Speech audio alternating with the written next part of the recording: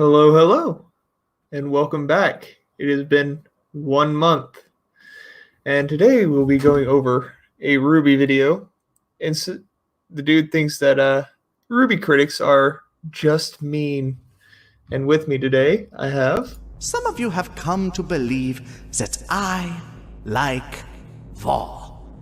I wish to dash these rumors. I do not like war. I love war. Hello, you there? Boonga boonga. Yeah, I am here. And how are you? I'm doing quite well, thank you. How are you? Doing well. How do you think this video is going to go? I am unaware of what video we are watching, but knowing that I've been dragged in here, I am assuming this is going to be one of the worst pieces of shit I will have ever witnessed upon this platform. So yeah, I'm puzzled. It's an interesting take. Let's see what the other guest has to say. You may be an open book, SpongeBob, but I'm a bit more complicated than that. The inner machinations of my mind are an enigma. And hello, Courier. Hello, Sai. Thank you for having me here on this lovely Friday, watching this great video we're going to see. So thank you. So, real quick, how much of RWBY do you two know? An uncomfortable amount. Let me put it that way. All right, I'll just give a brief overview. I followed the series back in 2013 up till around, I want to say start of 2000, the end of 2017, where the first episode of Volume 4 dropped, where at that point, Rooster Teeth was going down to shit, and I was just disinterested in it.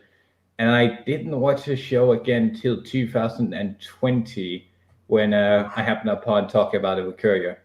And after that, I've been going back into the rabbit hole and picking up a bunch of old statements from the crew, all kinds of old drama about the creation of RWBY, and all kinds of curious stuff. So, and you, Courier? Oh yeah, sorry. You can go ahead if you wanted to say something. So you dropped out just before I did, because I dropped out around the end of season 6 or volume 6.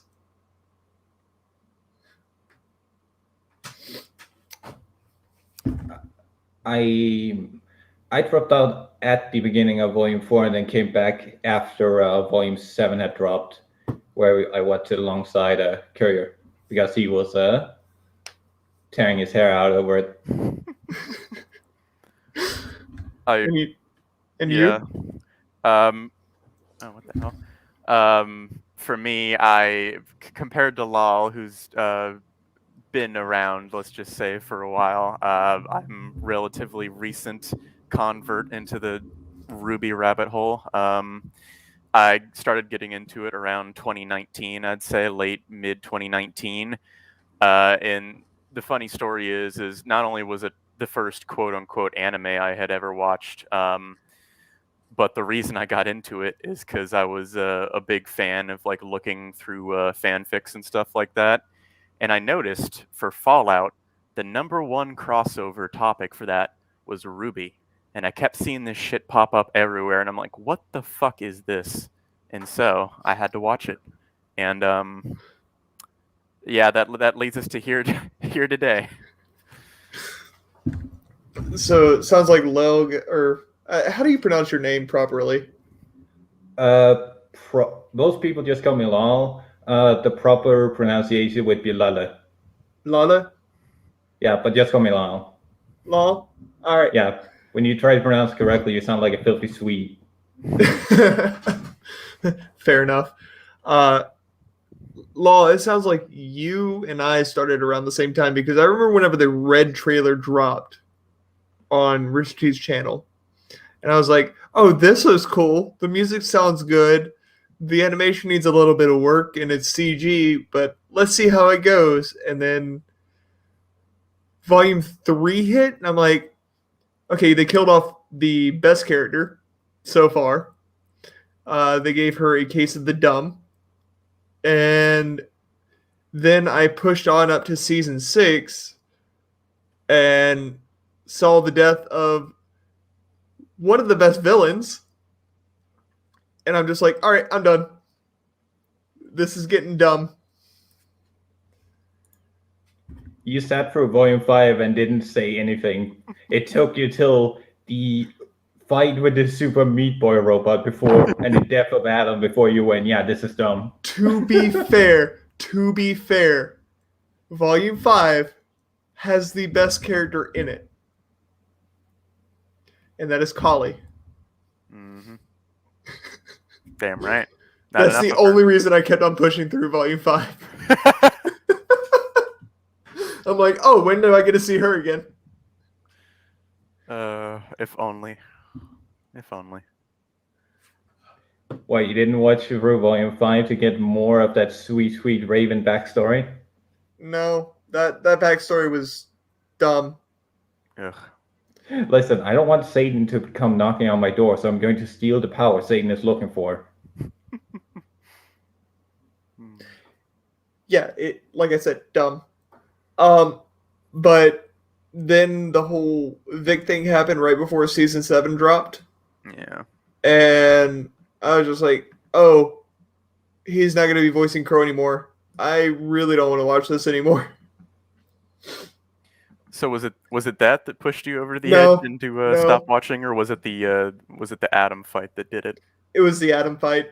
Really? Yeah. And then the whole Vic situation is what solidified it. Fair enough. But let me go ahead and bring this up. Oh boy, there we go. All right, before we do, let's see. See that chest says gay. I mean, accurate. Oh, there's a flint too. Neat. Yep. I don't know if Cedar or Flint are still here, but No, it doesn't give you like a live. it does, but it also is broken at times because I've had people that I know are watching it, and it still gives me a live read of 0.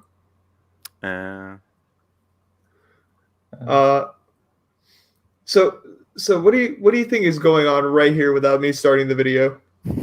I am immediately horrified because I recognize that title and I had this person finger quotes blocked like on YouTube. I can't see any of his video uploads because I read that title and I was like, yeah, no, you're not adding anything that I would find intellectually stimulating.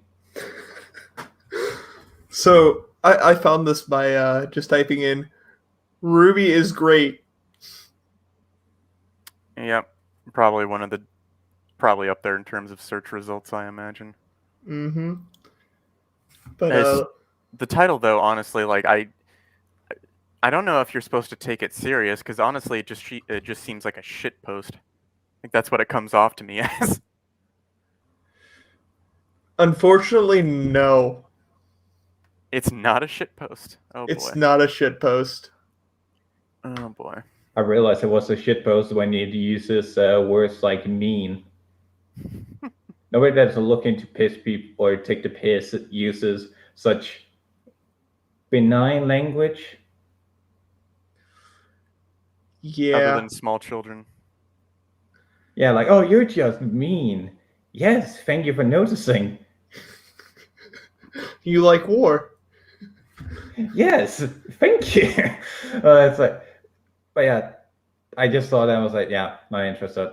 So I did watch that 50-minute video on Bumblebee and why that was not pandering and had an aneurysm over that. Oh yeah, that was the video me and Lol met about because I saw it and I saw it right after the Volume 6 Adam fight and my fucking head almost exploded and I'm like, I have to share this. This must be shared with people. And then in the Discord, we decided to watch through RWBY, though I was not able to catch volume 7 up. Oh, weren't you? Oh, I popped in every once in a while whenever I had time to, but y'all always started way earlier than I actually got off work. yeah. You're not missing much with volume 7, but volume 8 is the one that will kill you. It will. Great. It makes me not want to watch it further. Oh, you haven't watched Volume 8? Oh, boy. I've heard from Courier that it's just them sitting and drinking tea. Well, for the middle part. Yeah, the issue is not them sitting and drinking tea. The issue is what's happening around them. Yeah. I guess I'll have to sit through and watch it if we ever cover that volume 8 thing that Smud vetoed. There is a reason I said that you can just it was somebody that asked remind me why we don't like the RWBY characters, and I asked, I told him there's only so many times you can reword genocide to describe why they're terrible people. Yes. But hey, Miles is gone now, so it's only Carrie writing. The sad part or the scary part is I can't tell which of them was like the better writer, because the writing always came off as there were enough scenes of like something happening, like some good thing happening, for me to go like, okay, one of you two assholes knows at least a little bit about writing, but the other one clearly doesn't, and I could never tell which one was which. You can tell through the commentary. It's always Carrie that has the rough idea of what's going on. The issue is they're working with ghostwriters. So what will happen on screen has nothing to do with what Carrie is saying, and then Miles will immediately contradict what he's saying. Because he doesn't know what the fuck's going on, I imagine. Yeah. And supposedly they have a quote-unquote writer's room. Yeah, good luck with that. I can absolutely believe that, considering the commentary always they always try their best to not talk about their own story, which is one of the most batshit things I have ever heard any writer say. It's like, all right, here's a story that was produced. Like, thousands of hours were put into creating your work, like manifesting it into existence, and you're going to not talk about it? Like, this is the point where you should be gushing about everything about it. If it was your work, that is. They have to be a little bit aware on that front then. Like, I've listened to the commentary for volume 1 and 2, and Monty seemed like he was actually involved heavily into it and dedicated to it, and Miles and Carrie were just like, yeah, we were there. That's the same vibe you get once you get into volume 4 and 5, but there's no Monty there, so it's just them talking about whatever. Technically there's no Monty in volume 3 either. Like, he passed away halfway through? I think so, around there. Like, there's inklings of him, but for a big portion of it, he's not there. And you can tell. Oof. Well, I haven't seen the commentary for volume 3, so I wouldn't know. Like, at least how my reference was mostly that it feels very much like they're missing a third person that actually knows what's going on. Like something like creative director. Wow, what's that? You know, that thing that Monty got fired because he didn't like her? You mean Glenda? Was she the creative director? That's the implication. I didn't know that. I thought she was just a voice actor. Oh, no. I'm talking about behind the scenes. The what's the woman's name? The voice is the Red vs. Blue character. Tex? It might be Tex, yeah. The voice actress for her got the boot for RWBY. Oh. During the production of RWBY, because Monty really didn't like her butting heads with him and going, "Yeah, this is not something you can. It's something you need to work on." Monty was very. Her name was Kathleen. Kathleen, that was it. Yeah, that's her. Interesting. But yeah, that's all besides the point. Let's get right into the. She was also the voice actress for Glenda. She was okay. So, it's the same so person. was yeah. It don't make sense now. But yeah, let's go ahead.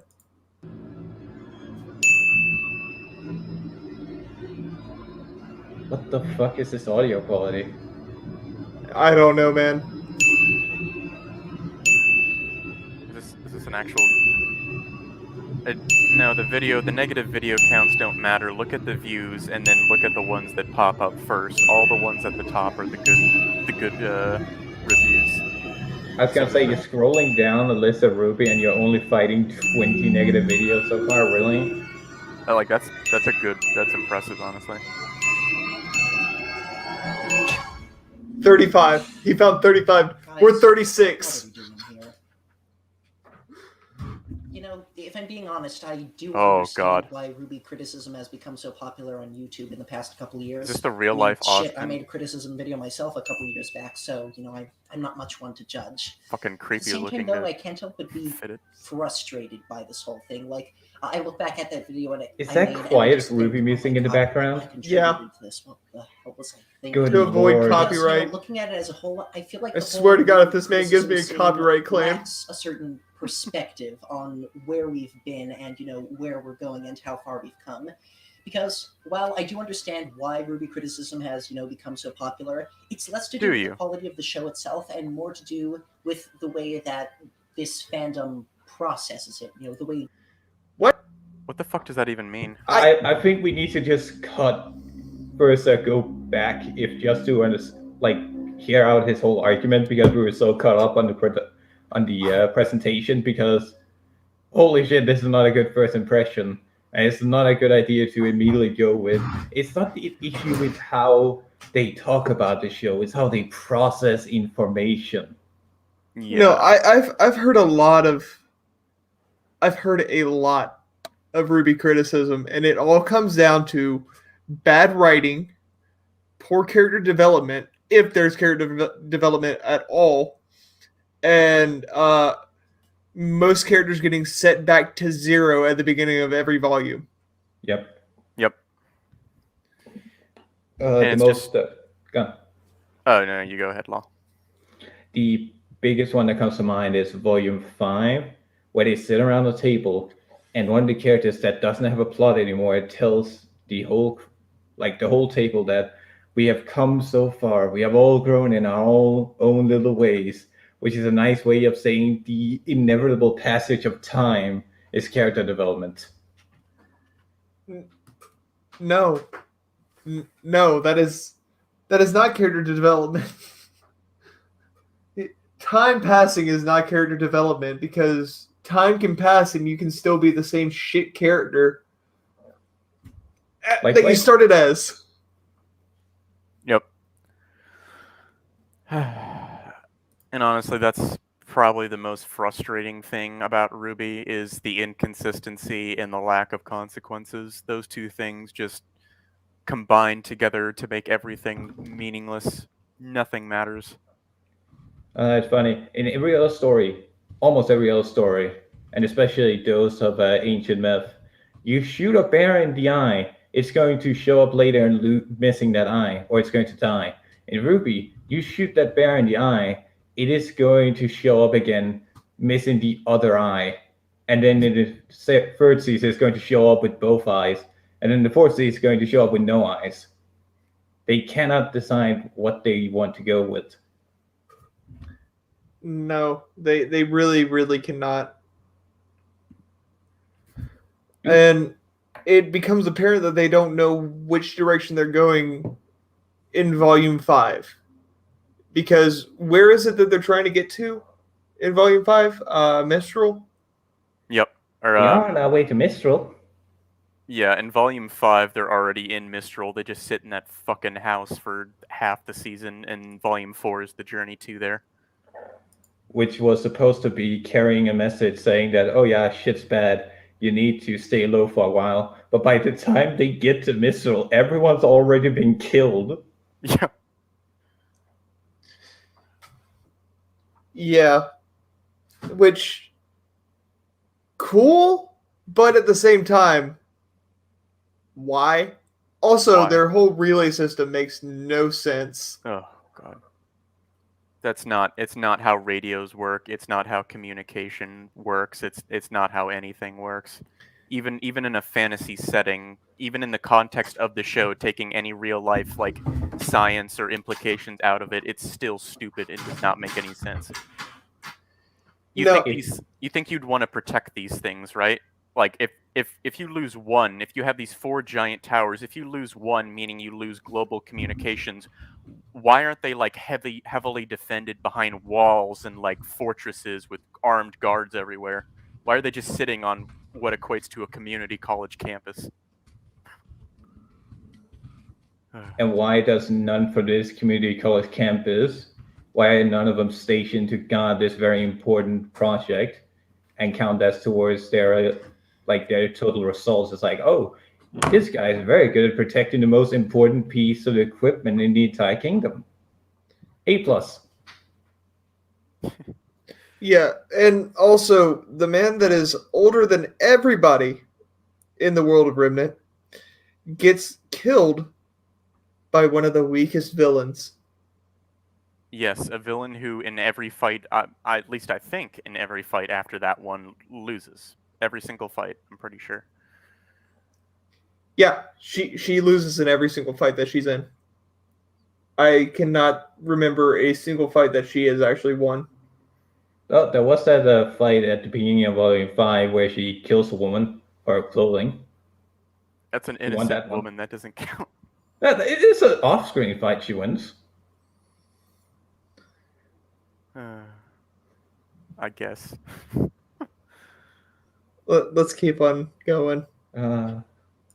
We relate to it and understand it, and I feel like that's something that even a lot of fans of the show don't completely understand. Because, lest we forget, RWBY did not really start out as a full show. It was this, this weird independent thing that these guys from that company that made the silly Halo videos were pulling together. And, on those terms, it didn't really have to be good. I mean, sure, you could still enjoy it, I did. But if we were judging it as an actual show back then, like a full-fledged production, it never would have survived. Like, it's very clear looking back on it now that the early seasons of RWBY are just not fully formed. They're still the product of a team figuring out how to pull together this project, with this technology that they're figuring out from the ground up. But, No. That's a spicy ass take. That is super spicy. But no, they have been using the program that they use for RWBY in Red versus Blue seasons. What is it? 7, 8, 9, 10. They did a combination of Maya and Poser in volume 12, and then fully went to it in the latter half of season 12 of Red versus Blue, and then switched it over into volume 4 of RWBY. Yep. So they understand the program. Monty understood the program entirely. They didn't have it fully written out. And we're just like, let's just start going. Yeah, like the production was rushed and incomplete. I definitely would agree with that, at least in terms of outside the Monty fight scenes. But that doesn't really matter. Like, I can forgive shoddy animation. I can forgive technical mistakes, dudes fucking popping in and out of existence, if the story is good and I care about the characters. Alternatively, you can have the best animation in the world, but if I hate everyone and want everyone to die and nothing makes sense, I'm not going to enjoy it. Noble Commando asks, does RWBY have any redeeming qualities? The porn. The porn. It has very good porn. Oh, and the Tumblr comics. Also, Kali. Yeah, Kali's good. Kali porn, especially porn of Kali. And then, the any fan-made comics, because there are several really good fan-made RWBY comics out there. Shout out It's- Hands Forward. Absolutely. It's like the people that sat down and just like, I can write this better, and did. It's literally. What really scratches me the wrong way with his argumentation is that RWBY was not really formed up till Volume 4. What kind of shit is that? What poor ass excuse is saying that? Oh, it wasn't meant to be a. Yes, it was. It was always meant to be a show. That's what the point of the trailers were. These weren't haloids. These were meant to be teasers for what would be an action adventure show, and it turns out to just be a rom-com.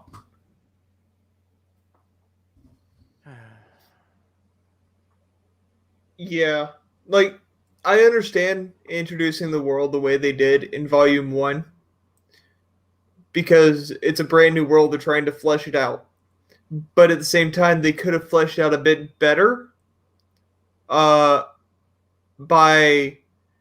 doing something similar to the World of Remnants before the series dropped and not have to explain it as the story progresses.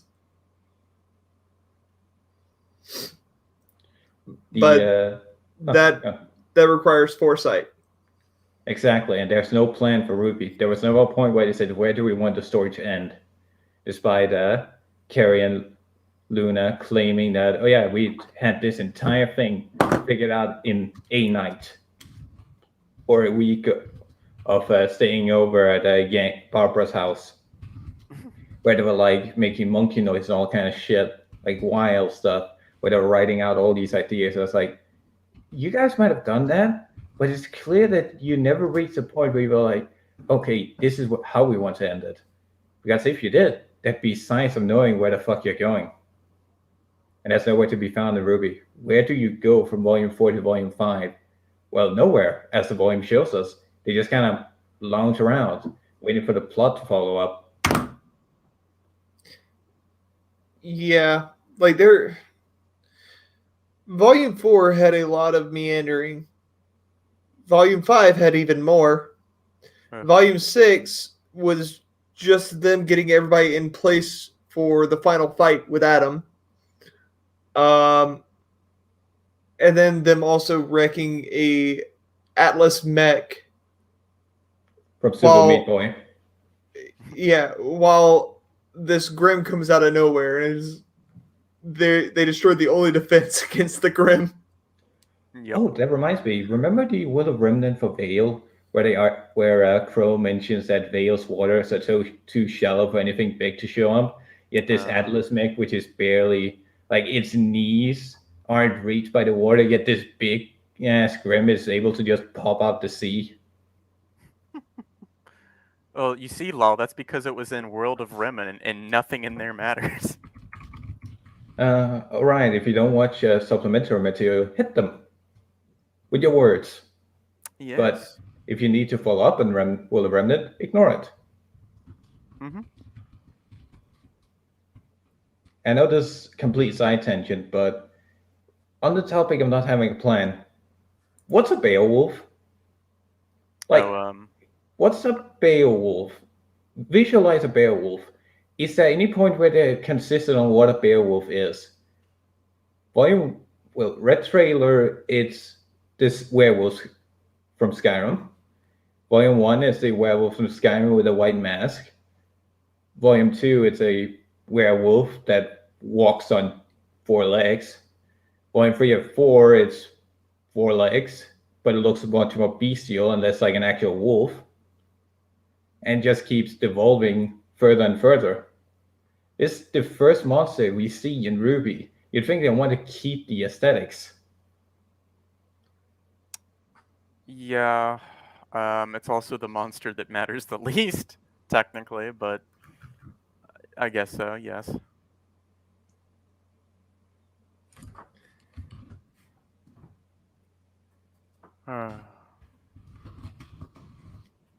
All right, that's a video.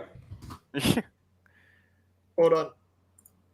Yeah, might have a fourth person joining us here shortly, maybe. Let's see here. Yep. Hi, Bear. Yes, hating on RWBY. It's the thing that never ceases to entertain. Because you can literally pick apart every single facet of this show. Quite Yep, fascinating, really. it is. It is quite fascinating. So let us continue. Very well. It was okay at the time because it didn't need to be a show. It didn't need to be that good. It just needed to be, this cool thing that people on the internet did, and it was just cool to see it happen. So, even if the animation wasn't the best or the writing and voice acting were still, subpar, it was, totally fine to just look at it and say, it's a cool thing. It's a cool. The voice acting is subpar. By the way, No offense, but it sounds like some fucking commie gobbledygook. hello, Austin. Hey, what's up, y'all? Can you hear me? Yes. All right, we can All hear right, you. Hey, cool. that's fine. Awesome. Oh, man. Got to pay some respect to Norm MacDonald real quick. Just throwing that out there. Greatest guy ever. Your mic keeps on cutting loud and soft. I don't know what to do about that. Maybe it's my voice. Maybe sometimes I talk loud and sometimes I talk soft. Maybe. But he mentioned the voice acting. Oh, and RWBY? Yeah. Courier pointed this out to me. That RWBY's voice from what was it, volume 2 on, got higher every And volume. higher. Yeah. Okay. Yeah. I really maybe I'm not the best at this. I only really watched the first season. I just thought it was so bad that I stopped watching. You haven't but- even gotten to bad stuff. Oh wow. Okay. Yeah. Jeez. The voice acting was definitely awful. They took people who had no experience whatsoever and then shoved them into the thing because they literally just took employees at the office and said, "Okay, now you be a voice actor." Where I get it that RWBY was that way. But it was that way because it was a comedy. RWBY's not a comedy. It's supposed to be taken serious, right? Like it has jokes, obviously, but Yeah. I guess the closest thing to put it to would be like a Cartoon Network or a Nickelodeon show where it's like an Avatar: The Last Airbender, where we're trying to do something serious, but it has jokes in it. But then they just took all these unprofessional people who had no experience whatsoever and said, "Okay, go for it," expecting it to go over well. I do want to counter on that point though, because up to this point, Red versus Blue had been in its 7th, 8th season. Oh yeah. It was on its 8th. Yeah, so yeah. these people had been voicing characters in Red versus Blue for 8 years, and I'm not saying they should have gotten What? No, they Yeah. hadn't. I was gonna say a lot of these characters, or a lot Not of the people in characters- RWBY. Yes, actually. Yeah. Glinda, Ozpin, let's see who else. Who Like, were where's the these list? characters? Because you can't say 8 years, because there was really only like 4 or 5 Glinda- voice actors for the first 3 or 4 seasons. Glinda I mean, was you had Tex. Sister. Glinda Yeah, was Tex. Okay. Ozpin was Washington. Glinda, is that the professor, like head master of the? They had No, mistress. that's Ozpin. Who's Glinda? You got to refresh me real quick. I'm Glinda sorry. Goodwitch, the one with the whip wand. Yeah, wasn't she in charge of the place? She Nope, was. that's Ozpin. Yeah, Ozpin was in charge. Oh, she was under right. Ozpin. Okay, yes. Okay, basically her right hand. Gotcha. Okay, thank you for refreshing my memory. Mm-hmm. I have no qualms with that. Yeah, But I think both of them. Wait, isn't Osmond the guy who did Washington? yes. Yeah, That's what they're I both would great. say. Yeah. Okay, I'll retract everyone. I won't say everyone, but yes, because both of them are experienced and good at what they do. I will argue, counter argue that it's not the voice quality of voice acting is garbage in the US, just flat. Sorry, boys, Ooh, shot What? fired. but that's not because of your quality. That's because of your voices. Oh wow. Okay. What saves your animations or Racist your much? direction? Yes, I am. Thank you. Listen, you're not Germany. You cannot pull off those voices. What you can do is direct people. That's what all the great cartoons like Justice League did. Yeah, I'll accept that, because me personally, I was actually just talking to somebody the other day. I can direct, but I can't do anything else. But like, I know what's good when I see it, and I know how to tell people to do what I want to see. Yep. But like doing it myself, oh no, terrible. Well, you also have another good quality. You can write a good story for a song. I guess. I don't even think I'm good at that. If anything, I think I'm lucky. I don't know what song you're talking about. Clairvoyance. Oh, okay. Good point. Yes, I did write that, and it was really good. But I could not sing it or perform it, and thankfully somebody else was able to. And yeah, it sounds good. But I did write it. You're absolutely right. I forgot about that. So I guess every now and then I get lucky, but that's just one out of hundreds of things that I've attempted to write. So I don't know if those are good odds. I mean, to be fair, you only need one out of hundreds of something in order to actually be good to, get people's attention. Oh, come on. I don't want to be a one-hit wonder. Unfortunately, I am. You don't have to be a one-hit wonder. What was fucking Thomas Edison's quote? I didn't fail. Yes. I just learned 1,000 ways how not to write a song or something. Right. Yeah, exactly. I think it was 99 ways not to make a light bulb, but yep. Something like that. It's basically the same thing. It's a good quote. And that's like, well, Edison, if we're going to talk about Edison, that's a whole contention right now, right? Like, Edison apparently did not invent the light bulb, and it was like Thomas Macy or something like that. It wouldn't shock me, because Edison was a huge douchebag. So Edison was a douchebag. He went on tour electrocuting elephants to prove that Tesla was an awful person. Yes. He killed elephants and then said, "You see that? That's because Tesla sucks." He also helped come up with the electric chair as well. So. Oh, I didn't know that. Yeah, that's his only true invention. But we're getting off topic of RWBY. Of course. Yeah, I'm here now. There's two good performances, or specific performed scenes in Volume 8. And that's both, funnily enough, both scenes where the show is critiquing itself. Oh, wow. One where the green guy with the purple highlights rips into Yang, the yellow one, just saying, yeah, we have no plan. People are going to die as a result of us, and we have no idea what we're doing, and we weren't ready. And the second one is a doctor ripping and tearing into the main villain, just calling her out for being a snotty brat. Both have direction, and the voice actors, usually whilst being not really having any direction, in those two scenes, they were clear on what they wanted to do and how they wanted to perform them. The voice actors did it wonderfully. Afterwards, they're fucking garbage, like raw sewage, because they have no direction. Especially Fly Ren, the green guy with the purple highlights. His secondary speech is so awful because they have no idea what the point of it is.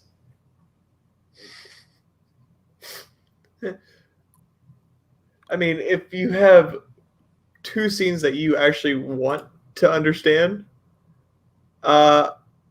then good on you. But if the rest of the show is garbage, it doesn't really. Not gonna save it. Yeah, it's not gonna save it. So let's keep on hearing his little ramble about RWBY critiques. Yes, about how the show didn't actually need to be good. I'm totally fine with that. And, that's all it needed to be. But of course, as time goes on, the production starts getting better, and more importantly, I think the story starts getting better, and it becomes more clear to us that this isn't just a weird internet fun side project. Like, there's an actual plan going into it. That the people behind it have, a strategy and a goal that they're trying to reach, and they're trying to make this, more than just a little thing. They want it to be something big. Okay, then, I have something to say. Yeah. So I have many things to say. Let me go first, because mine's probably shorter. Oh, sure. Like I said, I've really only watched the first season. I might have watched some of the second season. I don't remember anymore. How far into it did Monty Ohm pass away? Volume 2. Okay, I watched both first and second season then. I would honestly say, based on watching the first and second season, even Monty Ohm wouldn't have been able to save this show. Because a lot of people like to point out that like him passing away is why Red versus Blue went downhill. It's why RWBY went downhill. I don't think so. He was a great choreographer and animator, not a story writer. He never wrote stories. He came up with the world of RWBY, and he animated the fights. And those were definitely the best parts of those first 2 seasons were the fights. And like the concept in general of the world was really cool. But if you have 2 storytellers who are the main writers that have no idea what they're doing, you can take the greatest idea and run it into the ground and just destroy it. Like, it doesn't matter. But that's all. True, and I was gonna say I don't think people think Monty in particular was gonna like write something brilliant. Like you said, he's not a writer, and I think he realized that he's an animator. The one thing I would say though is that he was basically in charge. Great animator, but he was also in charge of the project. And I think towards the end, where he passed away, towards Volume 3, even he realized that these 2 fucking geniuses did not know what they were doing, like very clearly. I think the kids call them smooth brains. Yeah, smooth brains. That's a good fucking definition of them. But even he realized these people do not know how to write, and you could see it as he got like more and more frustrated with their writing. Yeah, the best thing the writers ever did was go to New Zealand and walk. They hitchhiked from the Shire to Mount Doom. That was the best thing they ever did in their career. Real quick, we have another guest. I started blasting. Bang, bang. Hello, Hello. Mike Costa. Hello. There he is. There's the boy. Greetings, Mike. The man, the myth, the legend, the one who thought, oh, this was going to be fun doing RWBY, but then slowly realized, hey, you know what? I think I can answer Gigaman's question of which one's worse. Let's see here. At least Star Wars was beloved at first. RWBY was always fucking garbage. There was nothing beloved about RWBY. At least Star Wars started out loved by all, and then now it's hated because they decided, well, you know what? We're the fans. You're not the fans, but we're actually the fans, because everyone knows anyone who's a fan of a product is a Nazi. You're a Nazi. Mike, that's the glorious thing, though, is that the writing in RWBY and the characters and everything gets so bad later on that people look back and remember the first couple volumes fondly. At least the prequels were watchable, Like, I fucking grew up with that shit, but hey, at least that was, what's it called? At least you had the Lego games to fix that problem. Well, you don't like bad dialogue? My argument for why the prequels are good is at least they were something different. Like, they weren't just 4, 5, and 6 again. It was at least something new. Like, it might not have been the best, but at least it was different. When the sequels did it, it was fucking reckless. It was garbage. It's like, hey, we're going to play it safe for the first one, but then, over time, when you think, oh, the first one's just Force Awakens is just A New Hope again. No, it's A New Hope, Bro, but worse. It's like A New Hope, but fucking worse. Yeah. I saw The Force Awakens in theater twice in the same I watched it in the morning and then went back in the evening the day that it came out and watched it twice. First time, I gotta admit, I was enthralled. I was like, wow, this looks like Star Wars. It feels like Star Wars, but there's something I can't put my finger at. And then I watched it a second time in theaters and I was like, oh no, it's garbage. Oh no, Disney is ruining my franchise that I love. And I was right. I called it. Mistake. They did that with Marvel too. Oh yeah, they have. It's same thing with Marvel. You think, you would think, oh hey, no, Disney did good with Marvel. No, anything Disney touches nowadays, I don't care if you think, well, hey, we got the anime Disney Star Wars. Hey, we got this Star Wars, that thing. We got, Shang-Chi. Yeah, well, what was the second Avengers movie? Age of Ultron. Age of Ultron. Yeah, that was when I was like, oh no. We're done. I'm so glad that Ultron is Pinocchio. Just quirking lines out like he's fucking Tony Stark. Because when I think of an Avengers movie, I think of Tony Stark versus Tony Stark. That's right. I mean, Well, just like the first Iron Man movie, right? Ultron wasn't just Tony Stark; he was also Bruce Banner, which made it even worse. Somehow, that's because an interesting take. I never thought of it that way. It was Mark Ruffalo's Bruce Banner instead of Ed Norton's. Yeah, at least the other one can be likable. This is just, hey, I'm Hulk, eh? Hey, does anybody remember the Hulk movie? No. Which one? The one that's considered canon in the MCU. So the one that kicked off the MCU. The one Incredible not Hulk. with I forgot his name. Dude, I don't remember either. The guy with white hair. Ed Norton. Chris Christopherson, I think. Yeah. He's not in that. What was the first Hulk movie called? Hulk. Just Hulk? Yeah. I shit you not, Hulk. Oh wow, it's been a long time. I saw that when it was in theaters, and it was like really stylized to be like a comic. And then I saw the second Hulk movie, and I was like, okay, yeah. Honestly, I think the first Hulk movie might be better. Hot take. I like Ed Norton's more than I liked Hulk. Well, I mean, hey, at least they did Incredible Hulk. Yeah. Well, I mean, hey, at least I'd rather see Hulk instead of let's keep this character in the dark and have a final battle you can't even see.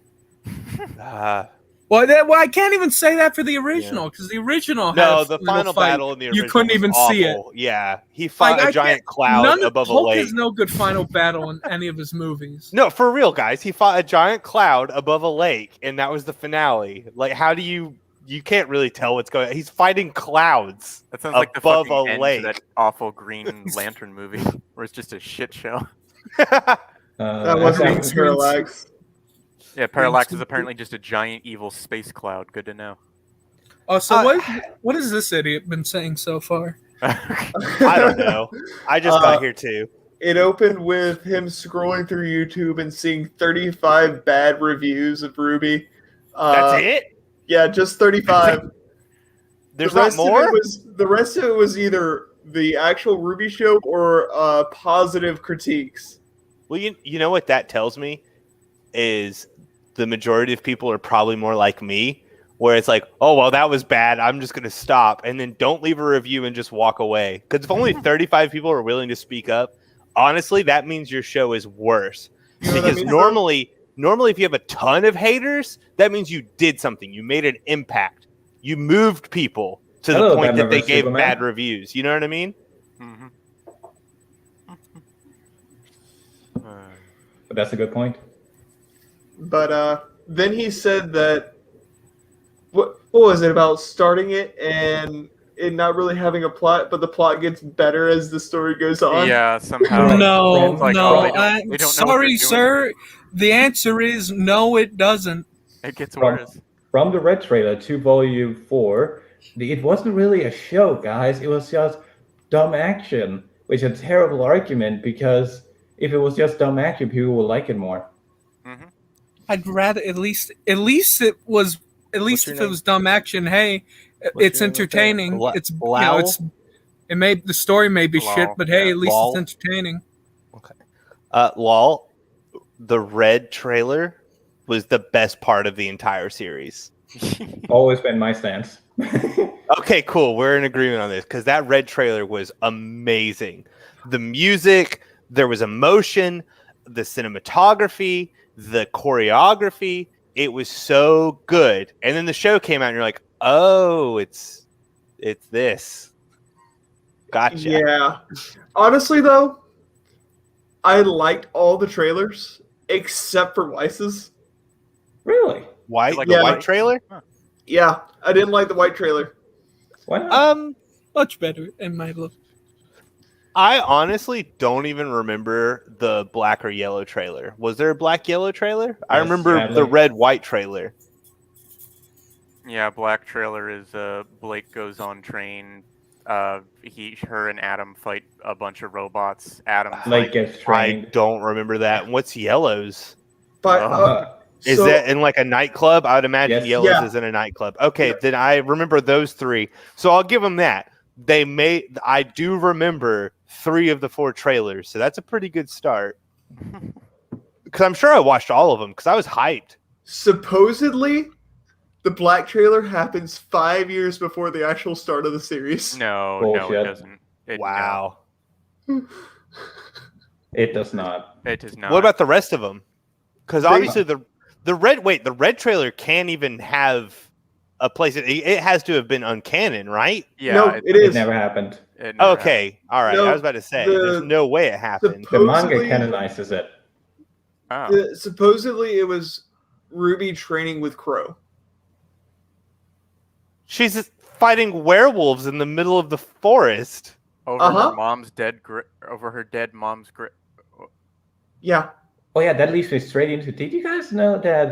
Well, Courier knows, but did you guys know that the grave that she's sitting by, Summer Rose, her mom's grave, was added like 5 minutes before the actual trailer went up? That was a good move. That was a really good. That was a good move. It was actually a terrible idea because the designers had already planned an idea for who Ruby's mom was. Oh well, I think that made the trailer more impactful. The So trailer, that was a good move on the part of whoever added the grave. But if that ruined the story in the long run, that was a bad move. So, well, what you're saying is, Thought, what the hell's with you? You can't even write, and you think you have a style. Peterson. Pretty much. But yeah, Cyril, you recognize the character Raven? yeah, Yeah, notice how she has all the stylings of Ruby?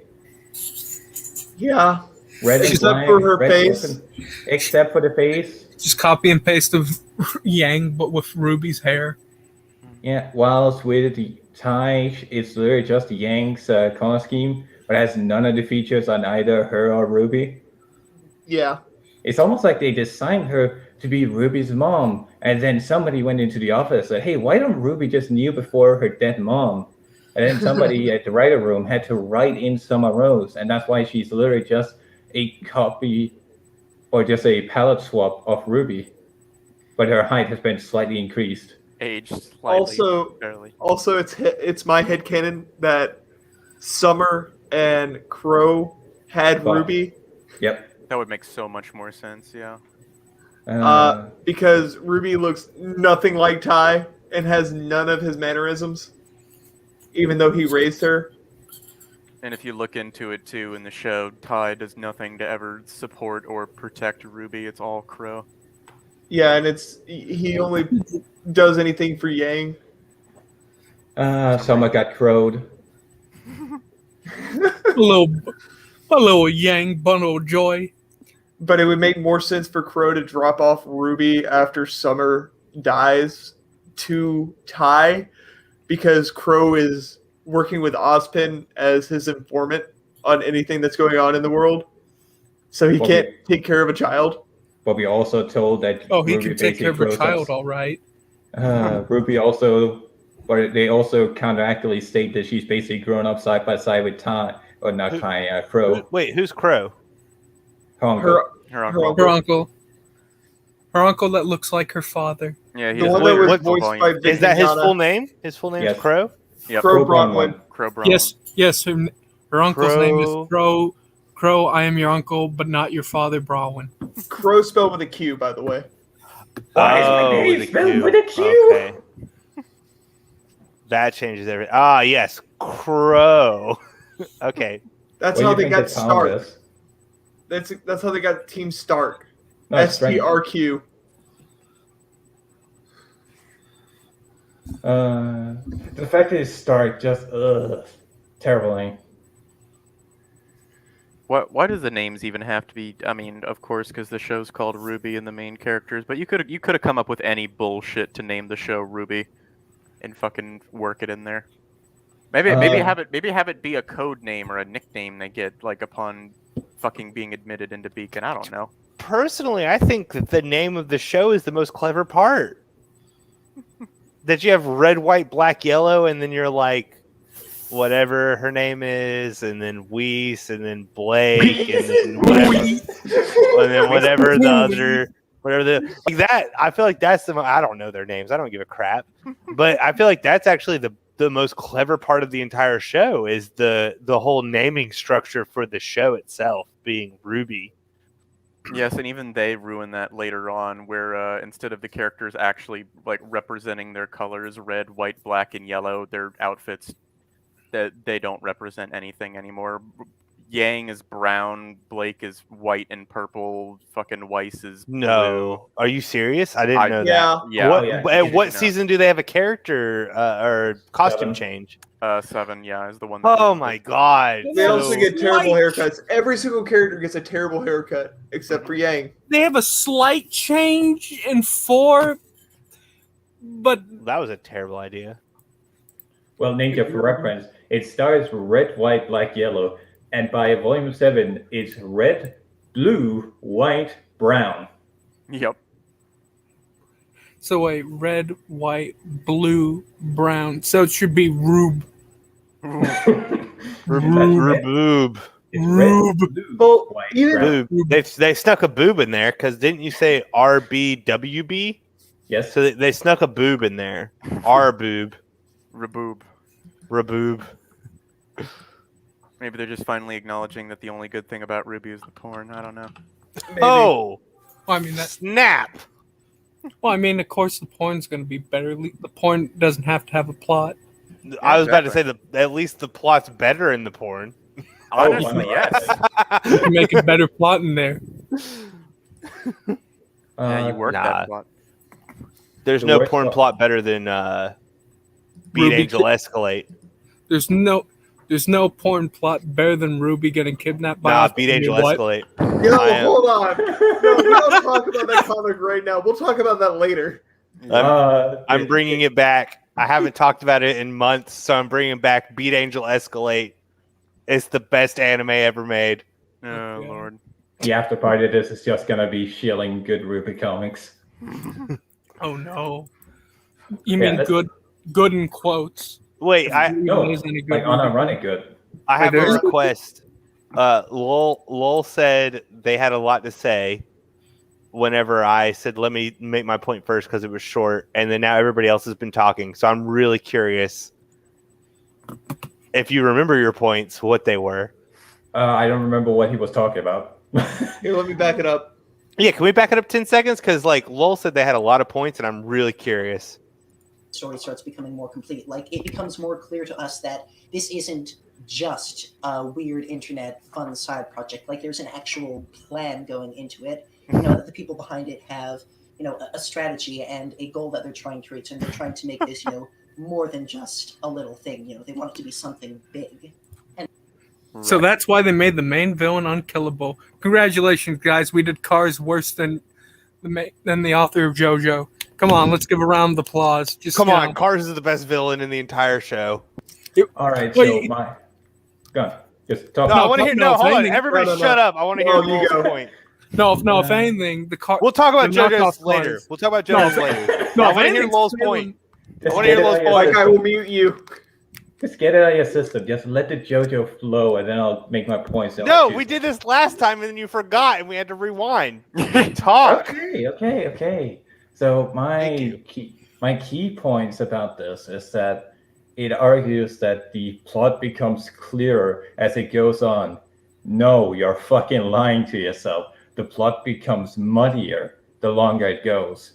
If they had a plan, they wouldn't spend 2 volumes after the big head turn, or upside down turn as they called it in the volume 3 trailers for the show, where they said their big plan was to turn the show upside down from a rom-com to a serious story about family and about friendship. And then volume 4 and 5, they just walk, they talk, or they sit around in a house waiting for the plot to happen.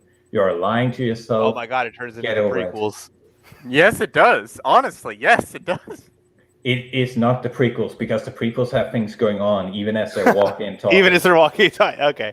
See, I didn't know that, but I I feel like I can agree with you entirely just based on watching the first 2 seasons, because it is clear that they have no idea where they're going, even in the first 2 volumes. Yep. They have no idea where they're going. And then didn't they have an entire multiple episode long, like, hey, if you want to understand the lore, you have to watch these other videos. Yeah, the World Remnant videos. Like, no TV series does this. No series does this. You explain it in the show, and if you can't explain it in the show, then it didn't there happen. you go. You summarized it perfectly. Happen. I don't even have to say the rest of my. You explain it in the show. Mm-hmm. That's it.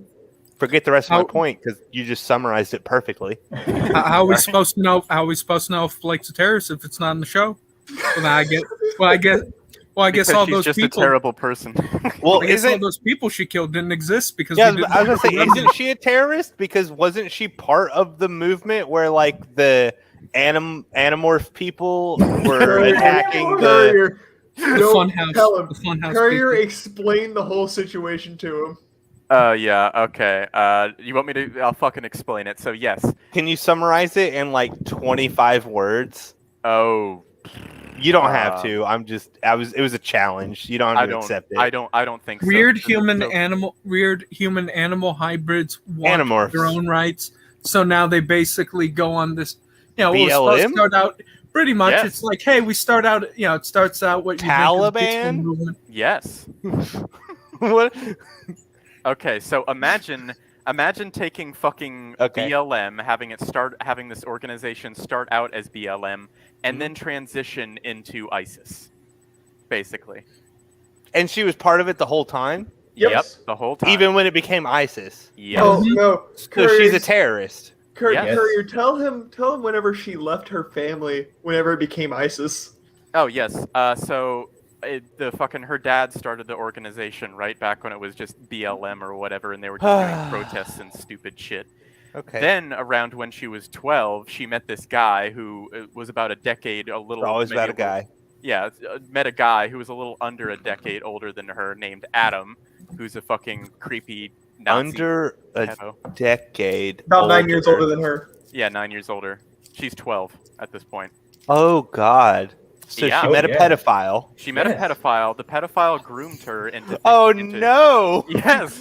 This has a lot of real world application. Actually, Yeah. this is Yes, good it does, and that's storytelling. what makes it disturbing. This is really good storytelling.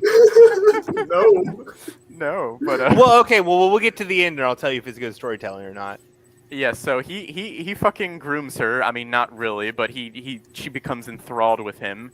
And so when the White Fang, the BLM fucking movement or whatever, start going off and doing violent shit, being actual terrorists, killing people, blowing things up. Yeah. Her dad's basically like, this isn't what I wanted. I'm going to step down. I'm going to fucking, wipe my hands of this, be like, I don't want anything to do with this. And Blake, who's still 12 at this point, goes up and starts calling her parents cowards and race traitors and all of this other shit, and then goes and runs away from her parents to join ISIS for the next 6 years. Wow, that's amazing. Because there was that chick who left Britain. There was the chick that left Britain to join ISIS, and then after about 3 or 4 years, she requested to come back to the country and said she made a huge mistake after becoming a terrorist. No. Yeah, they told her no, which is definitely the right way to handle that. Like, wait. You joined a terrorist organization for 4 years or more. No, And you're now not you wanna coming come back. back. You're No, not no. coming back. You made your bed. Now you Lie make in it. the husband. You know, because I mean, it'd be one thing to be like, okay, wait, hold on, I was totally wrong about this whole thing. Like a couple months in, to be like, I was misled, and but 4 years or more. No, okay, yeah, you're a terrorist now.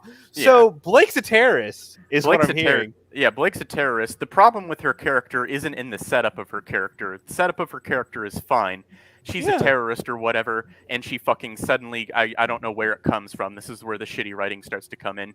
She suddenly, out of nowhere, grows a conscience. So season 1, episode 1? Nope. Black trailer. Black trailer. Yeah, it was in the Only black in the trailer. trailers. Well, to quote you, Wait, it was in the trailer, so it was before episode 1. Before episode 1, yep. Okay, because you did say this is where the shitty writing starts, to quote you. So we're talking that started in the trailers. Okay, Yes. good. All right, good. Good to know. Yeah. Because with context for later shit, it makes sense. But so yeah, she suddenly grows a conscience out of nowhere. We don't know what spurned her to fucking grow this consciousness or where it came from. But she separates from Adam. She says, "I'm done with all this stuff or whatever. I need to go and do something to actually make the world a better place." And so she goes and joins Beacon, and that's where like Volume 1, Episode 1 starts. And that kickstarts the biggest issue with RWBY. Lack of consequences. A lack of consequences. Blake does not face any actions. She does not face any punishment for being a part of a terrorist group who kills God knows how many innocent people over the years. Her fucking friends just accept her. They don't care, even though one of the people had several people close to her killed by this terrorist group. They don't give a shit. And the person who runs the school doesn't give a shit. And he knows about it, by the way. Yeah, and he knows about it, and everything is just fine and peachy. He also knows that Jean forged all of his transcripts and does nothing to him. He also knows that the big man is squatting inside of his school and potentially grooming his students and doesn't take action against them. I'm going to go smoke a cigarette. Please do. I'll be right back. This is ridiculous. Are we gonna forget the fact that Yang gropes a man's testicles in her trailer? And almost breaks them, yeah. And not to mention knocks him out the fucking window. And don't forget, this man probably doesn't have aura, so Yang might not be seeing her sister for quite a while. Oh yeah, and that brings me on to my second point. The show had more vision when it started the series than it does by Volume 4 and onwards.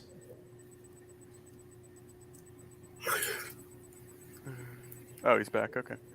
No, he's smoking his cigarette still. I know, but he just brought him back. Yeah, his icon.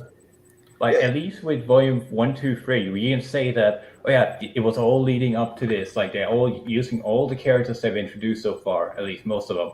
And it ties all together into the school exploding and everyone fleeing the fucking country. Whilst Volume 4 and onwards, characters are introduced and dropped. Like or they're just barely there. Or they're barely there.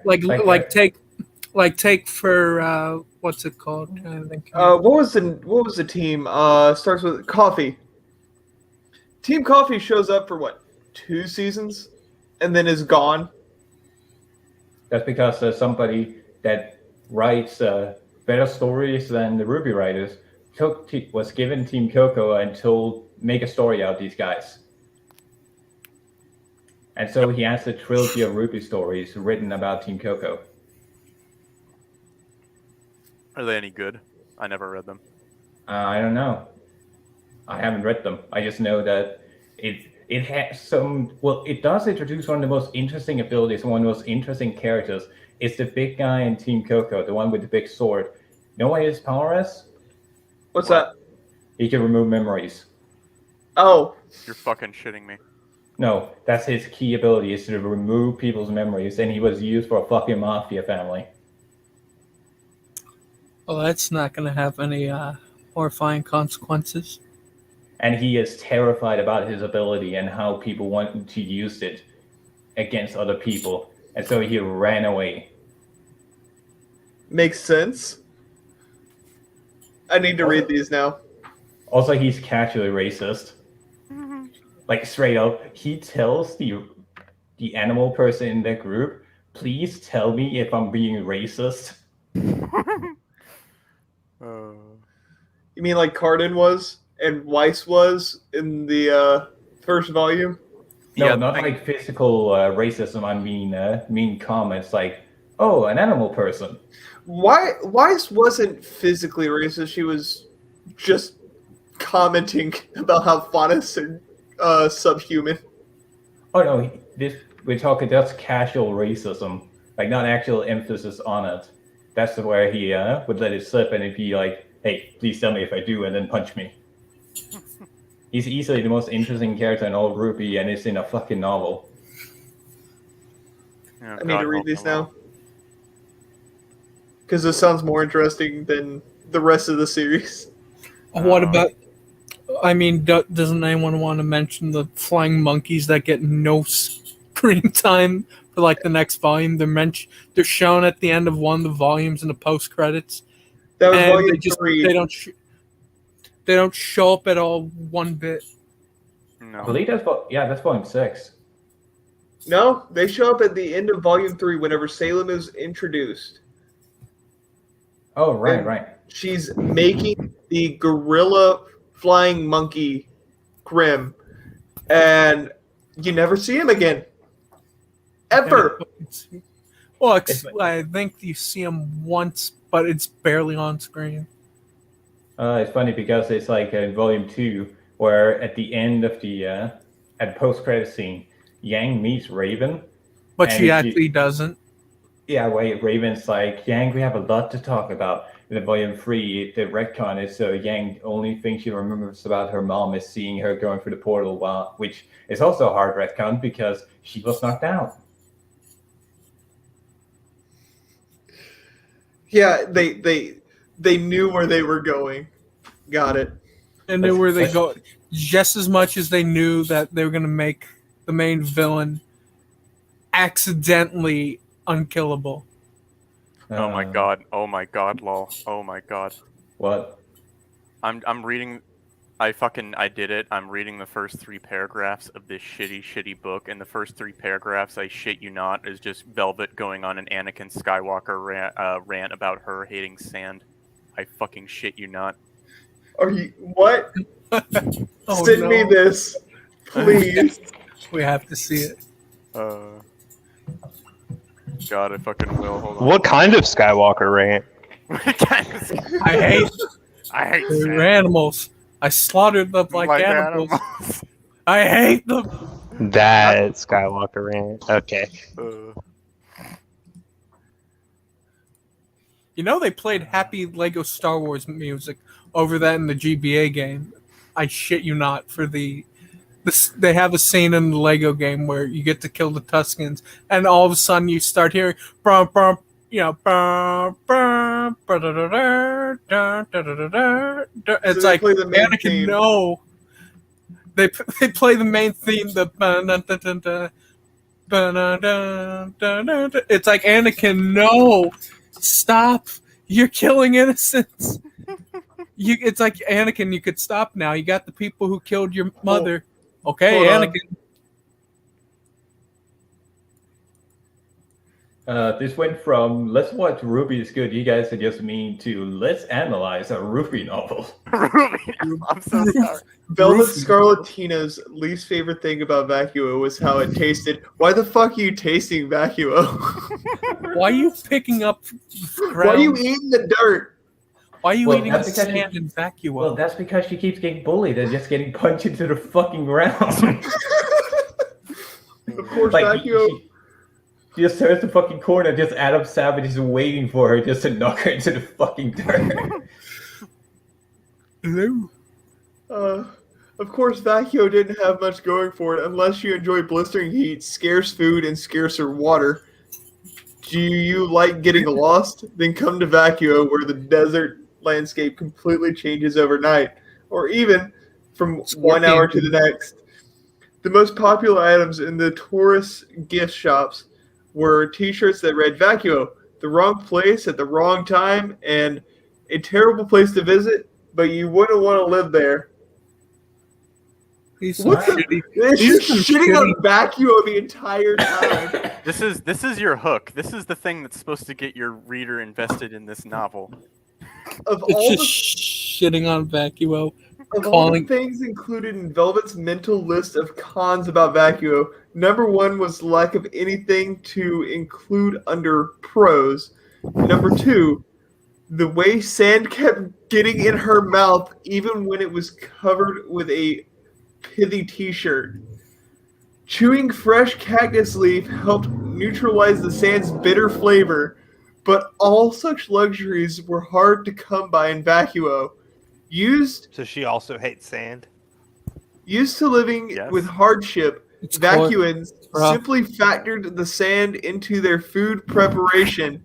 And hey, if you can't deal with the local spice, you probably didn't belong there. What the fuck? That is the What the entire, fuck is that line? That is the entire first page of the novel. Like I said, that is your hook. That is the thing that's supposed to get you interested. Welcome to the shithole. Population us. I was gonna say my idea for a RWBY, like a proper RWBY novel, would open up with a bear mauling a child. While here it's like, oh yes, the taste of sand is something you just gotta get used to. No. It's a bear mauling a child, and then it just gets up on its hind legs and starts talking intelligently. Sand is actually very coarse and rough and everywhere. And why do you taste like sand? No, sir, I don't like it. He turns into Mr. Horse from Ren and Stimpy. No, sir, I don't like sand. He just turns towards the child father and goes, "Hey, why does your son taste like sand? Are you from vacuum? Ew, get away from me! Get away from me, dirty sand man!" No. Remember, in the Discord chat, we have come up with the perfect fan fiction, and it's Mr. Miyagi versus all of RWBY. Oh yeah, that is more entertaining than what the fuck Team RWBY.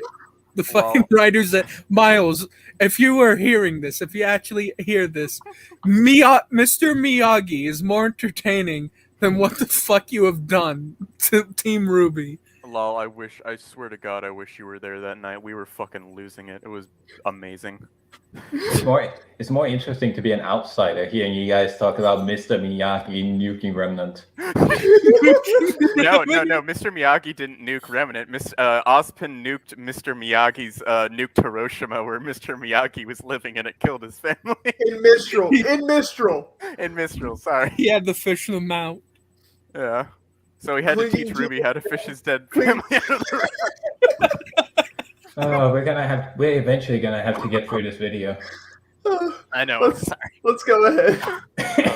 And then, of course, all of that comes together in the Volume 3 finale, which is just this huge status quo reshaping thing that completely redefines both the show and the way that we look at the show, because it proved to us that we could actually care about this thing. Like, we could care about these characters. We could be legitimately upset when they got hurt, and we could be legitimately invested in their struggles.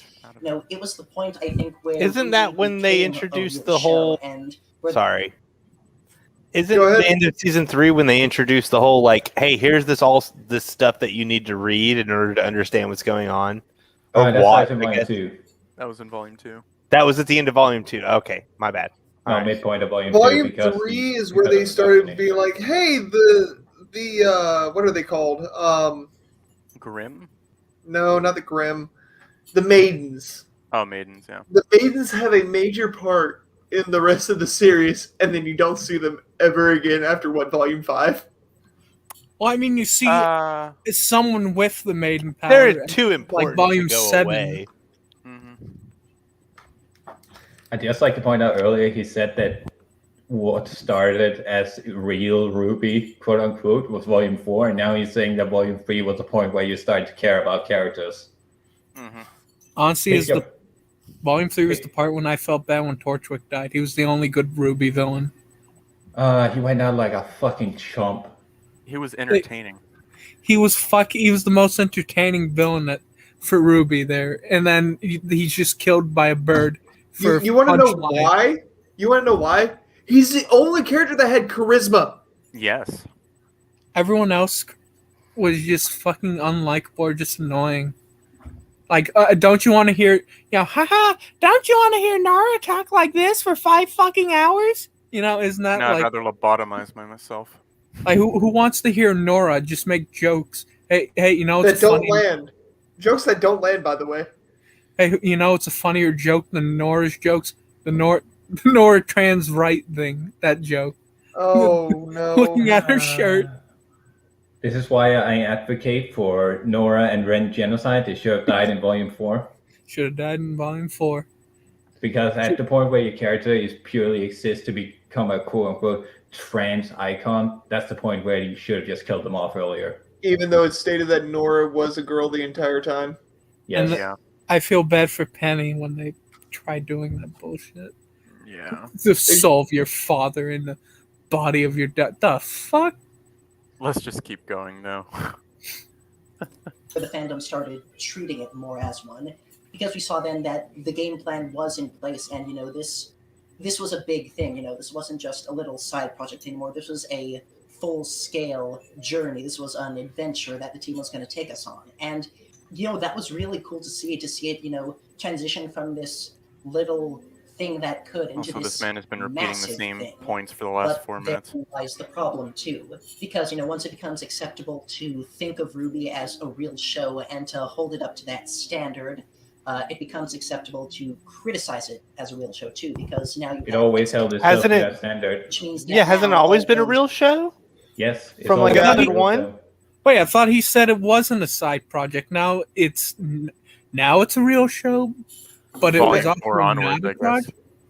project. Yeah. Wasn't his point that it was a side project until it was season 4, and then now he's saying the best part about it is that it's a real show? It's like, aren't you just saying the same thing repeatedly? Yes, it's the same point over and over again. That's always fun. Denial's fun. Mm-hmm. By His that point- logic, Roman never died. His point is that critique doesn't become relevant of RWBY as a story till Volume 4, where they put more emphasis on storytelling. Which is a terrible argument, but that's his position.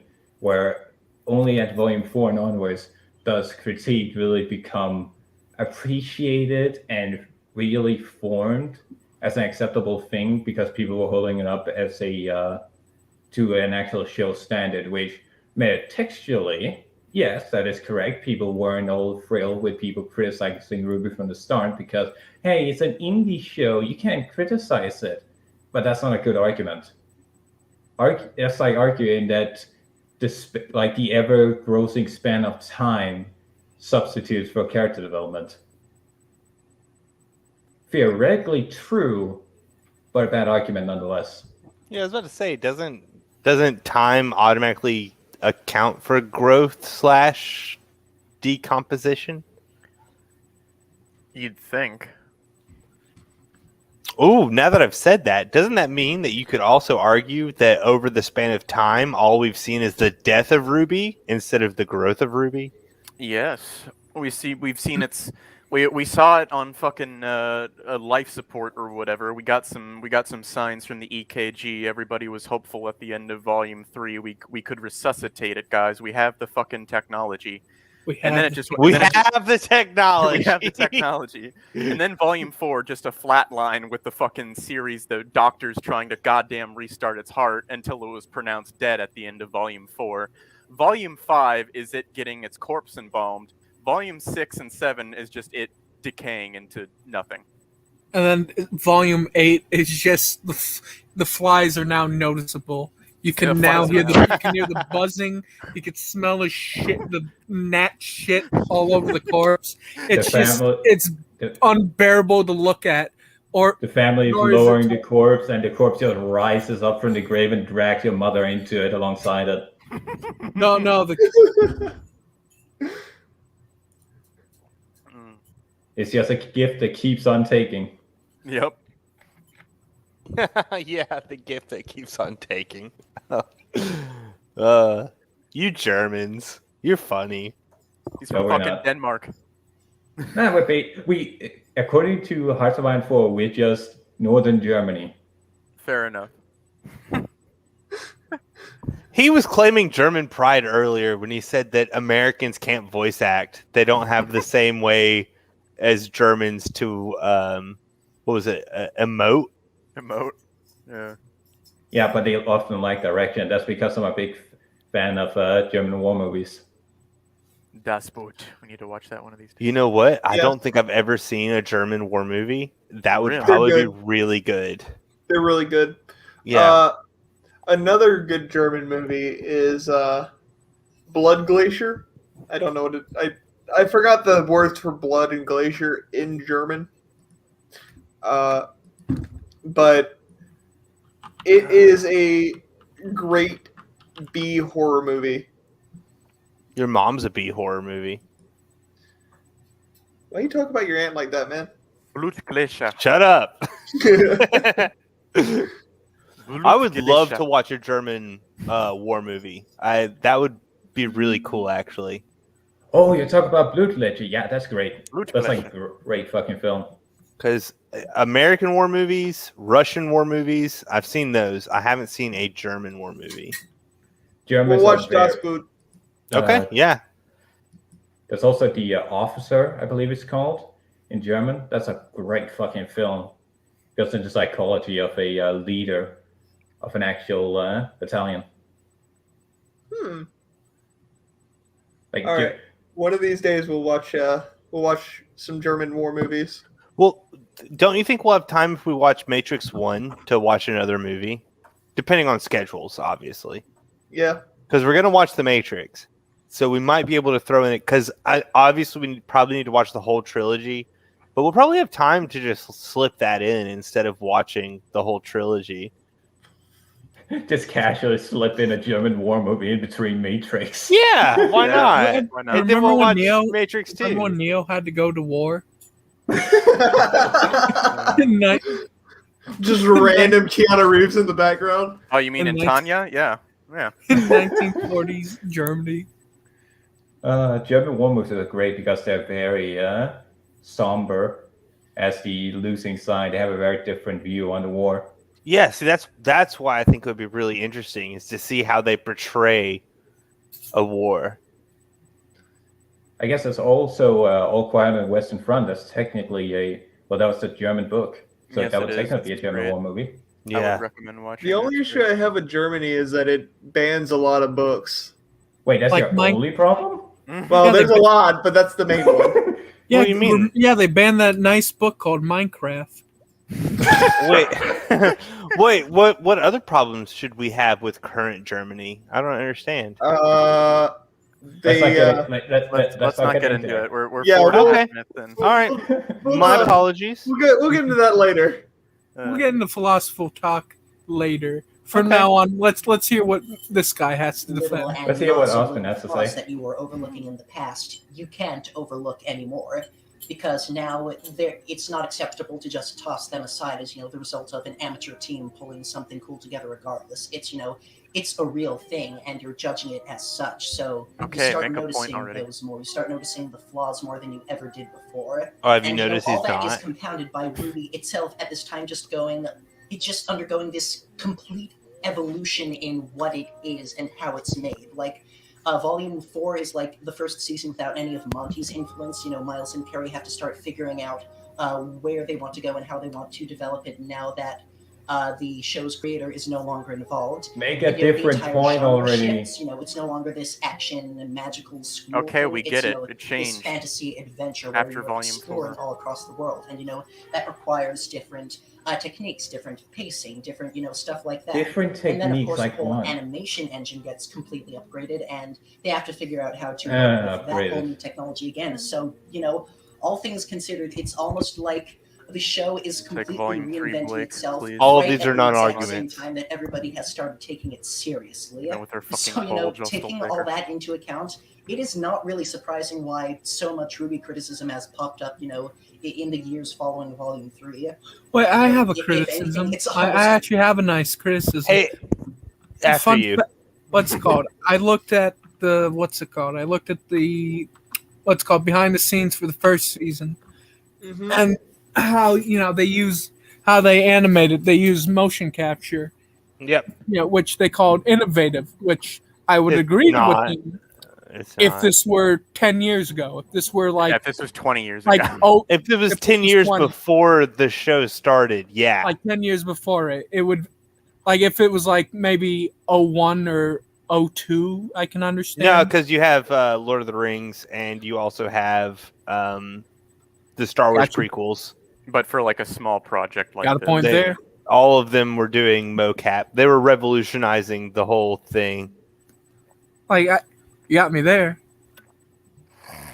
What I see is the biggest issue with calling it innovative is that you have to put so many fucking quotations and exclamations on that note, on that claim that at that point it's just a worthless claim. It's Oh, about it's as It's about as innovative as Disney's Lion King 2019. Yeah. I'm so glad that you call it innovative, even though Surf's Up did the thing that they were doing for that movie years ago. Years ago. In 2000, was it 2006 Surf's Up came out? Surf's Up? It was later than 2006. Hold on. Maybe 07, 08. I remember seeing it in theaters when I was a wee lad. 2007. You can't. You cannot there you call go. it what you can't use. You can't use the same thing that made Surf's Up, and claim, oh, it's this is a new innovative thing. No, you can't do that. It's maybe innovative for a small upstart company. Bro, RWBY's so good because they pulled a Happy Feet. I'm just That's amazed what makes we them managed so to- good. I'm just amazed we managed to go from RWBY to Surf's Up and Happy Feet. If it wasn't for Happy Feet, RWBY would have never been as popular as it is. Happy Feet 4 was my favorite. Oh my god, I forgot there were sequels. I only saw the first one. There's only first one was sequel. decent. No, I'm not gonna lie. First one was decent. Is there Everyone loves Happy Feet 7, Genocide of the Penguins.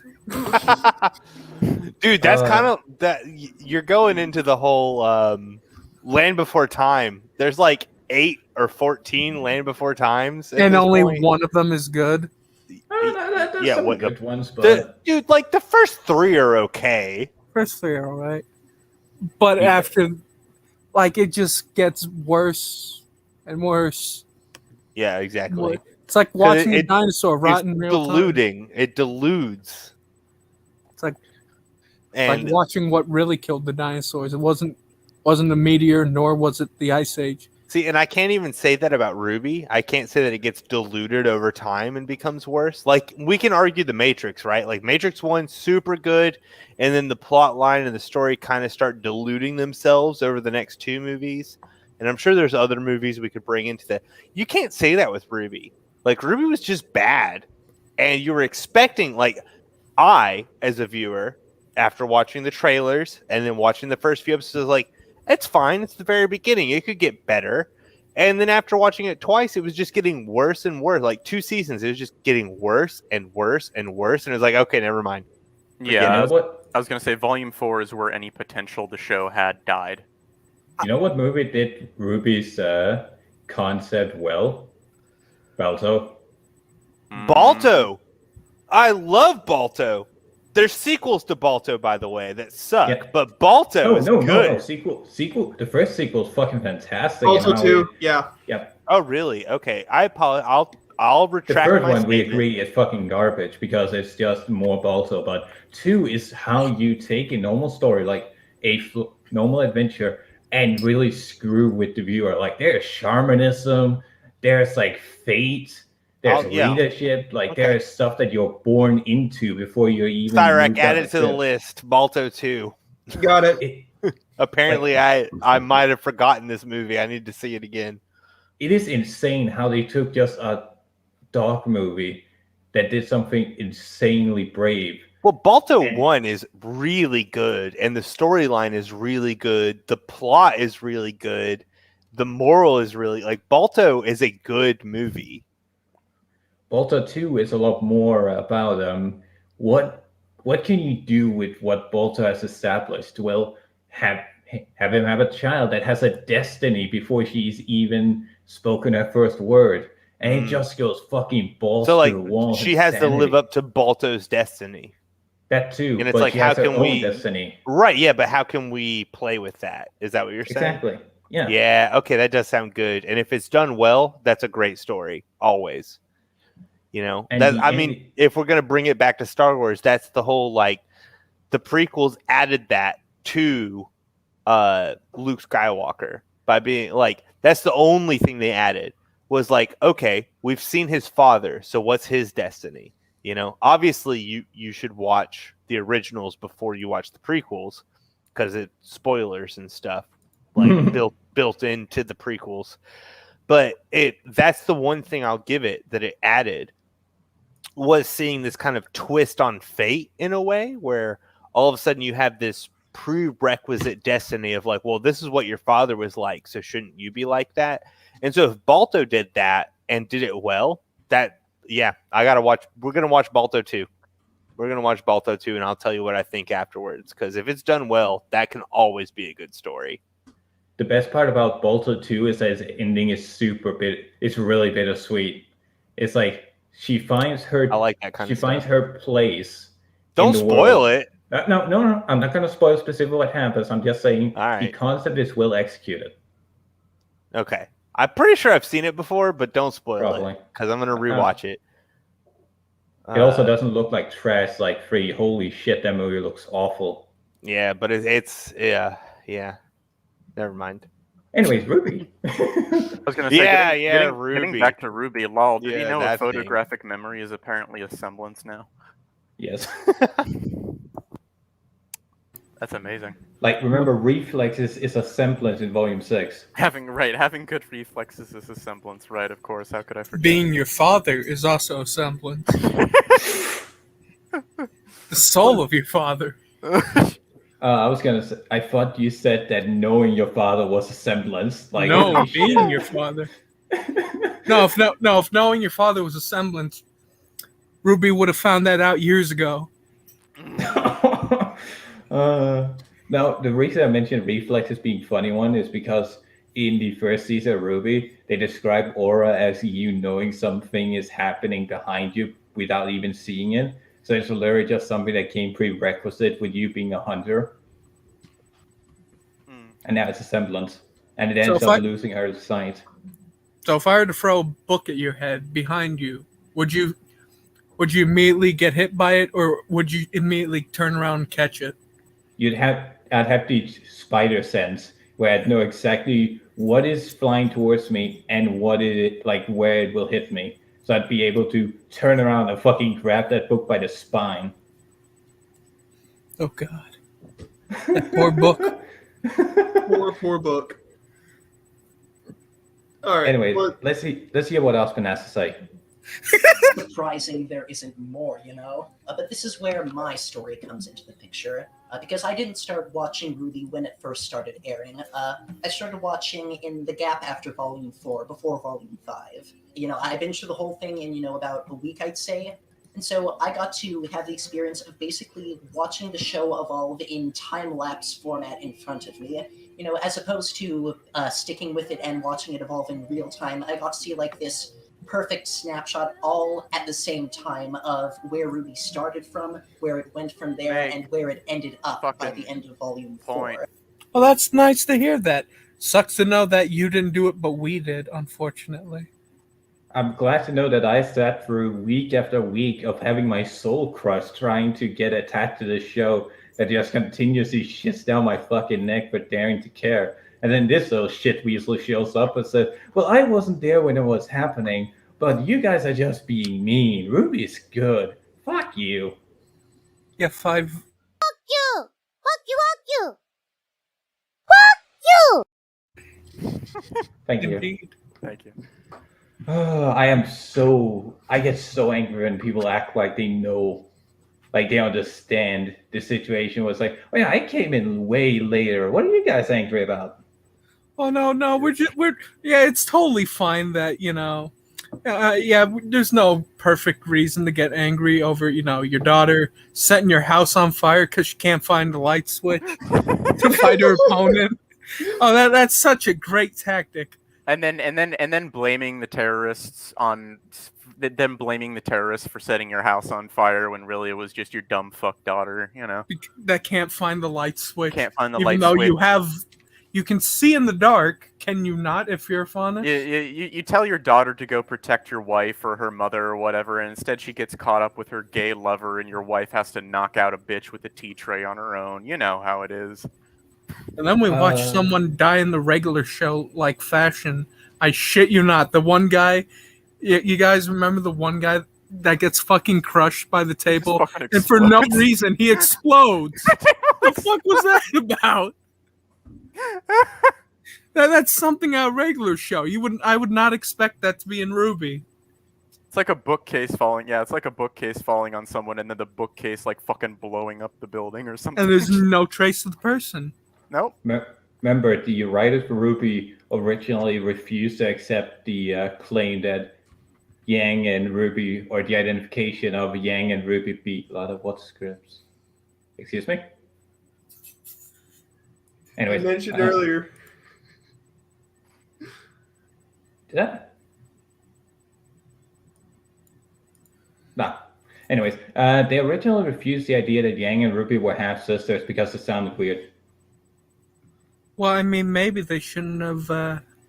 Maybe they should have stuck on who's the father instead of, oh hey, they have two different fathers. Maybe it doesn't fucking matter if they're half sisters or not. Maybe you can love your half sister like a normal sister, like a fucking normal person. You weirdo. It's interesting because I love the idea of loving, like having a love for your sister even if you're not biologically tied. I think that works really well in the story where it's about family and friendship. But apparently the writers don't agree, and you have to be tied by cum to love somebody. Gotta be tied by cum. You gotta be that sweet home Alabama. I was gonna say my brother's only. Everyone knows for Yang and RWBY to truly be sisters, they have to be, their uncles or mothers have to be brothers or sisters. Pretty much. That family tree has to become a spiral for them to be true sisters. That downward spiral. But you were saying something, Curry? Oh, I was just gonna say my brother is technically my half brother or whatever, and me and him don't fucking care. We're brothers as far as we're concerned. It doesn't fucking matter. Family isn't only blood. It's the fucking connections you make with the people around you. And that's something Fatman Falling also mentions, is that RWBY is written by people that have never had siblings. A sibling does not call each other brother or sister. It's like, hey bro, hey sis. No, they call him hey Matthew, hey Matthias, what's up? Or you call him by a nickname. I still call my probably fucking giving away too much or whatever, but I could never say brother when I was little, so I used to call him Bubba, and I still fucking call him Bubba now. Bubba. I mean, fucking Boba Fett just pops in. I have a cousin-in-law, and I call him Bubba, and that's not his name, but that's what I was introduced as him as. Exactly. Oh, by Rooster Teeth's logic, you must have seen Texas Chainsaw Massacre 2 at the same time. That's why you named. That's why you named your friends Bubba. But no, I have family friends that I've known for so long that we consider ourselves siblings. Like, whenever she and I chat, she calls me her little brother and I call her my sister. That's just how it is. Like, whenever I introduce her to people, this is my older sister. We've just known each other that long. No. That's why I can't get over the idea that, RWBY is just going to call her big sister, hey, big sis. No, it'd be just Yang or some kind of nickname she came up with. Mm-hmm. Hey, yellow cunt. I want an edit of the yellow trailer where Yang comes flying through the window. RWBY just looks at her and says, hey, yellow cunt. Hey, yellow cunt. I just want an abridged. Do they have? Oh my god! Do they have an abridged version of RWBY? I believe they do, but it's only from Fatman Falling. God damn it! Okay. Oh yeah, there's the Fatman Falling. All right, so we make our own. We make our own. Yeah. We do it ourselves. Fuck it. Don't write it. We'll do it live. Fuck it. I mean, that's what we'll do it live. Fuck that's what I'm working on. That's what I was referring to with the bear. It's like, my hope for a RWBY story would be like, oh yeah, kid tries to help a Grim Bear and gets fucking mauled for it. Meanwhile, official RWBY story is, oh yeah, Velvet really doesn't like sand. Oh my god, they still can't maintain consistency in this fucking novel! I don't like sand. It's coarse and rough and irritating, and it gets everywhere. Wait, okay, hold on. Who can't agree with that line? Wait, I'm just saying. Wait, do we have a clip of Bill O'Reilly going, "Fucking thing sucks"? Fucking things. Please tell me we have a clip of that, because to pretty much sum up RWBY in a pretty good nutshell. I shit you not, guys, though. This fucking novel, they can't maintain consistency. 2 pages previously, it said Coco was shredding fucking giant mutated crabs apart with her minigun, and now 2 pages later in this flashback, she can't kill a single Beowulf. Fuck! Fucking thing sucks. Her bullets, they scale with her age. No, they scale with her aura, apparently. That's what the book fucking tells me. What?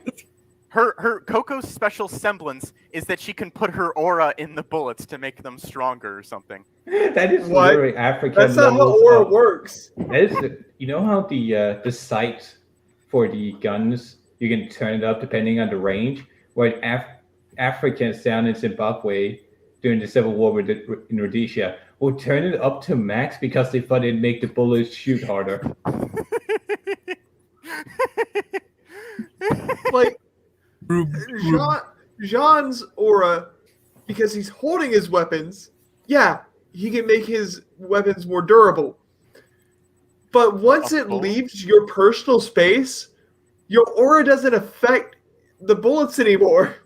Apparently not. Apparently fucking Coco just uses aura-infused bullets or something. Wait, does that mean that if Adam cut her bullets, does that mean he'd just kill her? Yep.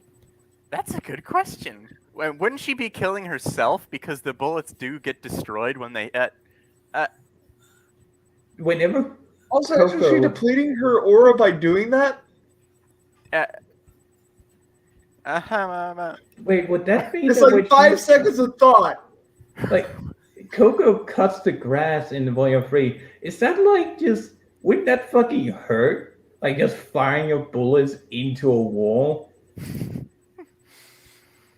If it's directly because aura is described as a barrier between you and the physical pain.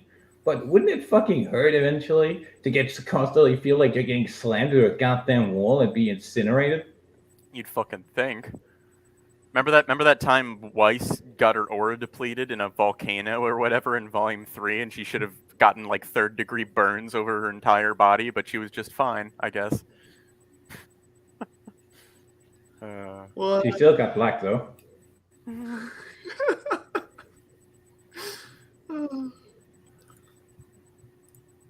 And I think that perspective is sort of what makes me frustrated at RWBY criticism that's just like, oh, it's going downhill. It's not the same ever since Monty. You know, all that stuff. Because I saw this show get better all at once. I saw it develop from those early unfocused days into, the legitimate thing that it is now. And because of that, I see Volume 1 and Volume 4 side by side, and the point is, if you think the new volumes are worse... Wait, what was that? Go back! No. Finish your sentence, boy. Better all at once. I saw it develop from those early unfocused days into, the legitimate thing that it is now. And because of all that, I see Volume 1 and Volume 4 side by side, and the point is... Such a cop-out! Fuck you. Fuck you. It's such a cop-out of an answer. It's a non-answer. That's but what you RWBY see, the is. problem with RWBY is... So how about that fanfic? That's what point is like. This is what RWBY is. It's like it builds up. He takes a deep breath, and then it hard cuts to him continuing the discussion. Just... That's what RWBY is in my mind. It's just a build up to nothing. No, it's like it's a build up of will RWBY escape Ozpin's dungeon? Tune in next time. Find out next time. Same shit channel, same shit show. Sponsored by Taliban, the new Taliban cereal. And then the next episode, she's just having a chill conversation with her up in his lounge. While eating Taliban cereal. I think it just RWBY says Islam's the way to go. No. Not Telebrand cereal. Telebrand cookies. Telebrand cookies. They're real. They give you real explosive diarrhea. What would be the Telebrand milk? Because we know they don't actually have cows down there. Would it be like the milk of virgins or some shit like that? It's just. You don't want to know the milk. From virgins. You don't want to get them. You don't want to know. That's the magic, Cyrek. We don't know. They aren't virgins if they got milk. That's the joke. Hmm. What about Blake Yang? Did Is they it make you it? Now they're fucking dead. Sorry, Pop. I think the new volumes are worse than what came before. You are out of your goddamn mind. No. You're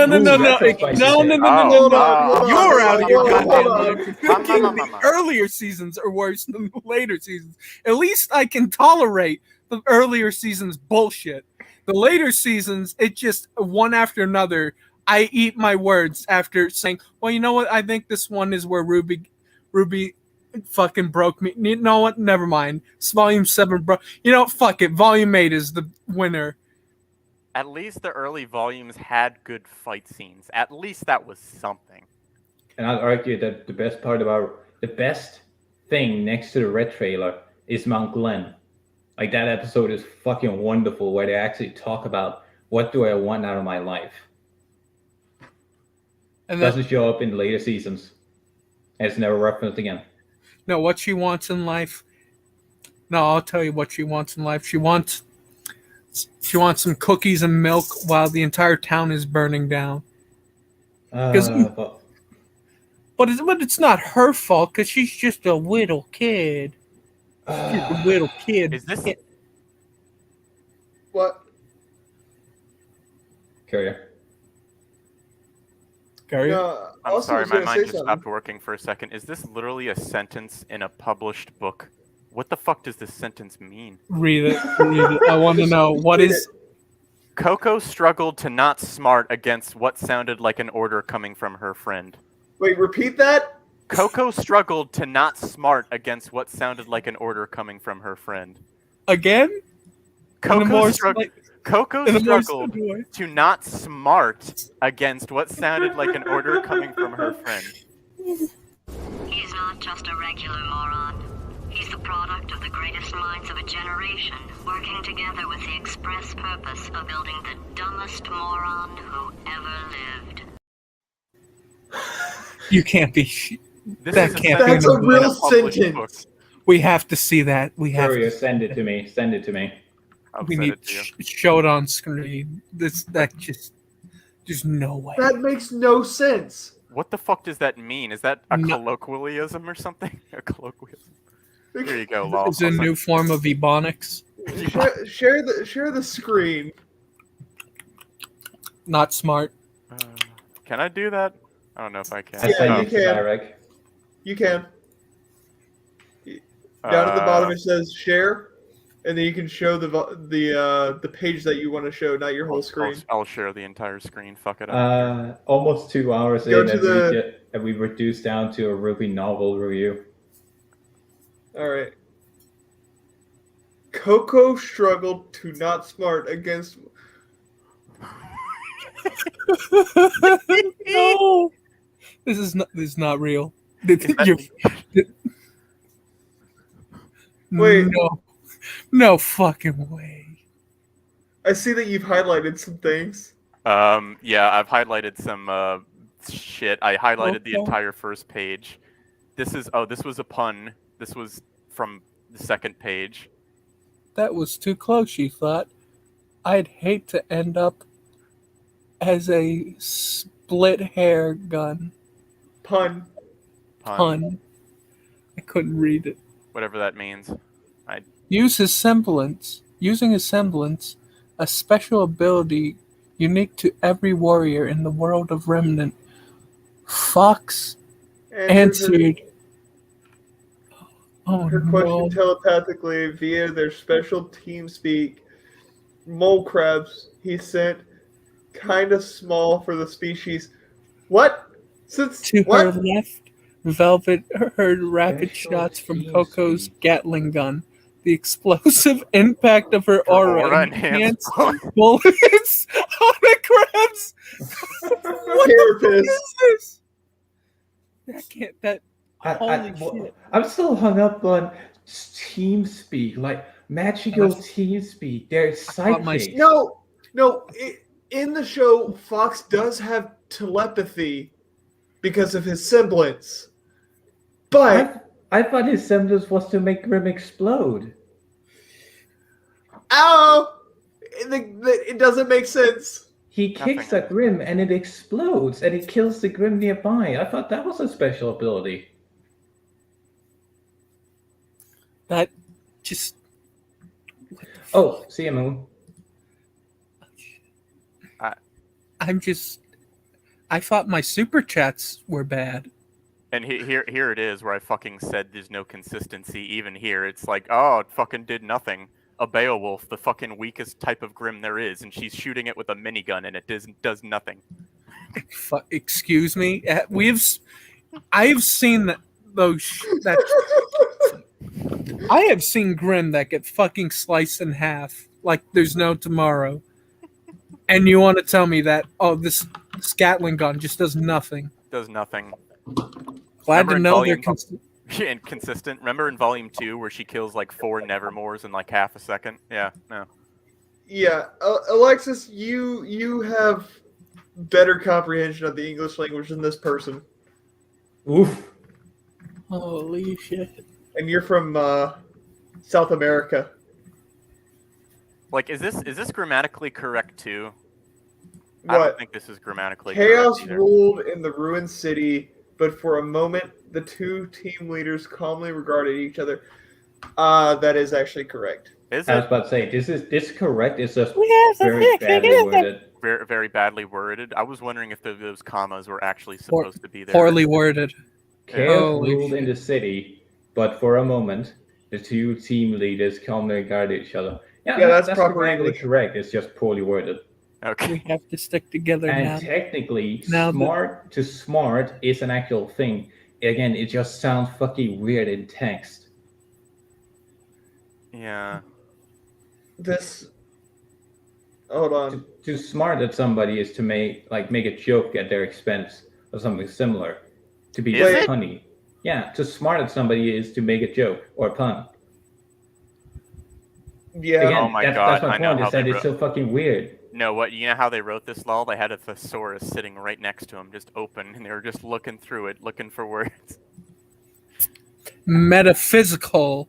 Also, there is no consistency in what is italicized and what is And not. what isn't italicized? Yeah, that's fucking driving me crazy as well. I could be obtuse with my choice of language because I'm a foreigner, coming from the inside out, come from the outside in, or look from the outside in. But even I choose deliberately or try to pick my words as carefully as possible so people get what I'm talking about. I try to not be as obtuse. Smart is not one of those words you want to use if you want to easily convey information. Back to the video. If you sorry, find any more, I want to see. I love the background. Very fitting of what we do. What? The With background. the Massacast. Exactly. Background just constantly pushing up the rock. Or in this case, Knowing constantly it's never going to stay up there. God, there's 18 chapters. Fuck me. Meanwhile, Curry is having access all to the your common prices. points raised in RWBY criticism, over and over. I disagree with some of them, not all of them. But I think my point is, seeing the show from that big perspective, it has never been perfect. And I feel like a lot of the criticism I see kind of ignores that. Like, they treat the first 3 volumes as this sacrosanct, perfect text that is only being sullied as time goes on. And, all I gotta say is, if you legitimately think that RWBY post-volume 4 is the worst it's ever been, I can refute that point in 2 words. All right, let's give him a chance. Winchester. Wait, what? I couldn't hear it for a second. Cardin Winchester. Oh, no. Cardin was one of the more interesting characters. Yeah, he was. And then you never see him again after, volume 3? Yeah, he also had Well, in Volume 4 and onwards, you don't see him because he dies, I believe. Yeah, off screen. Don't quote me on that, though. I haven't read the novels. So much for that evidence. Let's hear his other evidence. I bet he can defend it, right? I mean, he's saying that the series is better now, and Cardin Winchester has something to do with it? I would ironically have preferred had Cardin Winchester gotten better as a person and even hooked up with Velvet. That would have been nice. Would have been interesting. Would have been a great story of how a person can come off, can start out as a terrible person, but if you're willing to give them a chance, they can become better people as a result. That's why I thought they were going in Volume 1, but then he becomes a common mook in Volume 2, and is then a joke in Volume 3. I guess it also frustrates me because, Volume 5 appears to be the place where, a lot of the anger really started to boil over, and you really start to see so many people, getting involved with writing, takedown videos of, oh my god, RWBY sucks now. And what frustrates me about that is that Volume 5 was legitimately one of my favorite volumes at that point. I'm glad you love Raven's abuse. I'm glad you love Raven Mother of the Year. It was the first volume. Yeah, Raven Mother of the Year. My daughter is apparently a queer. What did you say? What was his favorite? Volume 5. Yeah, the Volume 5, also better known as Mother of the Year. Apparently, my daughter's a queer. That Raven. Volume 5 is one of the worst seasons and worst pieces of writing, worst entertainment pieces I've ever seen. Mm-hmm. It all gets disappointing real quick. And I get nothing. There's different levels of expectations when you come to anything. The patriarch, that one song.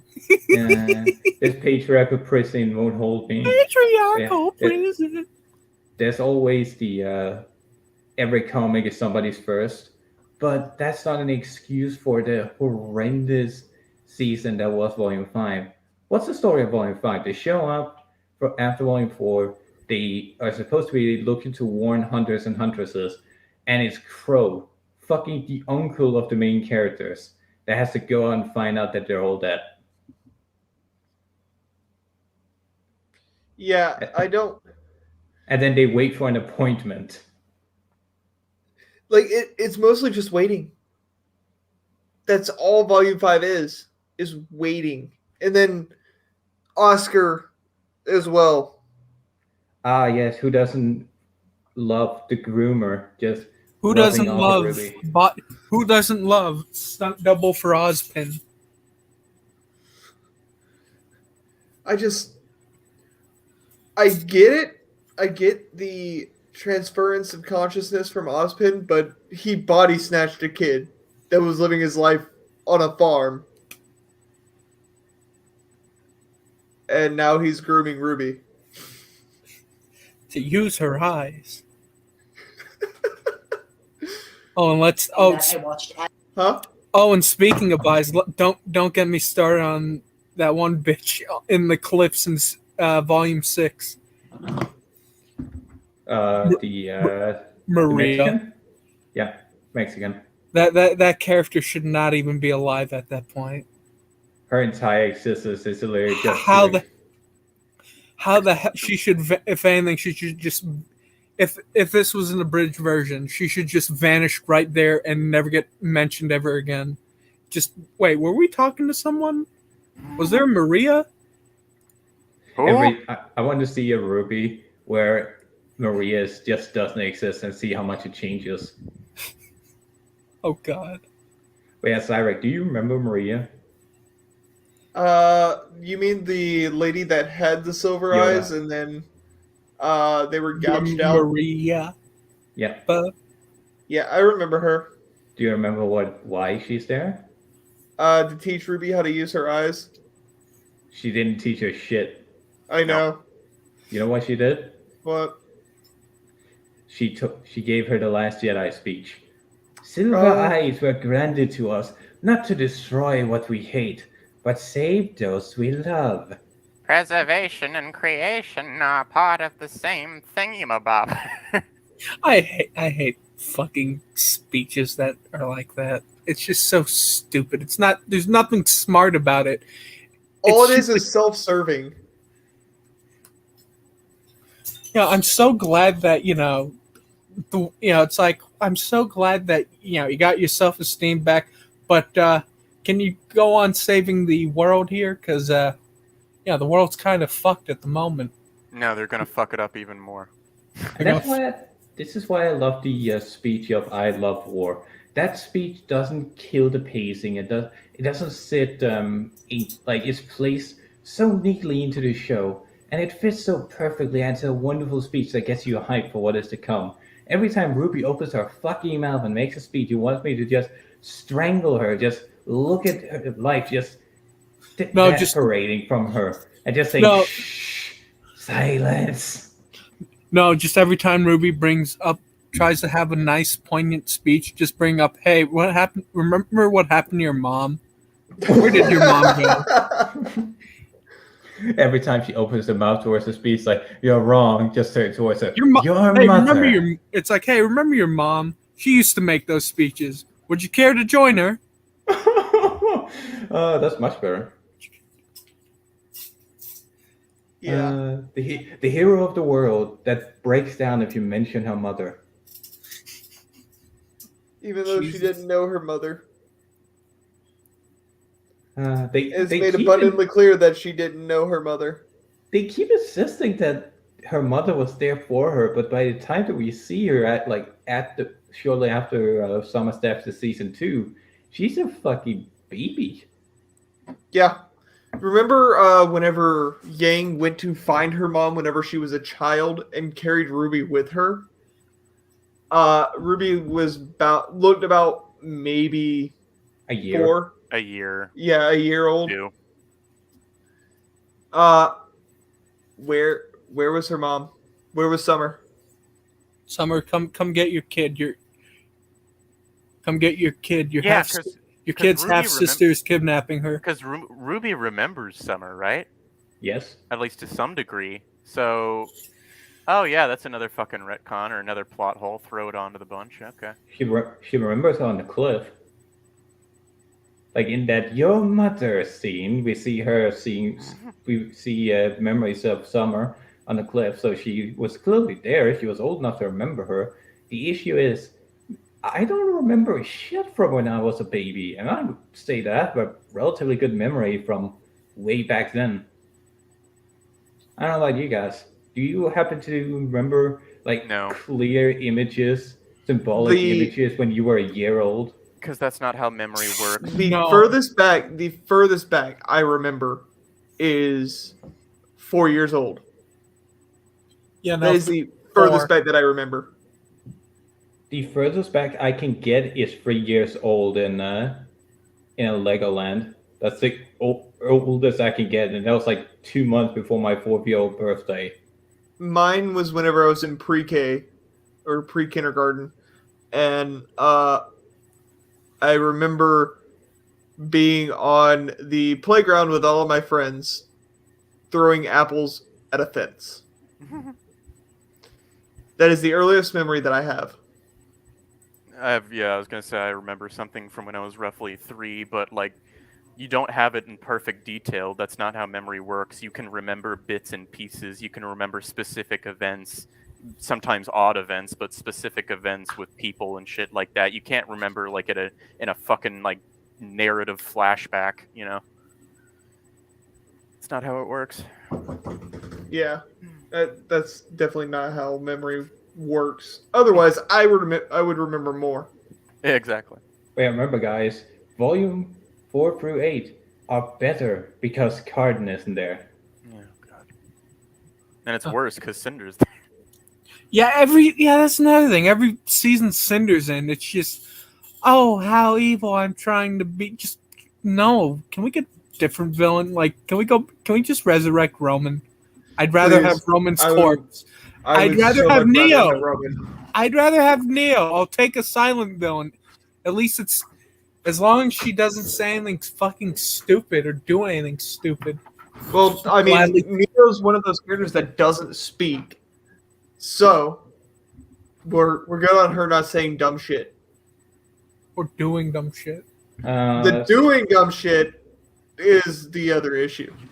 I'd rather, if anything, I would want her to not be Cinder's psychic and just be her own villain. Doing dumb shit as in joining Team RWBY. I would love.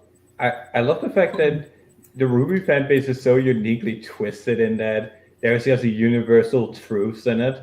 Like, oh yeah, RWBY would have been a much more interesting character if she was raped in Volume 2. Oh, Cinder would be a much better character if she was just a mute and wore a leotard or something similar, like a virgin killer or some shit like that. Every time she opens her mouth, you can just hear the bonus just disappearing. Neo's best girl because she doesn't say anything. Yeah, like I remember this specifically because they were talking about it in, I think, the Volume 2 commentary, that they had a voice actor picked out for Neo, but then they took the fan base's suggestion that she should stay mute. That's a terrible idea. Why the fuck would you do that? Because in all Volume 1 she didn't speak, and the entire fan base was like, oh, she's mute, that's cool! She wasn't in Volume 1. What the fuck? Yeah, she was. She was at the very end of Volume 1 with Roman. Am I having a stroke right now? This is not how you style a narrative flashback. What the fuck is this? Oh my god! Is he still reading it? I'm still reading this fucking thing because I'm fucking flabbergasted at this thing. Correct. You could be rereading henceforward, and instead you're reading the official RWBY novel. How dare you? I don't know what the fuck is happening in this thing. Wait, read us something from that. There's, like, what's the part that's making you flabbergasted? The thing I don't get is, like, okay, if you wanna, so we're already in a flashback, right? That already implies that we're in the past, and you're doing that through, like, italicized fucking whatever, even though it's not consistent. Fuck me, I guess. No. So now they're doing it where they're going into a flashback, going further back in time, jumping forward in the flashback, and then going back in the flashback again. Oh no, it's Batman and All-Star Robin all over again. I don't know what's going on right now. There's no progress, isn't it? It's just going to be like Batman, Robin, All-Star of 1 minute earlier, 6 minutes earlier, 5 minutes later. That's 5 hours earlier. Now. It starts with Professor Port getting everybody to an evacuation zone. Then it cuts back to Ironwood giving his speech or whatever at Amity Coliseum. Then it jumps forward after they already fought at Beacon and Team Siffy has been injured or coffee or whatever. And then it jumps back again. And I'm like, what the fuck is happening? Why? Are the characters okay? Are they dead? Did I miss something? What is going on? I'm highlighting this entire section. This entire we have to read this after. We have to. All right. Is definitely a mess, but fuck me. It was the first volume that I watched as it was airing, and with the backing of everything that I binged through before, it was what gave me the confidence that this show was lasting. Like, in spite of the flaws that it still carried with it and was still working to work through and erase. There was a legitimate core here. There was a story worth telling, and it was a story that I could be invested in. And then, they just one-up themselves again with Volume 6, which is indisputably the best the show has ever been, and I could not be more happy that I got to see it in real time. And I'm glad that you like that the main villain cannot be killed. I'm so glad that you like that Volume 6 where where the gods decided we're gonna give someone who doesn't know the concept of death or just ungrateful with life. So rather than having her die over and over and constantly reincarnate, they just make her immortal because that's what a god would do. They wouldn't make you think, just fucking make you stupider. Because who needs a thinking brain? Who needs brains to think? I mean, after all, they're called gods, right? I mean, aren't they supposed to be a higher than thou being? It's funny. My idea for it is that they can't leave because Cinder or Salem makes a deal with them to become their middle manager, so they can go off and make new worlds. and she used it as an excuse to make her and her fuck buddy Ozma immortal. And Ozma wasn't in on the deal before she did it. So he wakes up and she's like, "Yes, my love, we can be together forever." And he's like, "Wait, what? No, I'm not doing this forever. Fuck you. It's fucking creepy. No, no, no." Can we talk about how they pointlessly kill the kids off? All right, where Ozma kills all the kids. Was I supposed to feel something there? All right. I don't know. The Maiden's backstory with the old wizard was a more interesting story than what they went for with the Maidens. No, it's like every time a new season happens, it's just, all right, here's how it actually went. There once was an old wizard who gave powers to these 3 magical women. And then it's just, wait, what about the gods of destruction? God of destruction and the god of life.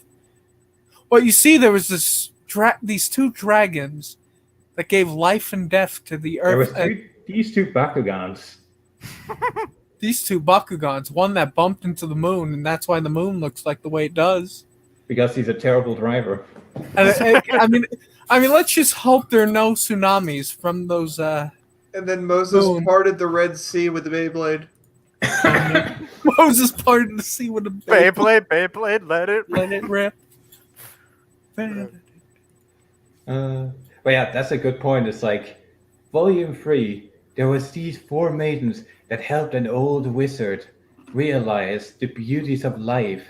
They shouldn't shut himself out from the others and granted him powers of those very seasons. And then Volume 6 is like, nah, there were just 4 kids that Ozpin killed. Like, bruh, for a show that touts itself as a fantasy story, you sure do know how to kill the magic. But guys, you see, it's not magic; it's dust. Fuck off. Because when I think of magic, I mean science. Suck I my think dick. of dust, and I think of the Halo shield noise. When I think of science, I think of the Philosopher's Stone, which is what dust is. It can just do anything. It just does anything. Oh, and don't get us started. Don't get us started on the fucking Volume 8 bullshit with how they remade Penny. When they remade Penny, how does that work? Oh yeah, Cyril, you watched Volume 7, didn't you? No, I saw bits of 7. Hans was fucking broken by Volume 8's Penny thing. I really wish I could have seen that. Oh my god. It was just wait, but how does it create that? Wouldn't she just disappear, or wouldn't she just? Yes. Volume 7, Penny returns, and it's revealed that her aura is not her own; it's her dad's. Yeah. She's Also, I her finally own made dad. it through the prologue of this novel, and I want to kill myself already. Wait, that's just the prologue? Are you That was all fucking the kidding prologue. me? There's 18 chapters more to go. What do you mean? Come on, that's like an ending and a beginning in the same chapter. It's like that's like getting through Friday 13th, 2009, and saying, "Wait, that wasn't the end of the movie." No. You fucking kidding? It's like, why even introduce these characters? I don't know. It's like getting through the entirety of The Hobbit. Like, the entirety of The Hobbit just plays out as a prologue to The Lord of the Rings. It's like, hey, hold up, that was just a prologue? It's like, what the flying fuck? The first 3 volumes of RWBY. That was just the prologue? You mean we weren't actually watching the whole story? What the fuck? Yeah, RWBY Volume 4 is you see, RWBY Volume 4 is actually Volume 1, and RWBY Volume 5. So you see, there's actually 6 chapters. The first 3 volumes are actually the prologue. Also, is this a phrase that people use? It was just past Twilight. Yes. No. Yes, it's when if anything, it's more of dusk. Then say dusk. It was just past dusk. It was just past sunset. Why say it was just? I have never Twilight? heard anyone use the term "it was just past twilight." I have. Have you? You should have shot that person. I'm not shooting my grandmother. Oh shit! Oh, I mean, you should help your grandmother. You should help your grandmother by taking the pillow and just pressing it out. Just kidding. Up against the back of her head and prop her up and help her go to sleep. There's nothing. Please don't nothing abuse your sinister. elders. My grandmother uses very old colloquial terms. And I think that's fine for in writing. That's fine, but it needs to be appropriate, and it's not appropriate for the equivalent of a 21st century art student. What, you mean like this guy? Quote unquote art. Yes. Well, well, everyone knows that if I smear shit into triangles and squares, that somehow translates to the art of thematicity, of authenticity. Or you just sell a bunch of art snobs nothing for millions of dollars. Oh my god, that'd be the greatest con. They did. Somebody did. He's like, it's invisible art. Do you see this vase? Only those with the most critical eye can see my art. That's a page straight from the Emperor's New Clothes. Yes. That's such a fucking. That's stupid. Holy fuck. Because The Emperor's New Clothes isn't just a comedy. It's a serious thing that happens in crowd psychology. It's where you have a person that is so in belief or desires to be above everyone else that they really will agree on anything to make themselves look like big shit. Oh god. There's a reason that story exists. Real quick, I'm going to bring that back up. Mike.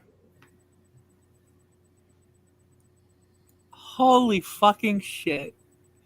You're pulling my cock. Holy shit. That is, you talk about a retardation infestation. You gotta be shitting me. No one. Why would anyone buy shit? You mean they just gave him a box? Like, you gotta see the vase. No, he just gave them a tape outline. Oh no. God damn. People will eat anything up. Should we put Ruby as good you guys suggest me in the suggestions box? No, Smud. No, I don't think Smud would do this. Smud would veto it like he did the Volume 8 review. Shame. Anyways, let's continue. That doesn't mean don't criticize it if you don't want to. I mean, again, I made a criticism video myself, so I can't tell you not to. At the same time, though, I can't help but be exhausted by just how much of it I see and just how little of it For good seems reason. actively helpful. I'm not going to tell you not to hate watch because I've hate watched plenty of things. There is value in watching things you dislike, but I wonder how much value there is in just continuing to stick with this show if you're not enjoying it anymore, or continuing to just try to pinpoint all the flaws you possibly can, as opposed to appreciating just how far. What the hell is we've come. playing in the Because background? That's what I feel like we RWBY don't music. appreciate, RWBY soundtrack. even some of the fans. Oh god. We have come so goddamn far with this show. Like, it started out as this passion project with a small team, from a Alright, group of pause people who. it. He's going back into his point about, it's involved He's so repeating much. himself, yeah. Yeah, but that was actually an interesting point, as stupid as it is.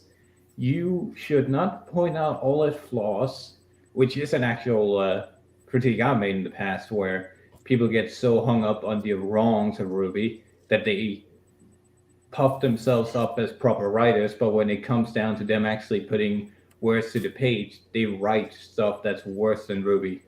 Oh, I can't write for shit. But I'm not going to puff myself up because I hate RWBY. Fuck no. Absolutely, and that's where I think this guy is. He is talking about a percentage of the population of people that Movie criticize Bob. RWBY. Yeah. That. Well, I mean, he didn't cite it, but he did say some stupid shit. I really, really hope that this video doesn't give me a copyright claim from Rooster Teeth. Well, I mean, rooster teeth. You mean cock dentures? Everyone knows they're not rooster teeth. It's cock dentures.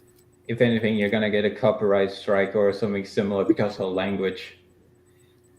Nah, I've had worse language. You've said mean things about our show. We have to take you out. We have to hire a budget assassin. That's like a 2D assassin. I've not yet had any of my videos age restricted, so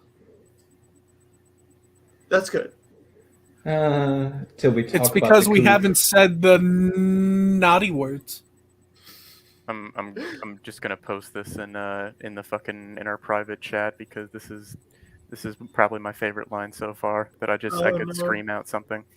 Oh yeah, this is a ridiculous argument that it's so exhausting that people focus on what's bad because there's so much to focus on that's good that doesn't get undermined in the same volume. Volume 7, Ironwood's the best character. Volume 8, Ironwood becomes dead. Like, wait, what is there to enjoy? Oh no! This is. Oh no! This is Scholastic. Scholastic, why? No. Let's see. No. Coco had learned that the sand was in constant motion, but even Fox didn't know exactly why or how. For instance, their trail, only a few minutes old, was already disappearing. Myers EC after the fall of RWBY Book 1, Scholastic Incorporated Kindle Edition. It's called fucking win, you dumb bitch! We won't be a team if you're dead, Coco said. What? What? Why would you'll still be a team. You just don't have the person in the name, so it's still the same team. I find it amusing that somebody like a child can understand why sand moves. I was gonna say a child could comprehend that. You fucking show. I knew sand moved when I was 4 years old and I watched National Geographic and I saw sand moving in the fucking desert and I'm like, it's the wind! Fuck me. Holy shit.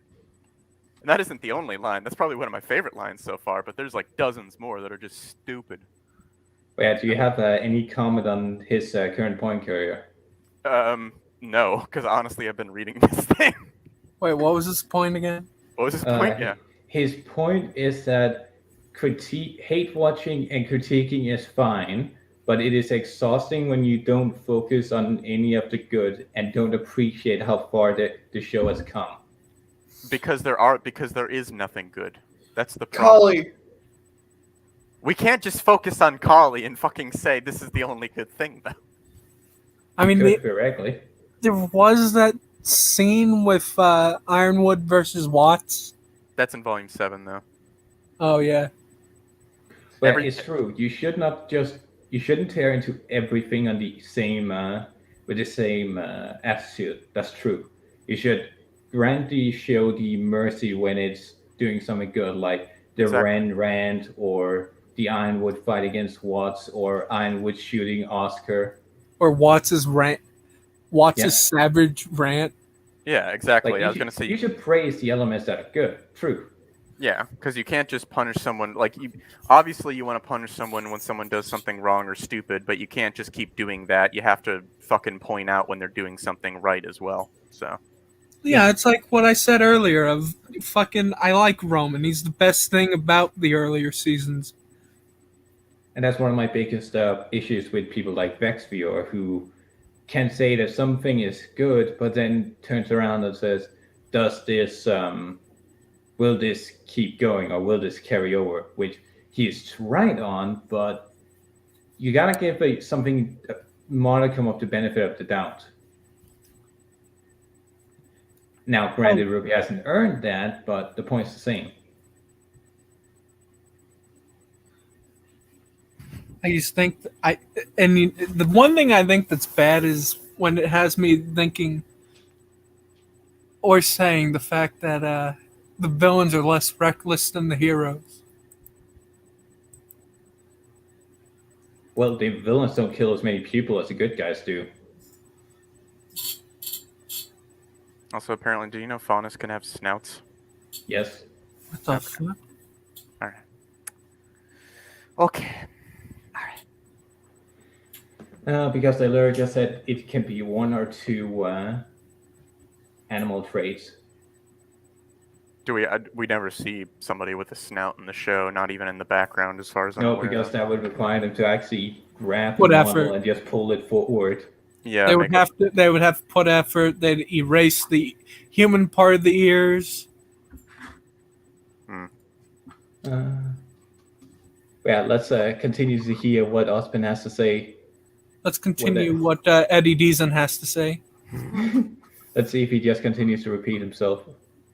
Had never really worked with this stuff before, who were figuring it out on the fly, and now it's this massive story and this massive franchise juggernaut. Like, it is one of the defining, like, animated properties of the current geek space.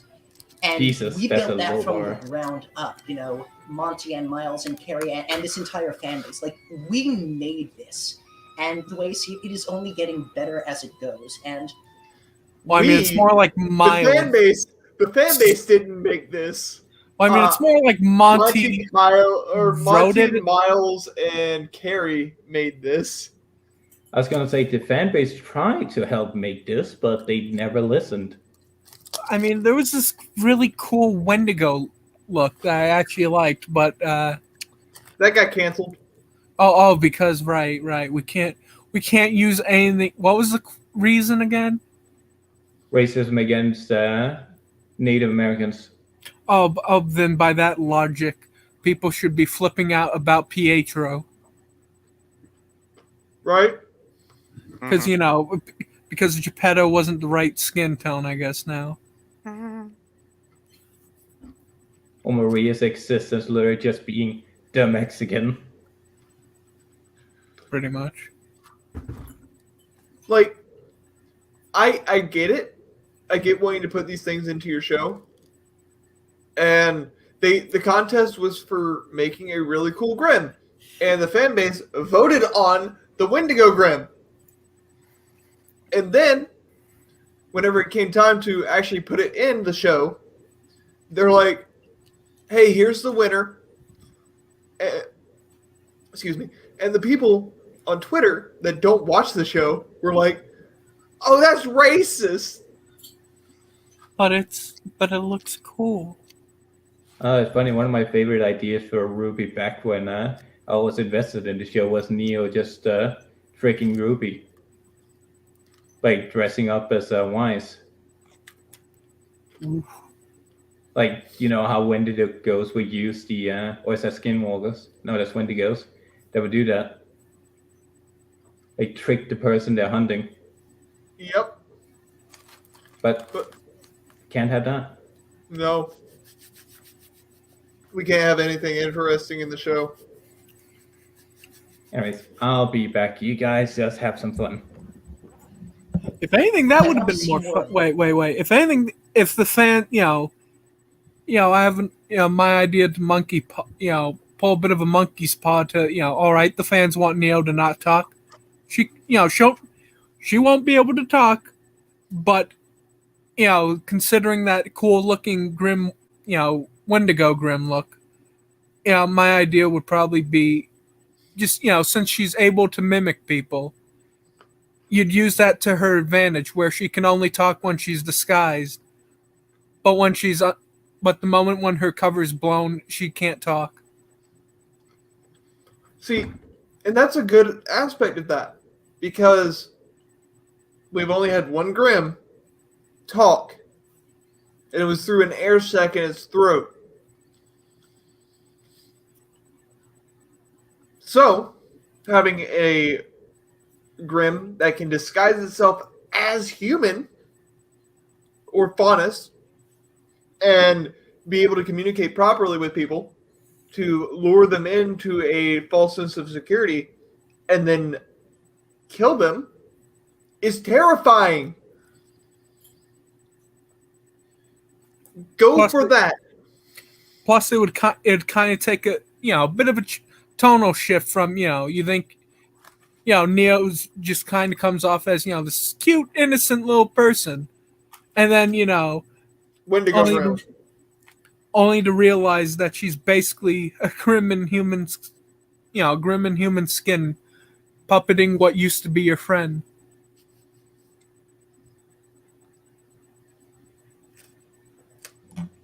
Neo would be much more interesting if her semblance relied on her taking on the position of those she's either wounded or killed. That'd make her a much more terrifying foe. Imagine John just hanging out in Volume 4, and then he just sees Pyrrha calling out to her in the forest, and it's just fucking Neo. That would be scary. Like anyone. It could be fucking anyone. It could be talking to a shopkeeper, then return to him once the weapon is done, and he's like, here's your weapon. And as they're testing it out, he just fucking shoots him in the back, and it's Neo. Like, there's so much potential for these characters and the powers that they hold. Yet, we get none of it throughout the entire series. We get magic aura bullets, we get reflexes, we get iron will.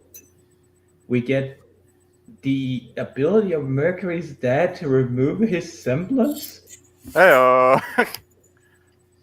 And then Mercury just flat out fucking fleeing in the last volume. Just, I'm off to go to Vegas.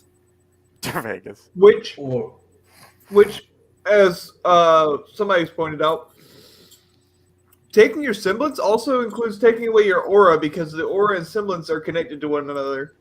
Yep. He should be looking like a gruff war veteran. Yeah. Yet somehow he was able to kill his dad without an aura semblance, but still have his aura. I mean, that'd be impressive, but I'm not buying him surviving up to this point or taking part in a tournament that relies on you having an aura. But he has an aura, apparently, even though it's technically taken away. Well, that's the issue when you define aura, semblance as a manifestation of the aura, and relies on you having your aura up to use the semblance. Because we see that being constant lie, as characters will use their semblance to win a fight, even when their aura is broken. Yeah. Like, we're supposed to believe Maria has her life saved but loses her eyes because of her semblance of reflexes, but her aura's broke. Like, that just shouldn't have happened. Or Winter using her semblance in Volume 8 after it's been broken.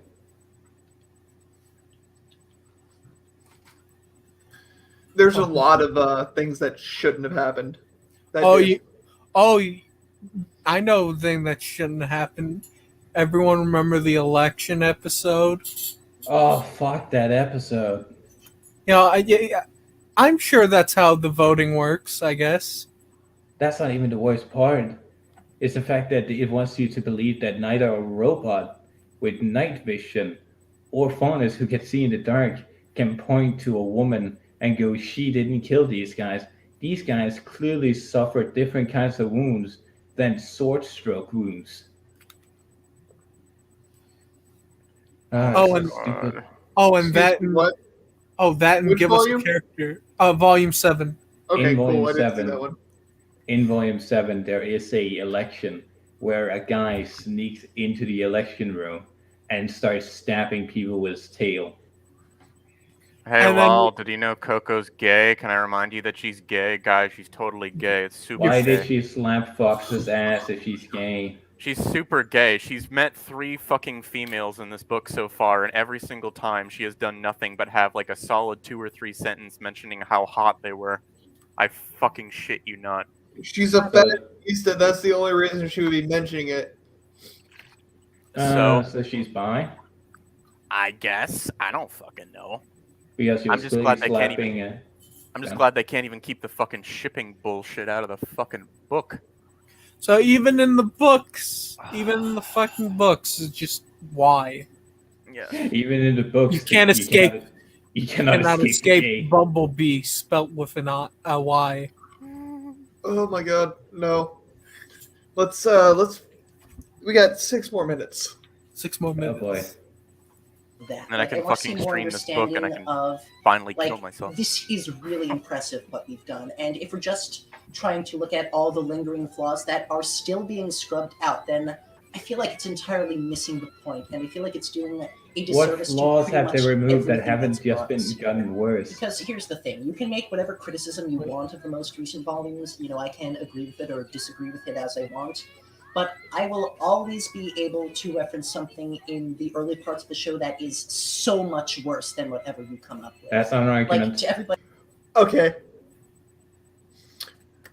Guys, what is worse than in the earlier volumes?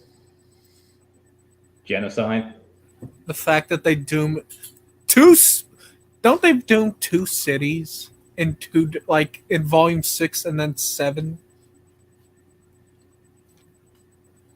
Well, they technically doom 3.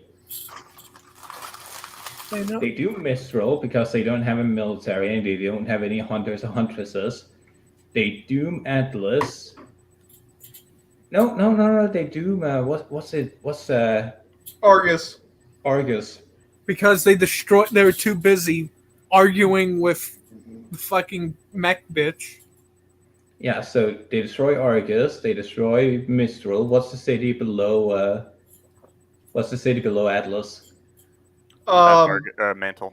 Yeah, Mantle. That's Mantle. So, also destroyed, so that's 5. Friendly reminder with the Argus one is they wouldn't have to fight. They wouldn't have to fight that lady if they just simply called Ironwood. You know. What do you mean? They're strong, independent women. They don't need no man. They don't need no Ironwood. But yeah, they ruined 5 cities.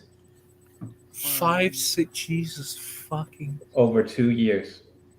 Oh, in the course of 2 years. Oh my god. That is worse than World War II. That is worse than holy shit. Wait, how would they have been able to contact Ironwood? They have a connection straight to him from Argus. They actually, just no fucking lie, they have a connection to him. Guys, whoever wrote this book doesn't even know basic physics. Wait, what? No. I was gonna say the book is describing all the students like after they get launched off the cliff, and this is after they're falling through the air for like 20 seconds. It describes them as falling through the air at 32 feet per second. Wait, what? That's not no. That's the acceleration. As in every second you fall, you go 32 feet per second faster. Not that you're going at 32 feet per second. That's not how. How can you fly? All right. How can you get sent off a cliff and only go 32 feet a second? This person doesn't even know basic physics. They looked at the gravitational constant, 9.8 meters per second, 32 feet, and they're like, "Oh, that's how fast people fall." Oh, that shit accelerates. That shit accelerates. Why do you think in space you start out slow?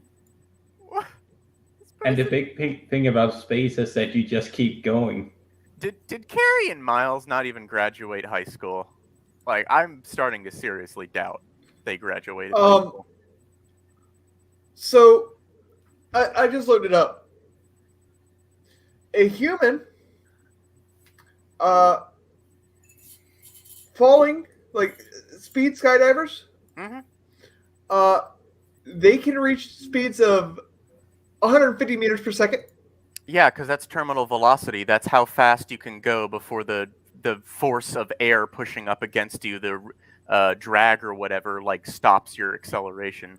The current record holder for going the fastest jumped from a height of 120,100 feet or 39,000 meters and reached a velocity, or excuse me, a speed of 380 meters per second, or 840 miles per hour. Almost breaking the sound barrier. No, man. Fucking humans. They fall at 32 feet per second. What are you talking about? I was about to say, how many feet are those, Cyrek? How many feet? How many feet? I can give you kilometers an hour. I don't got feet. I don't got feet per second. Convert it into feet. Hold on. Just for the sake of dabbing on this writer. Wait, is this 4,435,200 feet per hour. That's a lot of feet. Ooh. But no, they should be going at 32. No, they should be going at 32 feet per second. What are you talking about? that's how physics works, right, guys? Everyone knows they should be hitting the ground constantly and then just respawning. Apparently, that's how this fucking author thinks things work, I guess. I want to. Is this just fan fiction that's licensed? This reads like fan fiction, unironically. No, wait. This isn't fan. This is actually written by them. This is actually licensed, official, published by Amazon, Miles, and supervised by Miles, Zuna, and Carrie. And it reads like fan fiction. Fucking just no. God damn. I just want to speak does not make you intelligent.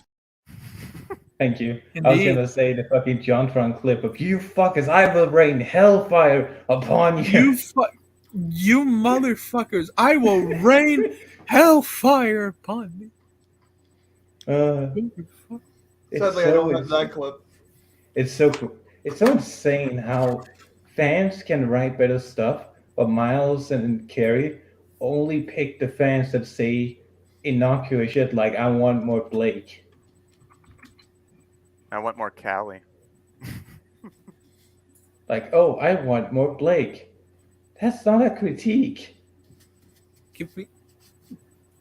How about better writing? No, that would mean. That'd be asking too much. Yeah, that would actually mean they had to take a whole writing course to understand how to write a proper character in the hero's journey. Maybe if Monty was alive, that could have happened. It's funny. I've never taken a writing course in my fucking life.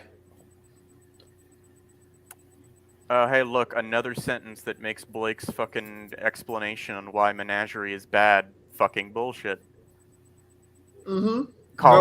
Calling the fucking wildlife in Vacuo the most dangerous on Remnant. Oh, you're full of shit, Blake. Suck a dick. Wait, where does it send it? There's no way. I was gonna say, Vacuo, the only place in Remnant where the natural wildlife could be considered more dangerous than the grim, just fucking normal animals. The normal animal, they are normal animals. The grim are attracted to your negativity. Yeah, apparently the normal animals in Vacuo are more dangerous than a fucking grim. Mm-hmm. Yep. Are the grim just a fucking punchline at this point? Imagine such a bitch that a normal wolf is more dangerous than a 9-foot fucking mega wolf. They could take out the grim like there's no tomorrow, but then it's like wolf gets at their throat. I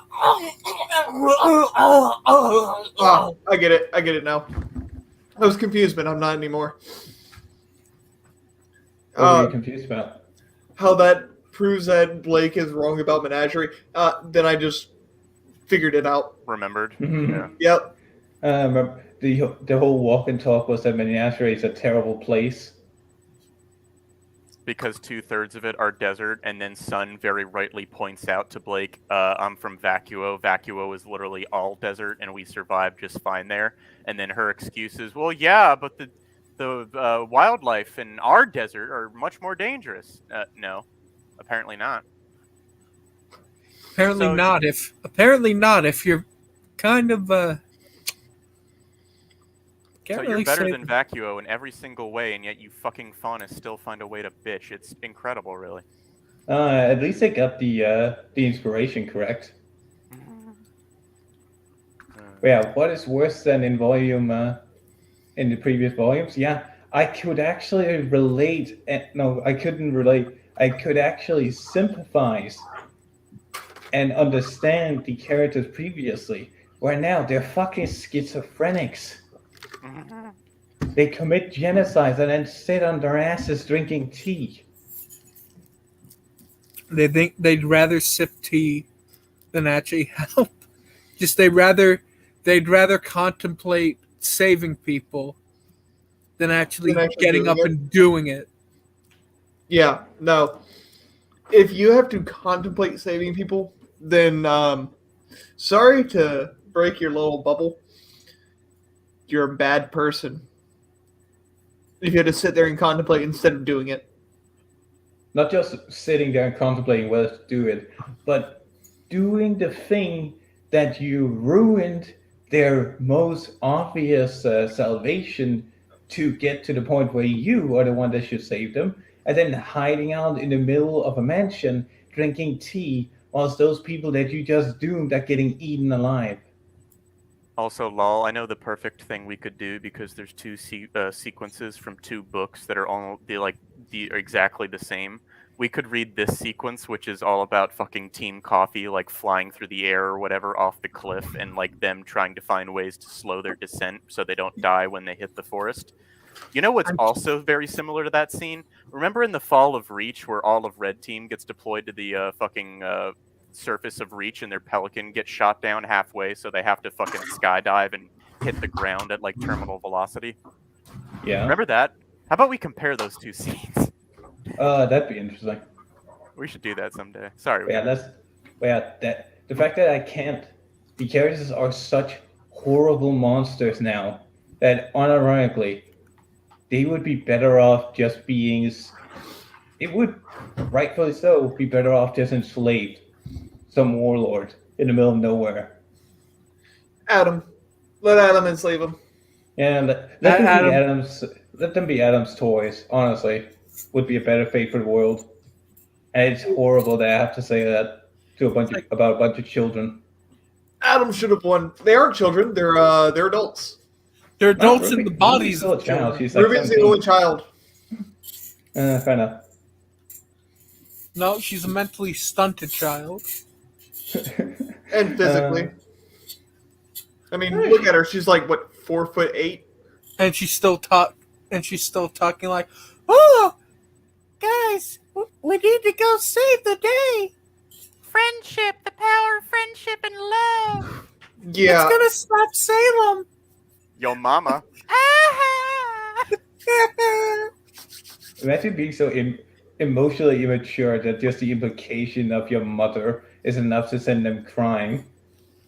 Like, I know people that have real, like, abandonment issues with their parents. And they laugh if you mention it. It's like, yeah, what a fucking asshole. They don't go, fucking. that is what Ruby was doing. It's like, everyone knows. Everyone knows when you cry, you turn into a seal. Just Ruby. Just someone. Don't compare anything to a seal. Except for Alright, a walrus. Coco, if you fucking keep doing this, I'm going to. Oh my god. She hit on another woman. Every fucking female of the female fucking gender, she says it's like a hole. It's like a hole to her. I swear to God, Law, every single one. Every single fucking one. I'm on chapter 1. And every single fucking female, there's been like 5 of them, she's had to fucking mention, just shut the fuck up. Stop it. Holy shit. Jesus. Fucking courier by the end of this. And nothing of value was lost. I'm losing my fucking mind. Oh. Oh, God. Who's now complaining about Adam and saying he had wasted potential, which I disagree with. Now, would you rather... Yeah, no. Adam had a ton of wasted potential. He should have won. He should have fucking won. But no. Adam was the best villain. Yes. Besides Torchwick. But Torchwick's dead. Bird. So is Adam. Yeah. That's why I say he was. He was number 1. He was number 2 I till have Cinder from volumes 2 and 3 doing that god-awful, FMA Lust impression that just made none of her scenes possible to take seriously. Think of how much better a villain she's become when she started to develop more nuances and be able to show more emotions than just, oh, I'm sultry. I'm a sexy, mysterious one. What was that accent? Holy shit. And I could keep going with that. You're not fond of how Bumblebee was handled for whatever reason. At least it was better than, trying to shove Weiss and Neptune together for no adequate reason back in season 2. Whatever problems you might have with the character arcs in most recent seasons, I will reply by pointing you to the end of Volume 1, where Weiss is randomly racist for like 1 episode and then it's never brought up again. Because it was resolved. Sort of resolved. You can never solve faunus racism. Silence shouldn't have been resolved. Silence is violence, Cyric. Silence is violence. I mean, I argue in this world you have a better reason to be a racist than our world, but yeah, because you have a bunch of people that live on a very peaceful island that nobody fucks with. Nobody overfishes. No, they don't have a China that flows in on Menagerie's border and starts overfishing their territory. No, nobody fucks with Menagerie. Yet the fathers are like, we want equality. Bitch, you have the most peaceful place on the planet. You have an entire continent to yourself. You have an entire continent that is free of Grimm. Like we never ever get to see the Grimm in there. That's why I posted that in VC text earlier. I was like, imagine being a human living in Menagerie. That is fucking peak life. You live surrounded by hot cat girls and fox girls. You live in Hawaii. Yeah. You live in Hawaii. You live beachside. Perfect fucking temperature. Great fucking food. Like you live right next to the sea. There's plenty of greenery. There's a desert right over there if you feel like you want to go on an adventure. There's hot babes all over you, literally floating in the sea. Yeah. Also, let us not forget the fact that Faunus, when enslaved by Mistral, were the only Faunus that left Menagerie. It was the ones that left that got enslaved. The ones that stayed were doing just fine. You're okay. It's like they didn't actively go out and find the Faunus. The Faunus already came to that doorstep. It's like, oh, cheap labor. Cheap labor, indeed. It's literally just, we want to go somewhere else and colonize. Oh shit, we got colonized. Oh shit, we got colonized. It's like, it'd be like the Aztecs moving into London and being surprised they could use cheap labor. Yeah, like, if you're going to have a species in the world that is separate from humans, be an allegory for oppressed people, please don't. Then don't. There's a real reason to be racist towards somebody that can literally just sprout fangs and wings. Yeah, I can't do that. Fuck you. I wasn't born with 6 arms. But no, like, if you're gonna have a species that has this utopia, essentially, separate from the rest of the world, and has none of the issues that the rest of the world has, and then the ones that leave become labor forces by force, Why would you ever leave if you have a utopia? You won. That's it. That's the end. You won. At that point, it's on your ass that you get enslaved. Like that's fine. It's a bad thing that they can't move out and see the rest of the world, sure, but it's implied that they just moved in and were used as cheap labor. They weren't actually enslaved till the around the time of the Great War, right? And then the Faunus Civil War happened, and then they got menagerie. At that point, they're just cheap labor as of the current timeline. So it's literally just on themselves that they took up jobs in a country they know is infamous for its bad treatment of the underrepresented, for the minorities. It doesn't make sense, and then they like why would you put these people in here and tell us specifically that it can come from this place that has no grim and no natural threats other than what's in the desert? I'm sure there's still a camping industry, but I don't think menagerie is going to rely on that. No. But still,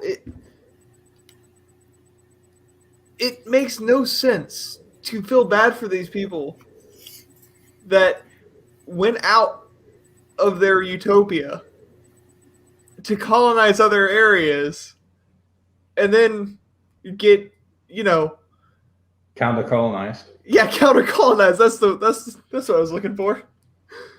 I was just gonna say, I could see it being an issue if the island's grim population had taken over the desert and there weren't any wildlife to kill and to feed on. But if all you have is wildlife, just wipe them out. You have an entire desert for yourself. Not even that. You could use the wildlife that is still there and find the edible ones and cultivate them in desert farms. You mean like the Egyptians did, like the Afghanis did, like every fucking civilization that's lived in an arid climate did? Yeah. Crazy. Right? Like, you'd think that menagerie would have a thriving industry of camel riders. If 2/3 of the fucking island is just desert.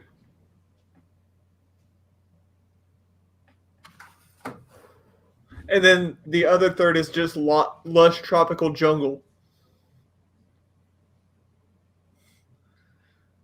Humans have cultivated in worst areas and made it fucking paradises. Looks over Scandinavia. Just forest and ice. You made it work. Germany, literally just forests. Forests and swamps. Switzerland, the country is literally drowning. They made it work.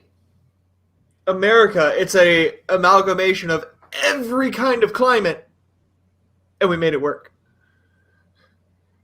Oh. South America, never mind. It's South America. They never made that work. Jokes aside, the point is that the fucking geography does not matter to somebody that's determined to make a living there. People can make a living anywhere if you have enough willpower.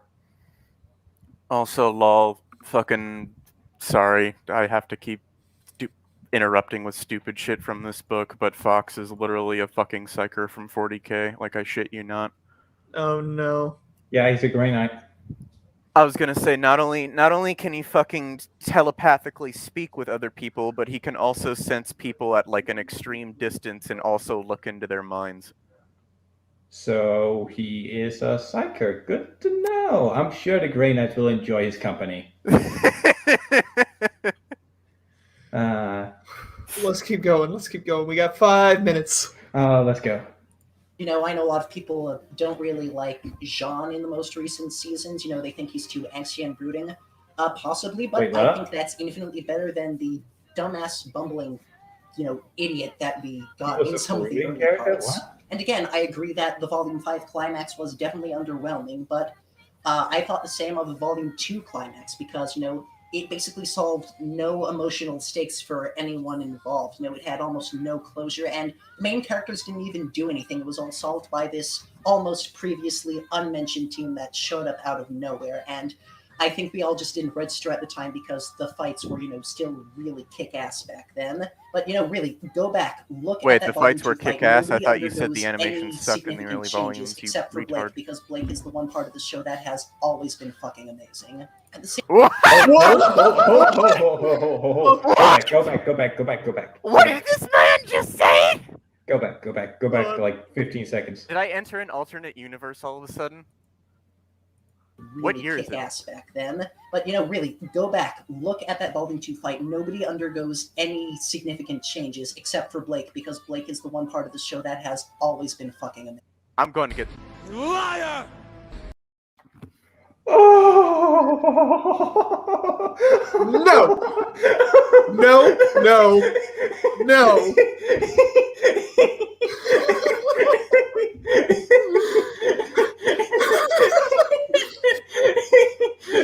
Blake is the one that has always been a fucking fantastic.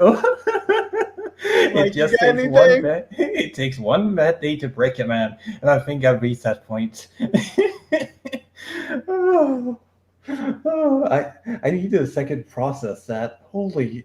The humans didn't do this. We did as she burned down the room because she couldn't find the switch, or she killed her ex, who just magically turned into a pedophile because they realized he was more sympathetic than the main characters, or the fact that she kept abandoning everyone that trusted her and told her family to go fuck themselves, and when they invited her, she kept associating with the White Fang member because she was a lesbian.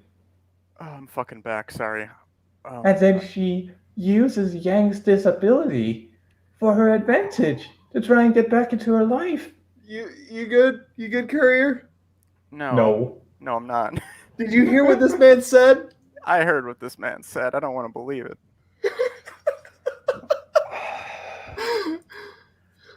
Go off and join ISIS. Scream at your parents. Get fucked by a Nazi pedophile.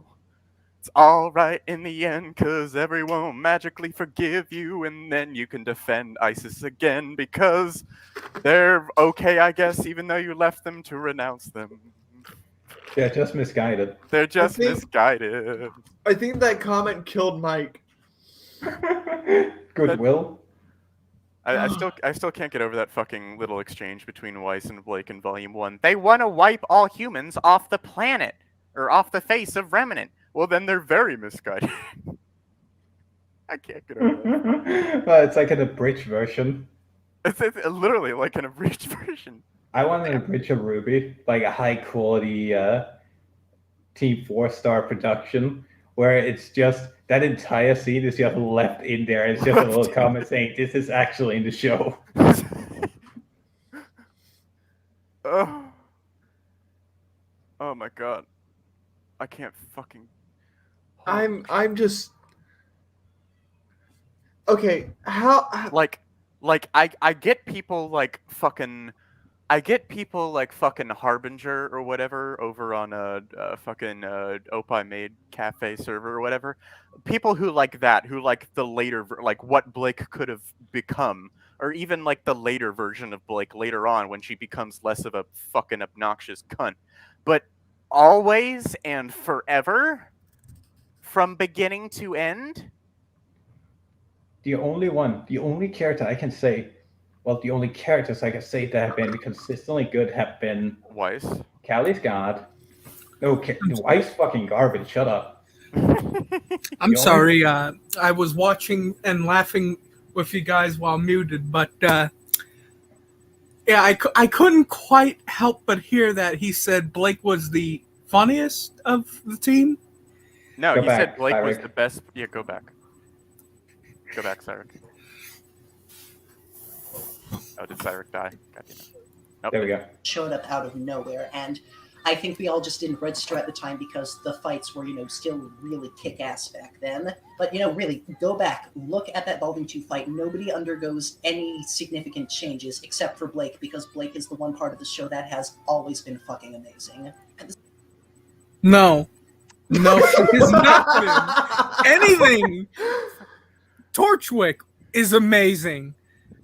This bitch, this terrorist groomed child, is anything but amazing. What she should be is locked up in prison and at least make her fucking apologize to her parents. Make like, her apologize. Make her feel guilty. Make her fucking go out and seek some form of redemption. I'm a whore Give for her redemption consequences story. for her actions. At least, Yes. at least fucking kill her. You know. Fucking. But yeah. Yeah. You want? It's like you want to prove yourself that you're sorry. Die. Fucking sacrifice. Penal Legion. But yeah, the only characters I can say have been consistently amazing is Callie's Guard because she's fucking adorable and she doesn't ruin the plot. White Fang Lieutenant because he hates the font or he hates the sneeze and just fucking body slams Wise into the fucking train and saws her in two. At least that's what I wish he did. And then there's Whitley and Roman. Those And two also Callie fucking herself. amazing. Callie's terrible. Excuse me, what did you just say? She just accepts Blake with open arms instead of just bitch slapping her. Okay, in that regard, fair enough. In every other regard, though, she's the best. Yeah, that's why I can't say that she's consistently been amazing. Okay, fair enough. Like, I'm talking characters that either didn't have time to get ruined, or were never ruined and were just killed off unceremoniously, or just disappeared like Whitley does. I would not call Blake amazing though. That is, no. What was that clip you played again? Could you play that clip like 3 times? Which one? The liar. Liar. Liar! Liar! I couldn't hear you again. Liar! There we There go. we go. Holy shit. That is a hot ass take considering what Blake's done. She is irredeemably evil. That is just. You know what's worse? At least Ruby was stupid. At least she was naive and stupid. You know what's worse? Volume 8, she gets worse in a way. She gaslights the shit out of Ruby. I have always looked up to you. You're the who are you epitome again? of what I want to be or something. The It's like- epitome of what I want to be is lie and manipulate. You're the epitome of what I want to be, says the girl to the other girl who they haven't fucking spoken in all 8 volumes to each other. For any amount of time. Any amount of time. No, not even any amount of time. Blake all. and Ruby have never spoken to each other just between the two of them. At all. In the entire Until show. Volume 8. Except for volume 1, episode like 2 or something, but that doesn't count. Nope, Goddamn. that was not a private conversation. Oh, yep, not private conversation. That's their first private That was conversation. first in Volume 8, where they have anything close to a private conversation. God damn. You're right. Holy shit. Yep. We've had conversations with everyone else. Ruby and Yang, Yang and Weiss, fucking Ruby and Weiss, Yang and Blake, every Blake and combination. Weiss. Yep, except for Ruby and Blake, which was just in volume 8. You think they did it because they realized, oh, these two have never been in a room alone together? No, it's because they want to have the scene with Yang convince the guy that supports Ironwood, that being Lai Ren, just tell him that he's wrong. But they can't have that and also have Blake be there, because then she can't shout at him. It's fine, they'll finger each other later or something. Yeah, so you need to have Blake mooch up with somebody else, and then it becomes Ruby, which just looks really fucking creepy, because on one hand, we know that Yang is a real fucking problem because Blake leeching off of her makes her a worse person, but her just immediately turning around to Ruby and saying, "You have always been my inspiration," is even creepier. Especially if you consider whatever in volume 6 they fucking caressed each other or whatever and cried with each other. Blake's like fucking crying, being like, "I'll never break my promise. I'll never leave your side ever again." And then in volume 8 they immediately do that. So if you count that as running away, how many times has Blake ran away now? I've lost track. She ran away from her parents. That's one. She ran away from Adam. That's two. She ran away from she ran away from the White Fang again in Volume 1. She ran away from her team in Volume 1. That's 4. She ran. Let me think. Are we thinking are we thinking just running away in general, or just? She ran away from her team again to go fight the White Fang in Volume 3, and then ran away from Adam again. That's 6. Yeah, I was gonna say she abandoned her team in her search for Roman in Volume 2, where she actively avoids them. So that's not quite to the same extreme. That's more just being a bitch. Yeah. Then there's the running away from Adam again, running away from her teammate. Where there's Volume 4, where she fully runs away and just leaves to a different continent. Okay, we're up to 7 so far right now. Then there's she arrives at a family where she just settles there for a while, where the White Fang shows up to her house. Let me see. Is there a point where she runs away in this volume? No, I don't think so. No, she doesn't do anything. Doesn't do anything. There is. She runs away in volume 6 from Adam. Alright, that's 8. She runs away from Yang in volume 8. That's 9. And then she also, she's with Yang or whatever, but the two of them run away from the rest of their team to go tell the Happy Huntress terrorists, so that's 10. Yep. We're at 10. 10 times she ran away or fucking avoided conflict and just was a coward. Throughout the series, yeah. Throughout the series. Yeah. Yeah, this is the perfect person you want to pair up with someone who has major mommy abandonment issues. Perfect pairing. I can't think of anything that could go wrong. No, guys, they just want their own Oedipus relationship, because the only reason Yang wants to bang Blake is because she reminds her of her mom. Constantly abandoning her. Constantly abandoning her and never there without a pack of cigarettes. I just want Blake to introduce Yang to her family and be like, "This is my gay girlfriend" or whatever, and then Yang sees like Callie, Blake's mom, and she just keeps fucking hitting on her or whatever, like going after her until Blake is eventually like, "What the fuck are you doing?" No. Yang's mom just fucking. Hold on, Yang. Hold on, dear. I'm just gonna go to the store for a couple of cigarettes. He just doesn't come back to the table at all. Just leave. Just actually abandons her again. You just hear the portal sound, the portal opening up off screen. I'd just like to note, Blake and Yang have had less one-on-one conversations that weren't in there was a public conversation than they have had situations where Blake just ran away. Oh my god. Blake has run away more times than they've talked to each other. Oh my god. Yeah, because they've only talked to each other in private, 3 times? Let's see, there's the story. That was the big one in Volume 2. The my dad is dead, go to Burger King with me story. Go here. Let's go to Burger Town. I want a Big Mac. That's what I'm going to call it. It's the my dad is dead, let's go to Burger King fucking speech. That's exactly what it is. So there's that. They do talk to each other in Volume 3, but one of them is unconscious and the other should be fucking dead, so that doesn't count. Nothing in Volume 4 because they don't meet. There's nothing in Volume 5. Nothing in Volume 5 because they just meet each other and don't talk.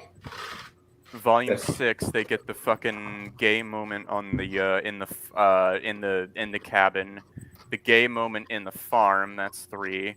The gay moment over by the waterfall, that's 4. Kind of weird how it's all stacking up in Volume 6. Interesting. Volume 7, they get the thing. They get jack shot.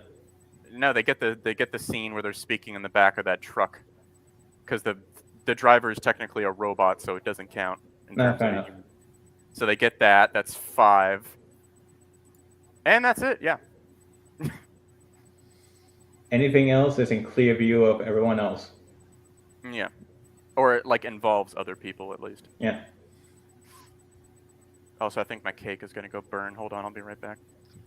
This man's making a cake while we're sitting If you here want to talking make about a RWBY. cake, no, then easy. If you want to make baking a cake is more productive than listening to this guy. Yeah, he's not making any good points. No, Well, baking a cake is more productive than watching RWBY. At least 5 days. At least he's making a point now, Cyrek. You can't argue that. Yeah, he said one of the most amazingly dumb comments. This is worse than Toxic Brood. I don't even know who that is. No, it's a comment of on the 1D EFAP shows where a guy just randomly calls the Toxic. Yeah, the Toxic Brood. That's where I got my name. Like, just describes a fan base as the Toxic Brood. We are the Toxic Brood. But yeah, let's continue. We got 4 minutes. Also, help. Same time, though, I don't want to do too much of that. Like, I already said my piece about, the first couple volumes in the video I made, and I feel like that sort of stuff just isn't helpful anymore.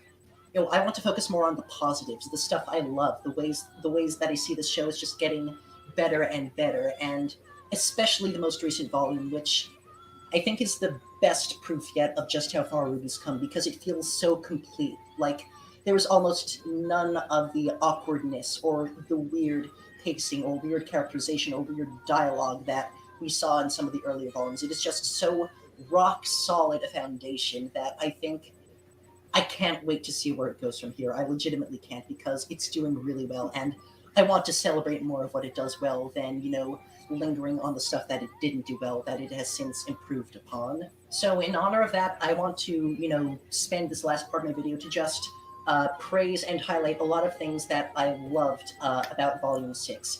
All right, pause it for a second. Yeah, 3 minutes ago, he has still not mentioned the fact that we are mean for critiquing RWBY. How am I mean?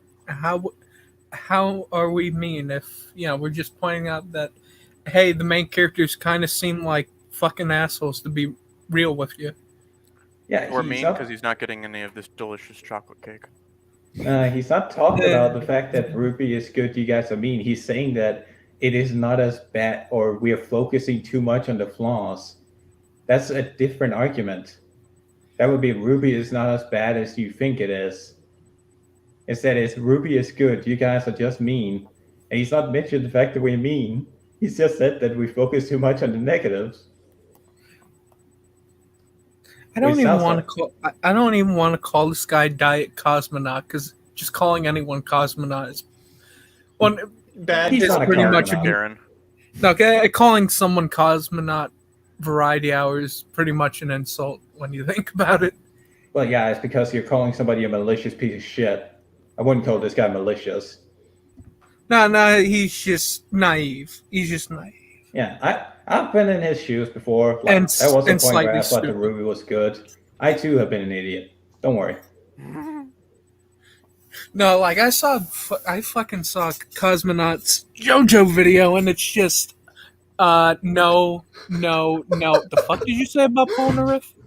No, it's funny you bring that up because one of the earliest videos that Austin and I did on here before it was the Sisyphus Experience was going over Cosmonaut's JoJo video.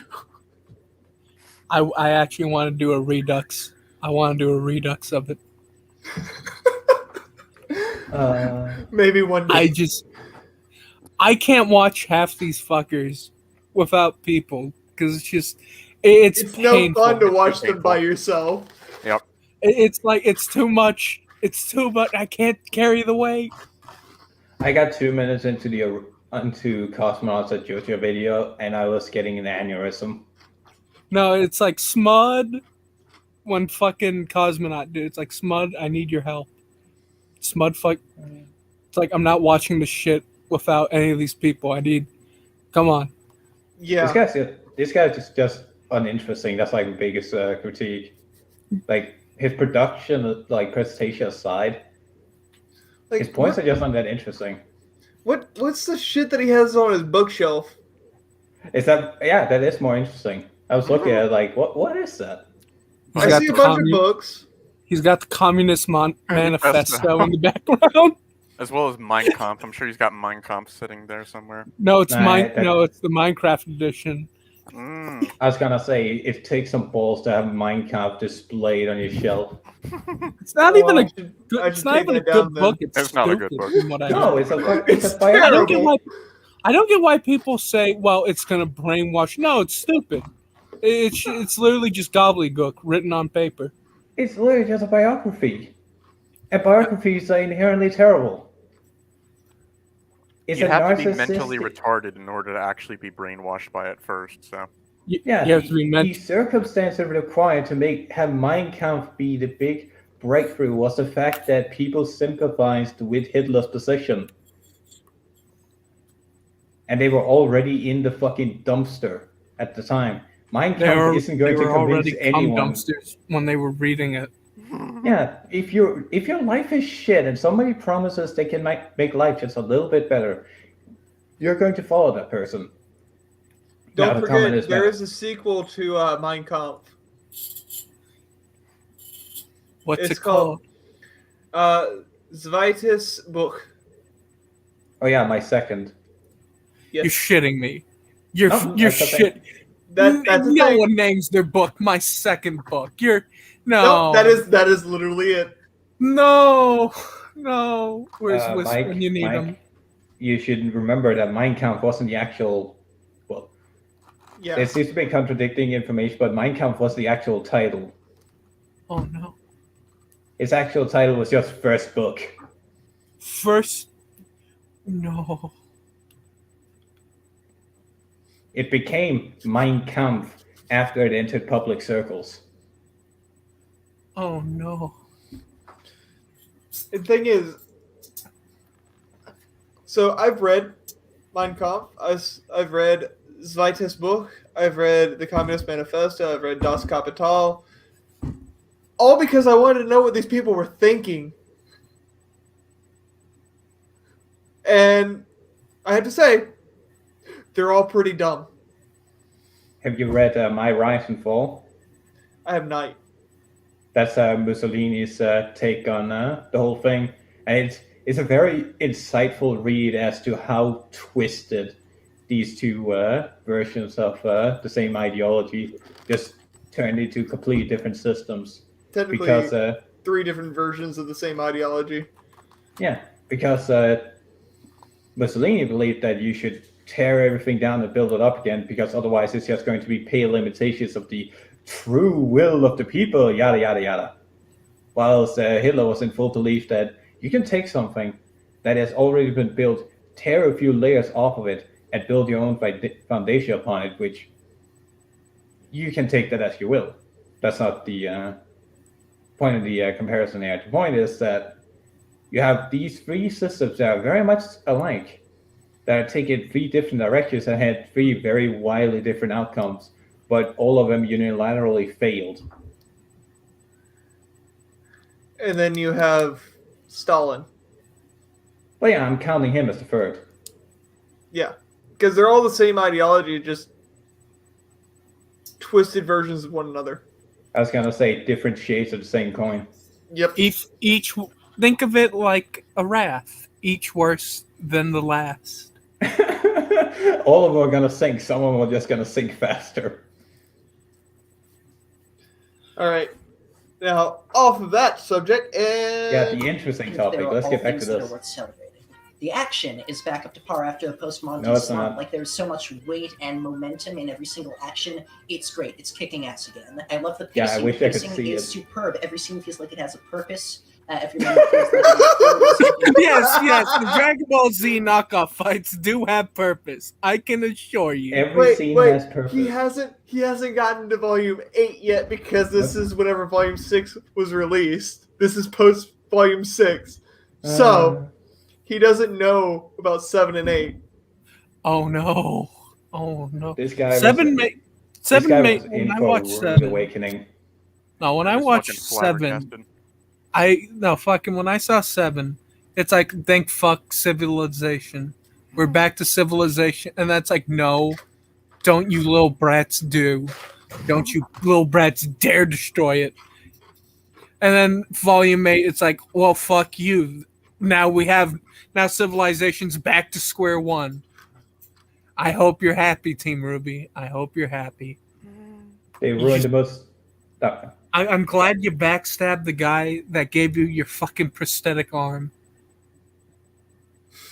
I'm glad you betrayed the man that did everything for you and asked nothing in return. Ironwood, fucking Ironwood, believed Yang when she said that she didn't assault Mercury, but said that the public's opinion has already been made, my hands are tied, whilst Blake called her or compared her to fucking Adam.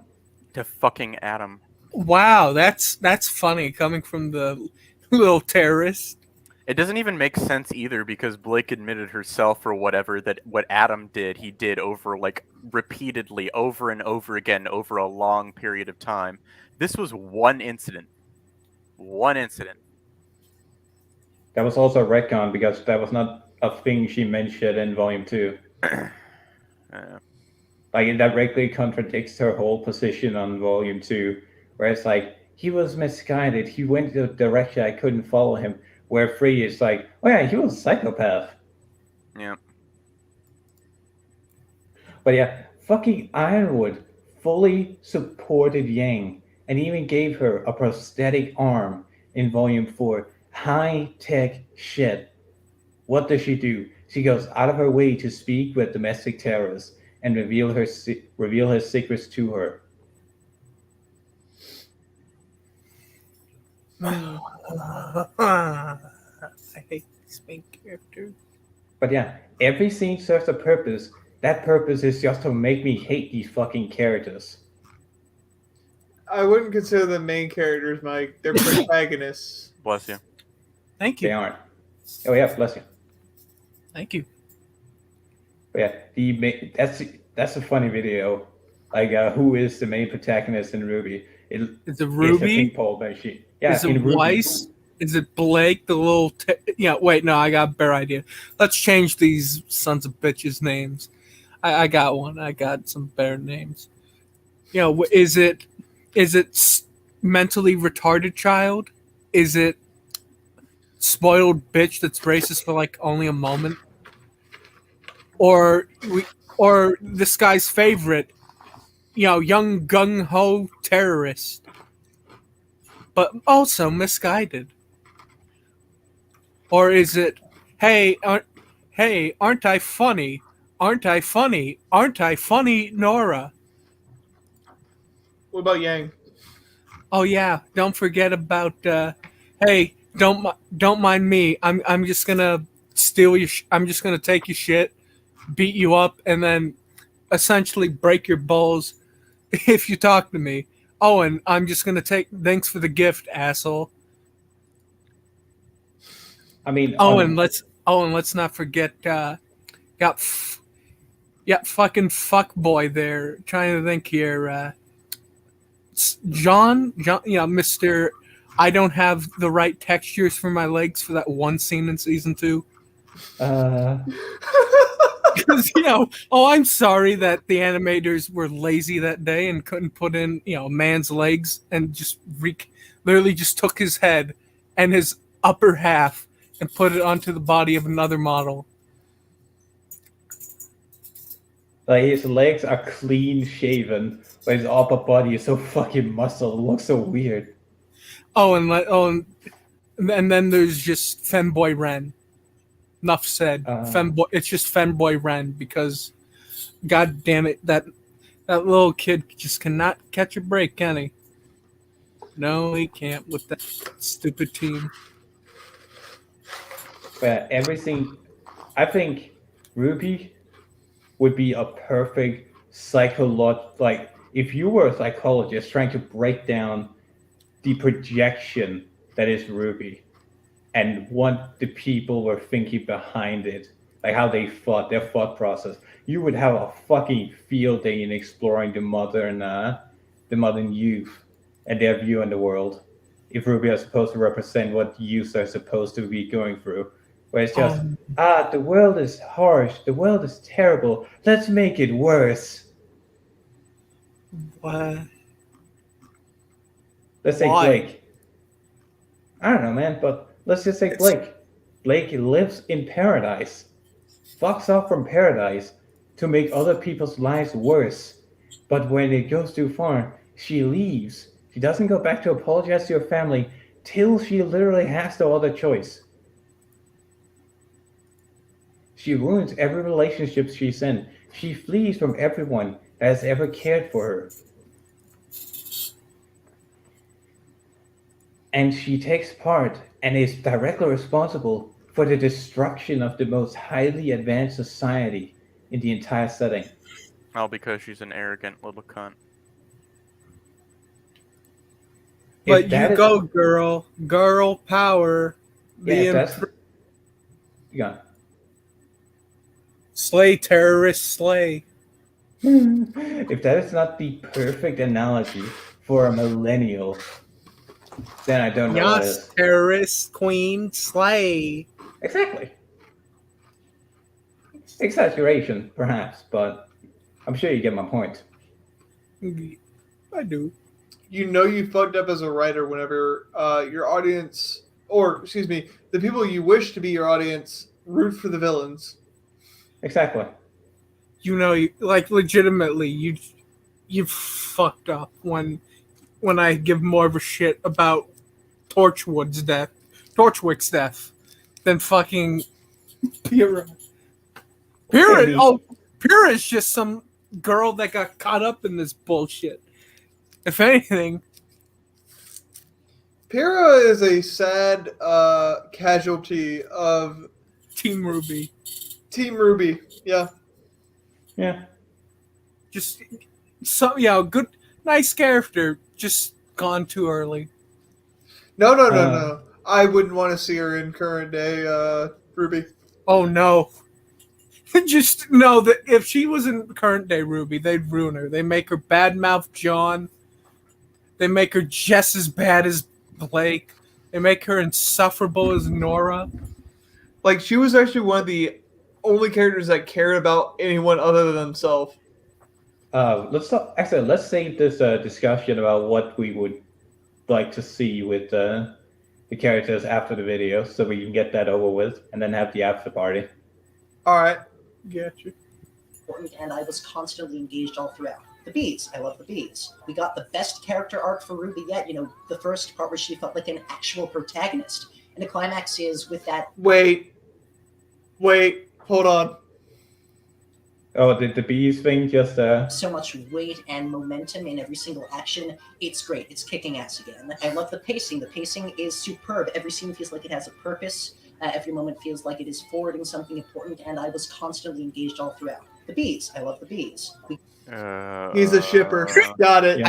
I love. Wait, say the screenshot. I love the screenshot already. I love the bees. 1 sec. I got love it. Wait, did he say I love the bees? I love as the bees. in Bumblebee. Oh no, people can't even spell that right. Oh, so what the? Oh no. It's a gender swap of the RWBY Ozpin thing. Oh, that's great. I don't know what's creepier, if it's the other way around or if it's just. Is this fan art? What is with these fucking people? Let Oscar rest. Oh no. Where the fuck are you guys looking? Look at VC. All right, I'm gonna continue the video. We got the best character arc for RWBY yet. You know, the first part where she felt like an actual protagonist. And the climax is with that, freaking amazing moment in the finale where Indomitable starts playing, and it's just, you see Summer Rose for the first time, and it's, perfect moment. Crow gets What are you talking about? What the fuck are you talking about? What? What Are the you fuck high? are you talking about? How high What are do you you? mean RWBY sits with her thumb up her ass for most of the series? The hell are you talking about? When did In she the start season, doing yeah, that? Ruby just sits there. Oh, I know what he's talking about. He's talking about the moment where she freezes the Grim for like 5 seconds. Like in Volume 6, where she freezes the Leviathan Grim. Oh no. That was fucking stupid. Like, what did you do? You stopped it for like 5 seconds, and then Cordovan, the better character, comes running after you. I wish Cordova won that fight. Cordovan should have been the one that just downed their flight and then held them at fucking gunpoint, at which point the Leviathan could pop up. I have what looks worse, the CG robot in RWBY, or the fucking mech thing that was in Legend of Korra? I'd say the Super Meat Boy looking robot. To be fair, I saw the first 3 episodes of season 2 of Korra, and I dropped it immediately. Oof. I made a mistake of, I'm going to painfully sit through this. What could possibly go wrong? Well, there goes Aang. Poor soul. There goes this character. It's like, why should I feel bad for these characters? They demonize Aang in season 2. They fuck up bloodbending. They actually fuck up bloodbending, and they don't give a good reason except for I got better. You don't just get better at bloodbending. You need a full fucking moon. Yeah. No moon, no blood. Sorry. No moon, no blood. But so we've learned a few things about this man. He's a shipper. He doesn't understand character arcs. Got it. It's ironic because any good author could be called a shipper if they build a relationship. The point about the shipping is the fact that, well, from the writer's perspective is, do these characters fit together? If yes, then they might do so. They should not feel obligated to do it, but outside shippers force it upon them if you allow them to. No, if anything, I would make a fucked up thing where it's like, oh, the fish, it's canon. It's canon, all right. It's getting shot out of a fucking cannon is what it's canon. Let's get done with this video, and then we can talk about all the shit we do for RWBY. But then the fun drunkle, he gets actual pathos, and he gets to evolve and develop, and I think that's great pathos. too. Maria Calavera, just in general, awesome. Bees, cinematography. The team did a really great job capturing the beauty and the grandeur of all the locations we visit, which is, a real plus for the kind of adventure story that RWBY's become. Cute boy Oz! Adam Torres gets a fantastic end. He's always been my favorite villain.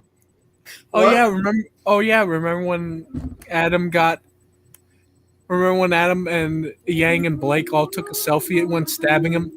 Yep. No. I'm sorry, that was in the memes only. What I meant to say was, remember when they poorly killed him in a fight that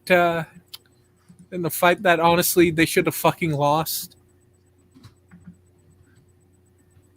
But okay, that's just Keep fine. Going.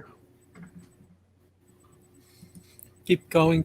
Push through the just net. because of how well established a dick he is, and I think whatever, the way they keep sent him off going. was just perfect. Casual gay representation. That's a plus. We get No, more it's fleshing nothing out for casual about it. No. About it. It's fucking taking a sledgehammer and smashing you with balls. Do you have a video clip that has anything to do with just when you squirt a cat with a water bottle? It's just no. Give me a newspaper. Just no. Kura, you have the one with Blake, don't you? With the cat spray? Hold on. Oh, yeah. Let me see. Here, I'll post this in VC text for you. Hold on. Wait, let's see. What do I got? I got Rhett Butler. I got. I need to organize my RWBY. I was immediately thinking of the they bang now. They bang now. They bang now. Oh, no. No, I don't have any. No. Oh God, give me something. Yeah, wait, you got what's his face? Steve Carell going, no, God, please no. There we go. Spray her with some of that. spray. Just can we edit the cat to be him? Just be like, no. I was gonna say, you know what's a great, and I know I fucking bring this up all the time, but I do because it's such a great example. You know who's a great example of a gay character that isn't in your face? Fucking Veronica from New Vegas. Do you know why?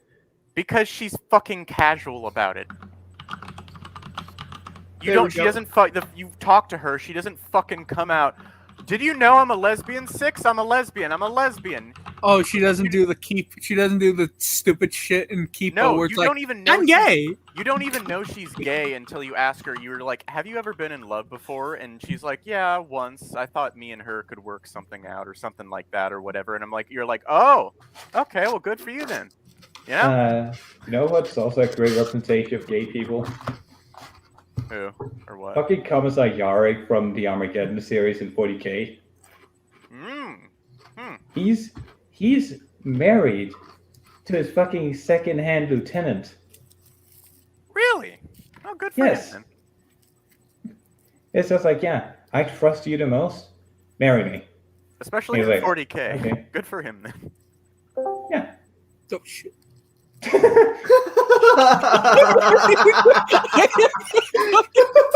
Wrong button. Mike over here joining Discord servers while he's in here. Anyways, we're almost there. I can taste it. My brain just farted right at the end of the video. It's like, I'm gonna hit the For the VC. first time in a while. Bees. The moment with the Pyrrha statue. He brought up bees again. About Arcos in that moment. The Pyrrha statue. That was fucking terrible. Oh, that was an awful scene. Soundtrack. Give her back to her mother, I think they're all really great and, among the best that RWBY's done. John Pyrrha's mother's crying. Give her her remains now. The lore and the magic of this world. And how the moon was destroyed. Brilliant. It creates such a powerful moment where Oz gets to be this flawed character and Salem gets to be this legitimately intimidating villain. And from the show's perspective, he's perfectly justifiable. Awesome now. Dolores Umbridge as a midget general. That is all. You get moments of genuine dread and atmosphere on the Brunswick farms. Like, this show did actual good horror better than a lot of other animated shows. No. It flopped on its fucking feet. It flopped over its 2 left feet, and it fucked it up. You know what has better horror than RWBY? ReZero or literally any other anime. No, I wasn't even going with anime. Let's see. Michael Myers. Michael Myers from Halloween. Yeah, and that's not even a horror movie. Freddy Krueger. That's a slasher. Yeah, Michael Myers is a fantastic fucking horror villain because the whole point is that he doesn't just kill indiscriminately. He is focused on who he wants to kill. He will kill anyone that's related to his target. He will kill those in his house, and he will try to kill his sister. That is it. He will walk up to children, just look at them, and leave. He will walk into somebody's house, steal their knife, and leave, and nobody will be any the wiser. No, what's it called? Junji Ito did horror better. Let's see. Oh, I know. You know who did horror better? Ghost Ship. One of the worst horror movies there is. It's that bad? Oh, Ghost Ship is terrible. I was going to say Avatar did horror really well with the face-stealing spirit. Yeah. The face-stealing aspect. Or the fucking, or at least part of the bloodbending episode as well was fucking crazy. The fact that it ends on a depressing note of congratulations, you now know bloodbending. Yep. As she's cackling away as she's being dragged away to prison. Well, because she had her fucking Joker moment and she won. She got fucking Katara to do the one thing that she didn't want to do. Yeah, that's how you do horror. The entire scene was, or the entire episode where Katara goes to find her mother's killer, where she finds him, and he's just living his life out on his farm. Sad, pathetic, broken old man. Yeah, where you find the contrast. Yeah, with you could take my mother too. Yeah, where you find this broken old man who's just standing there on the farm, contrast to who he once was, where he was like, "I won't take prisoners today." We're not taking. And fucking prisoners. Zuko went along with her too. Oh, I couldn't think of a better character to fucking go along with her than that. And fucking Kitara's about to execute this guy, and Zuko has to stop her from murdering him. Zuko, yeah. It's fucking horrific how driven she is to commit murder. Fucking Kitara of all people. That's how you do horror well. No, No, I think I liked it at the end where just leave him as he is. Just don't kill him. He's already he already got what he got.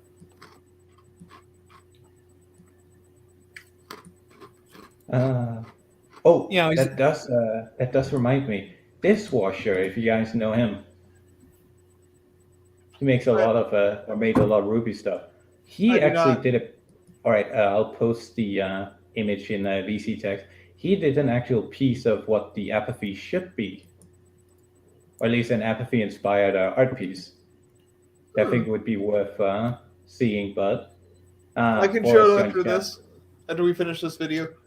All right, then let's continue. Bees, more bees, all the bees, every Jesus single Christ! Shut bee. the fuck up! Shut the All the fuck bees. up! I wasn't even really that invested in Bumblebee to begin with, and now it's one of my Take your top mouth. 10 ships ever. Shut it!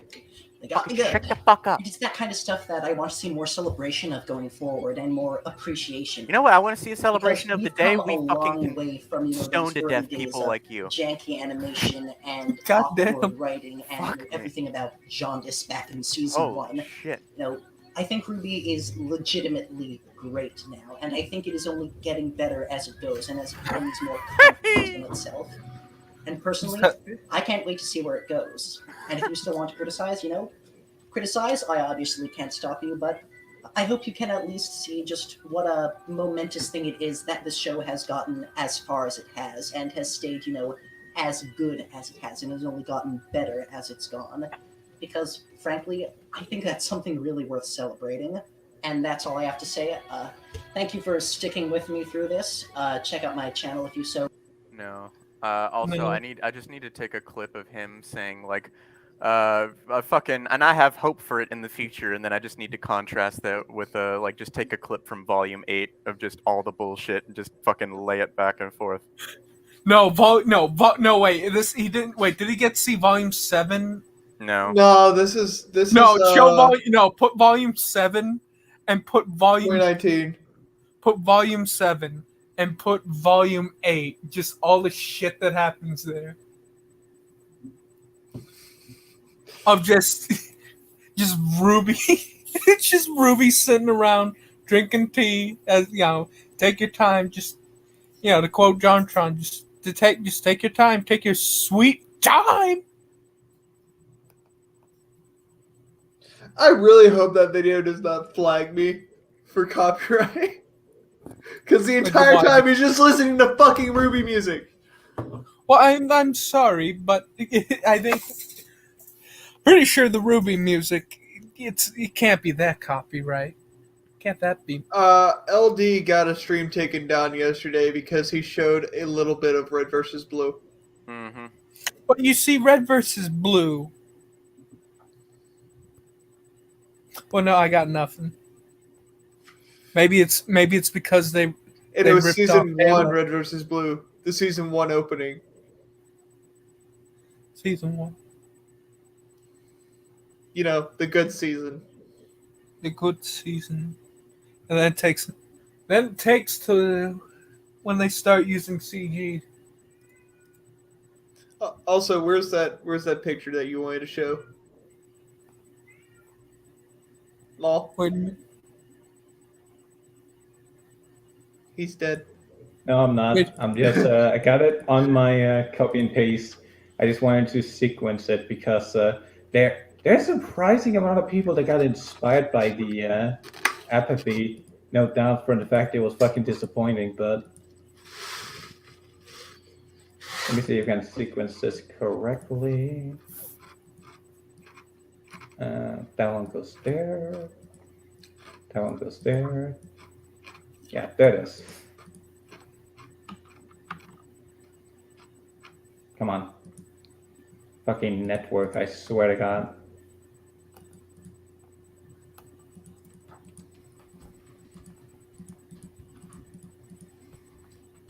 Oh, is it loading? Yeah, it's loading. All right. So this is the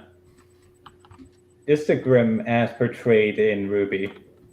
Like just spooky, spooky skeletons. Wait, I want to see it before and after, where it's like, here's what Team RWBY, the people at the RWBY place, gave us. Yeah, look at the image posted in VC text. Oh, good. Here, I'm putting it up on screen. All right. Here's what they look like before. So this is before? It's got to be before. Yeah, so right there, the character is clearly staring at them, just approaching her. And there's not very much tension there. It's just, spooky, scary skeletons, they're coming to reap your soul. Well, here's Dishwasher's takes on what the apathy should be. Jesus fucking Christ. Oh no. Which is scarier, I wonder. It just sits there. It just fucking wait. It's like it's waiting for you to die. Yeah, because it doesn't need to fucking kill you. Its entire purpose is not to kill you, at least physically. Its entire existence is just to wait. Yeah. That is more terrifying. It makes, if anything, it should make you fuck up, just so you accelerate your death for it to fucking get you. Especially, no, you know what ability the Apathy Grimm should have had as well? It should have had like this mind-bending effect where you see it in the corner of your eye constantly, but you're not quite sure if it's there. And you only start to see it when you're dying. Yes. When you're reaching the end of your life, you see it, like you physically see it just sitting there right next to you. No one else can see it. But it's there constantly with you. And it seems to be the general theme that people have been going with. There's also this one, which was a lot more, I guess. Actually, let me just show it. Ooh. Popping it up. Like it's got a hold on her. Yeah. Like these are much better representation of what the apathy should be represented. And this one, instead of this fucking wait, hold on. Instead of the fucking spooky, scary skeletons that shivers down your spine. Exactly. Also, can I just say, I like this art of RWBY more than the official art. Yes. Because the character design for RWBY in this picture alone is so much better than the official art they went with. And you don't feel like punching it repeatedly. Yeah, I was gonna say I just don't understand. You fucking have a community where the fans will literally do most of the work and most of the writing for you. Like, how do you fuck that up? How? Honest to God, I genuinely think this is better than the actual show. Where it's just duh. Yeah, I was gonna say Be almost afraid everything of the me. fans make is better than the actual show, except for the fucking Funtari. They're about as threatening as except for fucking, the shippers. Except for the shippers, but they're about. Shippers aren't fans. The fucking Yeah, I said apathy is more. It's just about as threatening as the fucking box goes. Woo! Just where he's just all he does is just shout, "Woo! Beware!" And then there's this last one, which I found very interesting.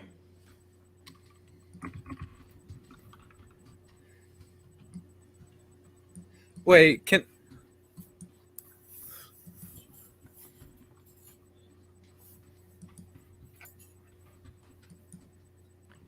I'm gonna fuck you. I'm gonna fuck. No, just the only thing that this image needs to be followed by is just a bad ending sort of situation where Ozpin saves her, but Honestly, he's that's still like not out of the clear. Honestly, that's like some dead pin. God damn it, Ozpin. That's like some Dead Space shit right there. Like that reminds also, me of if you something look from Dead Space. if you look very closely, you can see that Ruby's crying. Yeah. It's fucking Dead Space. It's just grabbing. It's grabbing her. They're trying to pull her in, and they look ready and fucking waiting for her. The thing that ruined it for me was the fact that I realized the one holding onto her and the face it was making. Oh! It's fucking Poggers, dude. It's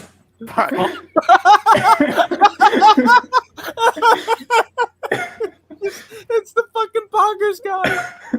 All right, so it's Poggers, my dude. So new Discord emote. New Discord emote. Smud won't catch on to what the hell it is. It's fucking Poggers, my dude. No, if he doesn't make it one in our Discord, in his Discord, I will make it one in mine. Fucking, I'll gladly join Even yours. though my Discord is dead. We'll fucking revive it. No, like I don't have anybody in there yet. I'll join your thing. Don't worry, buddy. I'll save it. Yeah, now we get to the fun stuff, the after party about what we do for improving Ruby. One, rewrite all the characters and have them and give them actual personality. Huh? That's a strong start. Testa? Like honestly, when it comes to some of the villains, the one villain I want to rewrite the most is Cinder. That's a common consensus. How the fuck because can you it's write just a character like that? Yeah, they can't, because there's a thing where like all throughout, I believe it was the volume 4 or 5, they keep her arm concealed, and then right near the end of 5, it's just whoa, what the fuck is up with her arm? Why is it now looking like a Grimm's arm? Now that's actually interesting because most of the time I just hear people saying, "I don't know what to do with Cinder," or "I don't want to work with Cinder." She has a position. Well, I mean, it's like she has a Grimm arm. What you need to do with that, what you should do, is just over the course of the thing, say what's it called? Salem's off. Salem basically, I offered to repair you if you work for me, sort of situation. Oh, so you're thinking she loses her arm in her backstory? Pretty much. Ooh, that could actually make an interesting counter to Yang. Yang, yeah. And over the course, each time when Cinder gets the blockhead idea of I'm gonna backstab everyone and anyone that's on my team, Salem makes her more and more like a Grimm, where it's like now you do know the more you betray me, I'm going to have to take your free will away. That would actually be a very interesting thing, where it's like she is already bound to her, but she is punishing her every time she intentionally tries to fuck everything and everyone around her up, because she just doesn't learn. As a result, it's turning more and more monstrous. I like that idea.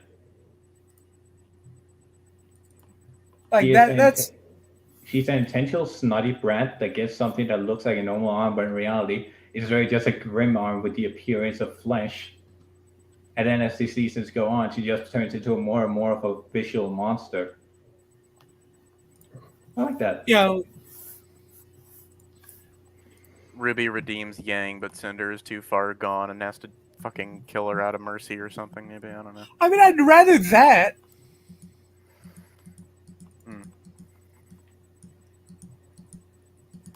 Hold on. Look in VC chat real quick. Looking.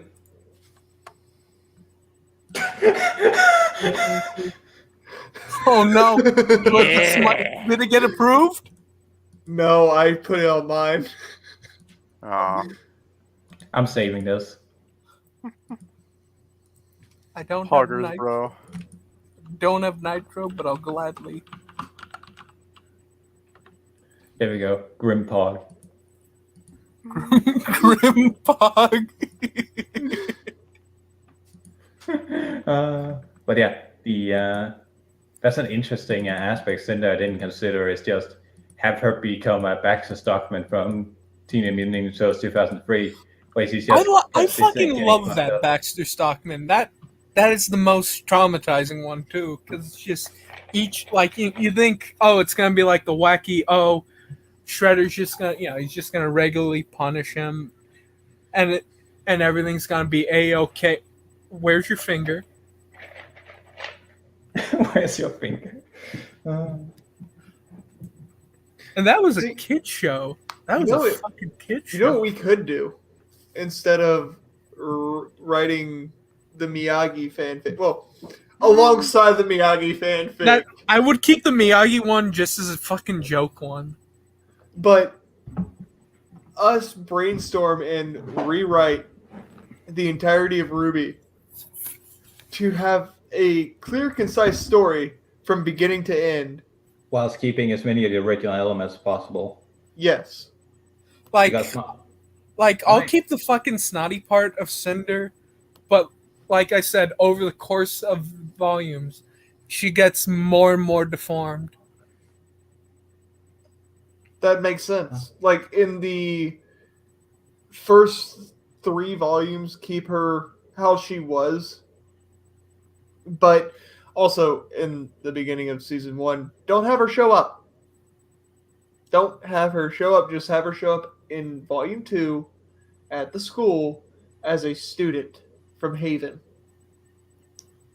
Have no indication of if she is aligned with the evil or with Team RWBY. Just have it be a mystery.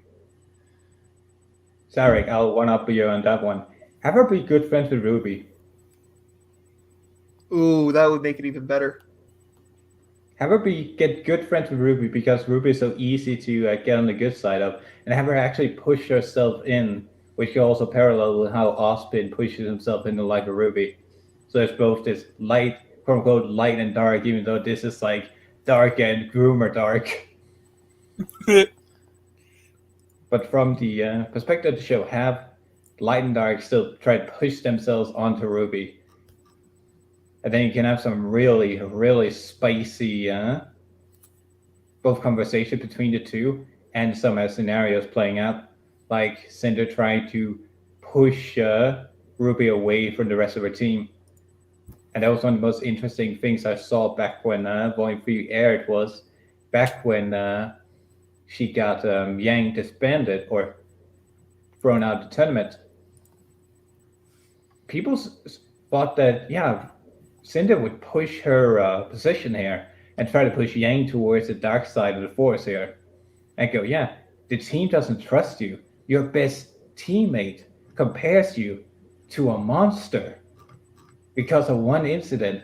Isn't that just terrible? Aren't you just tired of being nice? Don't you just want to go apeshit? Have her actually be a manipulative villain instead of just, I am lust. Look at me, I cannot voice act for shit.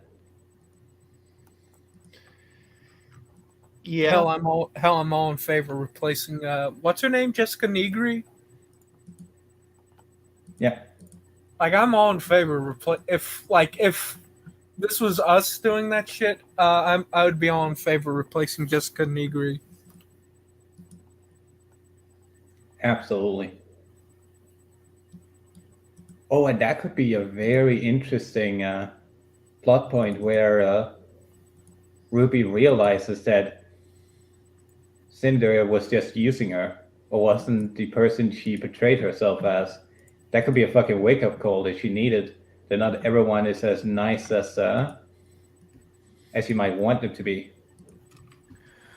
Oh god, what a shitty transition. Sorry, guys.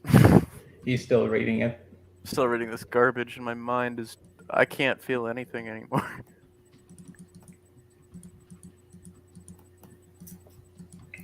We're We're transitioning, sorry, from a scene. So basically, Cinder starts to look. What's it called? You know the old saying. What's it called? You know, you're ugly. You know, it's like beautiful on the outside, ugly on the inside. You mean White Room? Pretty much. Yeah, that works. Where she's starting to look more and more as how she looks less and less innocent. And even she would be freaking out at that shit. That would actually be very interesting if Ruby goes from hating Cinder's betrayal to feeling pity for her and trying to redeem her and save her. Because at the end of the day, what the idea for Cinder is that she is constantly fucking up. She refuses to change and so is getting punished by fucking Satan because she wanted to have an arm back. She wanted to get a piece of herself back. And as a consequence, she's losing her entire person. And Ruby wouldn't be the kind of person that let her do that. That can make a very interesting dichotomy.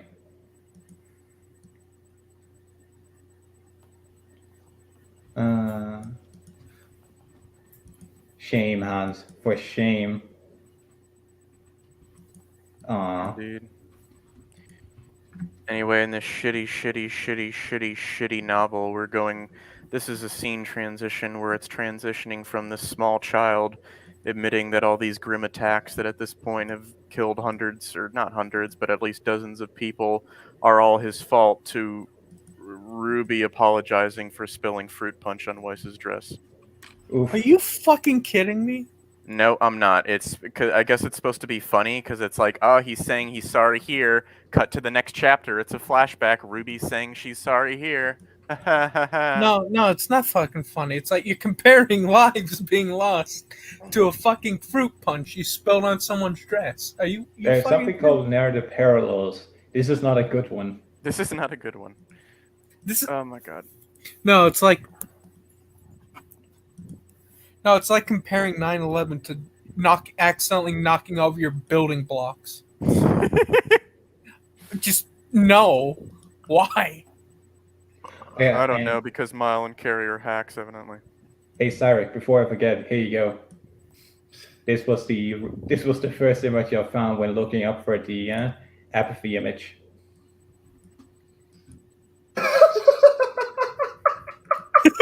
What is that? What is that?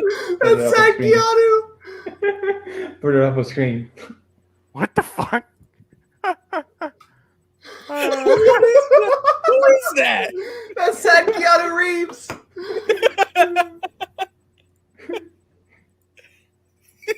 Just what the fuck?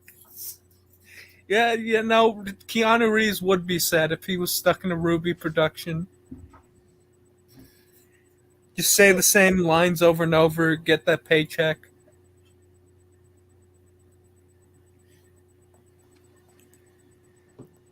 No, but honestly, I like the concept better than the actual product. Because you have to be fucking shitting me with the whole, "Ooh, we're gonna slowly grab at you." The idea I had for the apathy is the idea that they basically twist reality around them so people don't perceive them. And the deeper into the rabbit hole you go in depression, the more they become visible. And now, can we just also add the effect of not only can they, when they do that, like if it were to reach out for you where, normally you think its arm just stays in place. No, the arm is fucking stretching towards you. You just can't tell what's real there. You get what I mean? Oh, you mean that it's not moving? No, it's like even when it's not moving, you can't tell if it's just standing there or if it's actually closer than what you're actually Oh, you seeing. mean it fucks up your sense of perspective? Pretty much. Where that and it can that and it can actually grab you from a long distance. You can think, oh hey, I'll just go in this corner and it can't get me. No, its fucking arm is just gonna extend. It's gonna extend till it can fucking grab you. It's I also like the idea of it just twisting your perspective so much that you think, oh yeah, I'll just walk up to this corner and nothing will be wrong, and it's already next to you. But I like the idea of it just stretching his arms.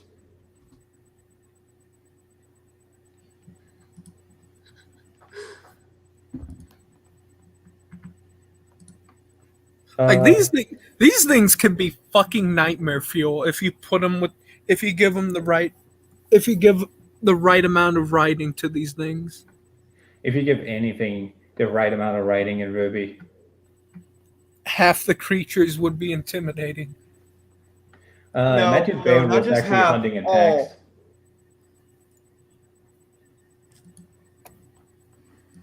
Like, imagine just a scene where sorry for cutting you off, sorry. Imagine just a scene where you have a hunter who's just walking around in the forest looking for the target, like a big Ursa, and then he just sees a Beowulf and shoots it and dodges out the way. Already there's like, okay, this is different.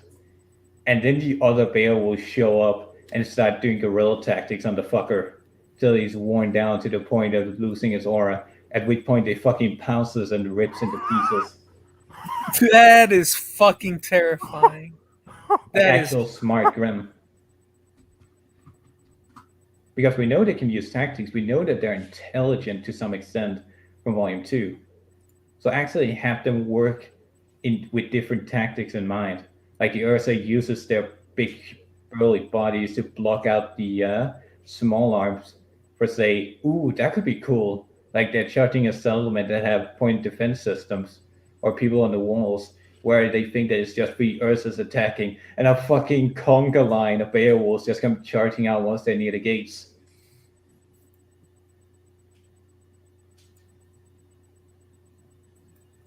Like just using the Ursa's larger frames to block the bullets. Hold on. I'm trying to do something real quick. Alright. I'm changing the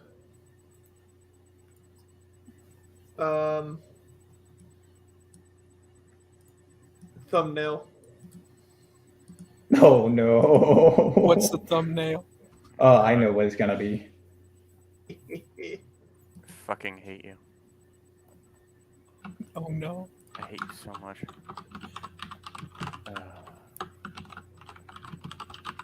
Yes, and it's garbage. Oh my god, look at... I didn't even fucking realize that. Look at Blake's fucking face on that. Holy shit. Look at Superman's face.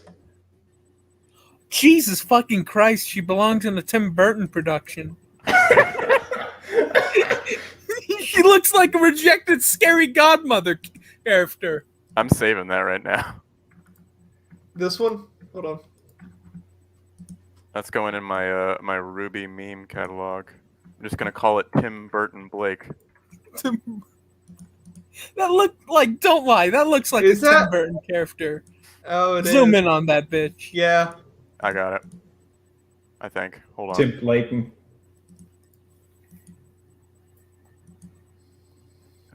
Because, you know, most of the Tim Burton characters have these fucking dark circles around their eyes. What the fuck is it? Little to no color in the face. I just saved it, you fucking idiot. What the fuck is it? Okay, now I can set it as Or- the thumbnail. Wait, what's the thumbnail? It was too big. There we go. I want to see what the thumbnail is.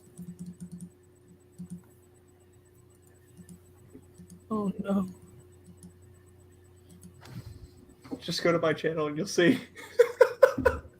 Wait, can you link me a channel in the VC?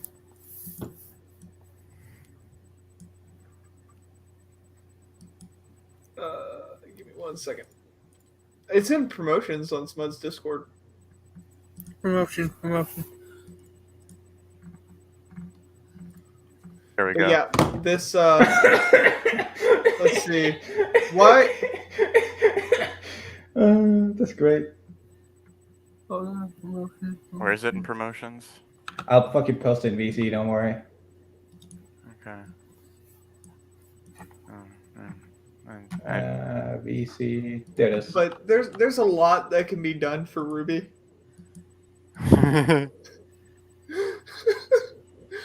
It just takes a competent writer to fix all the wrongs. Wait, is it the bolt? Wait, is this just the bolt?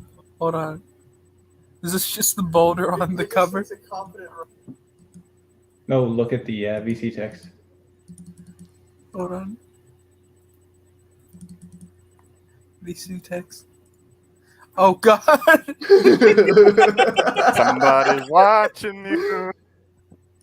It kind of feels like somebody's watching me. Wait, that's a lot of stuff you can do with RWBY, especially with the stuff you already have without introducing anything else. I would watch Tim Burton's RWBY. Tim Burton's RWBY? Is it gonna end? Is it gonna fucking no? If it, I don't want to watch it if it ends with Torchwick fucking. What is up with Wonder Woman, by the way? Torchwick gets the fucking Jack Nicholson fucking. He gets the Jack Nicholson Joker look. Are you asking what happens in her or what's going on with her face?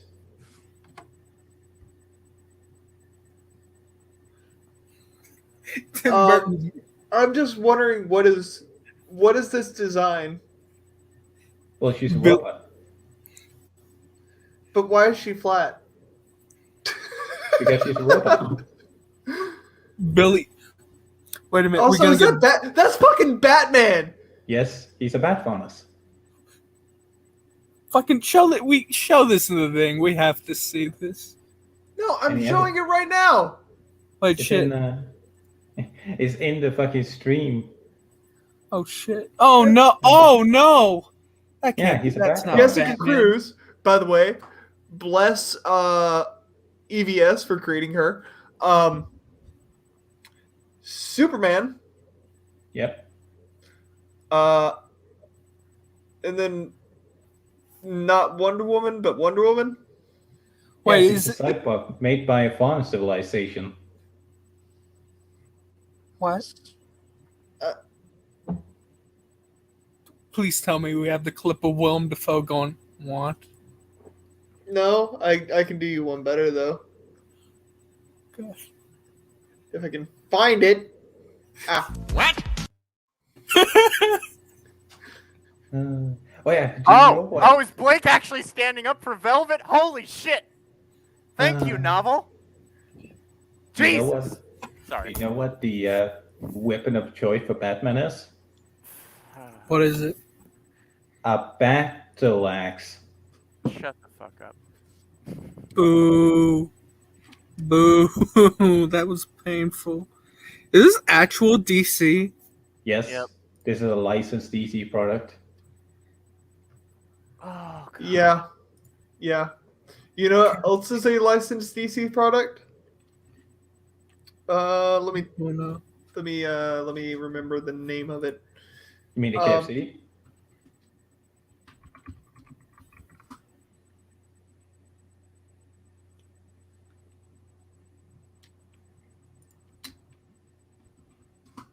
I still can't fucking believe this. Where are you? Hold on.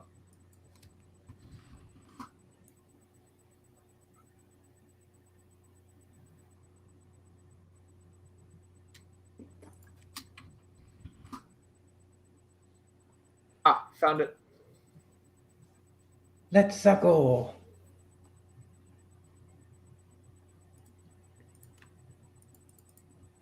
This is also What the fuck? What is that? Batman Fortnite. That looks terrible. Where's his sleeve? Uh-huh. Where the fuck did his sleeve go? Yep. Oh no. But yeah, the another funny part about RWBY the crossover with DC is that Aquaman first time he sees fucking Blake and Yang like making out or flirting with each other, he immediately pops out the water and tries to drown Yang. You're shitting me. You're actually fucking. No, he tells the seahorses that they shouldn't bother trying to kill her by physically beating her. He tells them to drown her, and they grab Yang and fucking try to drown her. Oh god. And it's only because of possessed fish attacking them that the seahorse decides to stop trying to drown Yang. Oh god. And also he's a shark faunus.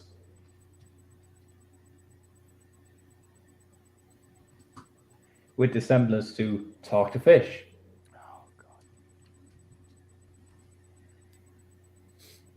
Yeah, no. I'm not reading this. That's not the worst one, by the way. That's Flash. You know what he has? What? A tortoise faunus. Wait a minute. By any chance, whose video is the Spider-Man 2 is Far From Great? That was Southpaw. Oh no. Look, I'll admit, Spider-Man 2 has some issues, but Southpaw is such a contrarian. Yeah, so for me, I don't know who this guy is, but I'm like, I don't care if it has problems. It's still much better than anything Marvel's coming out with these days. It's still better than the sludge that was fucking modern Marvel now. I'd cry. The fuck? Pizza time. Pizza time. Pizza time indeed. Come here, bully. Come here. I'm not gonna hurt you. Just come here, Bully McGuire. Just give me the stick. Give me the stick. Hey, no, that is for beating old ladies up. You do not hit me. Do not hit me with it, please. Don't forget Spider-Man 3, where the moment he turns bad, he goes shalom. Shalom. You get this rent. Wasn't there a Cosmonaut video where he did for like a shitty joke where it's just you get this rent when he fixes damn door or whatever, where he replaces damn with just bleep. Yes, probably. Also, sorry I've been so silent for like the last hour. My brain has been melting out of my ears and onto the floor. So he made the mistake of actually reading that garbage. I can't fucking believe it. I'm on chapter. I think I'm a third of the way done now, and I just want to. Oh god, it's so terrible. Would you recommend it? Fucking the first thing. Oh no, I'll be quiet. Never mind. No, go on. I want to hear. I'm reading a chapter right now, and fucking, like I said a minute ago, Blake stood up for Velvet, and I'm like, that's fucking amazing. I can't believe it. Immediately afterwards, Velvet's like, can you just let them go? And Blake's like, why? We should fucking kill them or something. And I'm like, excuse me? Is Blake just every time she really is that character that resets after each season. Yep. It's that bad. Yeah. Just every moment when you think Blake is just going to be this heroic person, she goes back to being a little terrorist bitch. I was going to say, fucking Velvet's like, I don't like to fight prejudice with violence because it only makes them angrier and more hateful. And I'm like, thank you. And Blake's like, oh, it fucking doesn't Blake matter. wrinkled her nose. You don't like fighting? I'm here, aren't I? I like fighting Grim fine, but not other people. Even when those people don't treat you like a person. Velvet shook her head. Roughing him up wouldn't have changed his mind. It would have only made him angrier. Maybe next time he would try to hurt me with more than words, or worse, he might just go pick on someone else. Maybe if I treat him with respect, he'll learn to treat me with respect. Blake shook her head. That's not how we deal with people like him where I come from. We fucking tortured them to death. That's a very nice way of saying, oh yeah, we killed him. Yeah, we killed him. Scholastic, everyone. Wait, also, aren't Rooster Teeth... Wait, isn't Rooster Teeth making, like, shows for kids now? Oh my god, the fucking So not only do they yell at you for the fucking shot shit, but now they're gonna yell at you for your kids at the age of 2. I'm so glad this company hates people. It legit. What I love is what I fucking love is that not a couple sentences later or whatever, Yang pops in with these fucking drinks and Velvet's like, "Oh, hi," or whatever. You know, Blake is like, "Why are you late?" And Yang's like, "Oh yeah, these guys bumped into me and made me spill my drink, so I had to beat the shit out of them on the way over here." This is like the joke you would put in the SpongeBob thing, where it's like, good people don't beat each other up for spilling their drink. I'm not fucking joking. This is real shit in this fucking book. That is just, what is this? That is just, I don't understand this. Our main character, everyone. Rules, bones. Sometimes they're the same thing. Yang shrugged. Coco was going to like her, Velvet thought. Anyway, these two idiots pushed past me on the way over here. Maybe dropped my drinks. That's why I'm late. They had to get you new ones? Velvet asked. No, I had to beat them up. Yang laughed and held up her glass. Bansai, I love it here. You fucking cunt. You say that to their doctor. When you have to. Dirt and entitled. Wait, what did that say? I want to see that again. What is it? You smell of dirt and entitled. Exactly. Thank you, kind robot, sir. I should feel offended that you call a space marine a fucking robot, but at this point I'm too fucking happy you have that clip saved. Holy shit. Oh, I've got a, what is it? One more 40K clip? Let me see. I want to see this. Let me find it. Where did I have it? We need to do a podcast or a fucking episode on this goddamn book at some point. This one. This book is fucking insane.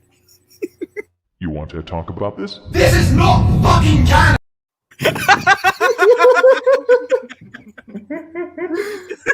I did not try to fuck a cow. Wait, what? Courier reading this entire novel. You want to talk about this? This is not fucking canon! Okay, Mike, for a reference point, that character had a relationship with a blueberry commie. Oh no. Wait, the RWBY or the other thing? No, the 40K thing. Oh no. The guy shouting, "This is not fucking canon," had a relationship with a communist. Oh god. I like the thing that we now put up for our video. Lol, just expect me to be sending you fucking quotes or something for like the next 12 hours probably from this fucking book. I swear to God. And when you're done, you'll be moving on to the next one. Probably. Scholastic. I'm convinced. I'm just convinced Scholastic will publish. What is this art? Wait, show it, Cyrus. Show it, baby. Show it, baby. Have you? Oh, they're showing you the. Yep. Oh no! Oh no! What is this art? What is with Mira's eye? What's with her fucking neck? What? Penny is an ostrich now, I guess. What is wrong? Everything in that picture is wrong. Everything. Why does Penny look like the what's it called? That stupid comic, that one web comic? Why is Kira's neck like 15 feet long? Why is she missing an eyeball? Why does Ozpin look like he's trying to make a fucking Pogger's face or something? Like, what's going on? What the fuck is wrong with this? Wait, I want to read. Wait, hold on. I actually want to read the fucking dialogue. Let me zoom in. It says, and some of my friends, they didn't make it. They didn't make it. Well, I mean, cutting room floor. I didn't even know Penny's bow. That's that bad that it's blending in. Yeah, it blends in with the background art. It's like a photo that you. It's like a photo when you when you take a photo and it sets in. It's like you don't notice anything until it fully develops. Here you go. Like I'm watching it in real time, just develop. What is this? So what is it? What kind of faunus is Superman? He's not a faunus. He's a human that has a semblance where he's powered up by the sun. Excuse me? Yeah, his superpower is that when the sun is up, he gets powered up. That's not how fucking Superman works. I hope they know. They don't. They Fuck don't. you. No. Play the liar clip. Play the liar clip. No. You want to talk about this? This is not fucking canon! Exactly, sir. Well, post screenshots from fucking Blake's chapter where like she randomly loses body parts and her eyes randomly change color at random times. It's fucking great. Here's something also funny. Here's a simple scene where a dog is running towards somebody. Look at the dog. Oh no! I'm afraid to look at the fucking dog. no! What is wrong with that dog? Sideways Doge. Is this no? What the fuck happened to Zwei? Sideways Doge. It won't let me show it. It won't let me fucking show it. Sideways dog. Swideways. Swideways. There we go. What the fuck? Why does it look like the next image she punched the poor thing? Why is she punching carrots? What is this? This isn't even out of sequence. This is like the very next page. This is such beautiful garbage. It's so fucking stupid. The island of Patch, the home of Tai Yang Zhao fucking Long. villains of our generation. Also, Superman hits on Ruby. This week. She's 15 years old. Why does it look like dark? The fucking dog's got JoJo syndrome. It's not fully fucking developed. And it's bound to die. What is this art? It looks so bad. It's so... Like, it's so... Meet Clark. Oh... Meet These Clark. He's been just sober. Super. Oh my god. That's funny, guys. The real Get reason it? that hasn't been up to his eyeballs and corn cobs and squash by now. It's a pleasure to meet you, Clark. Don't you fucking call him that without those glasses. Don't you dare call him Clark. What the those fuck iconic... is wrong with your face? Look at this. Why did you look?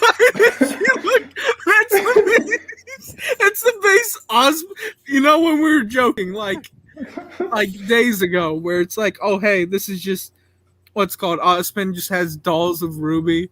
This is it. This is the fucking blow up doll he has of Ruby. But look at what she says. Look at what Yang says in that fucking dialogue box. Hold on. Wait a minute. Shucks. Think of nothing. Of it. Takes all sorts to make a world, and we need huntresses. Oh, huntresses to help keep those monsters grim from overrunning the villages.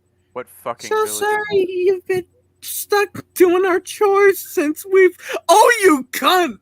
You don't even do your... No. Yeah, I hate this bitch. Just read that dialogue. Since we've been off training at Beacon. You so wait. What the fuck? No.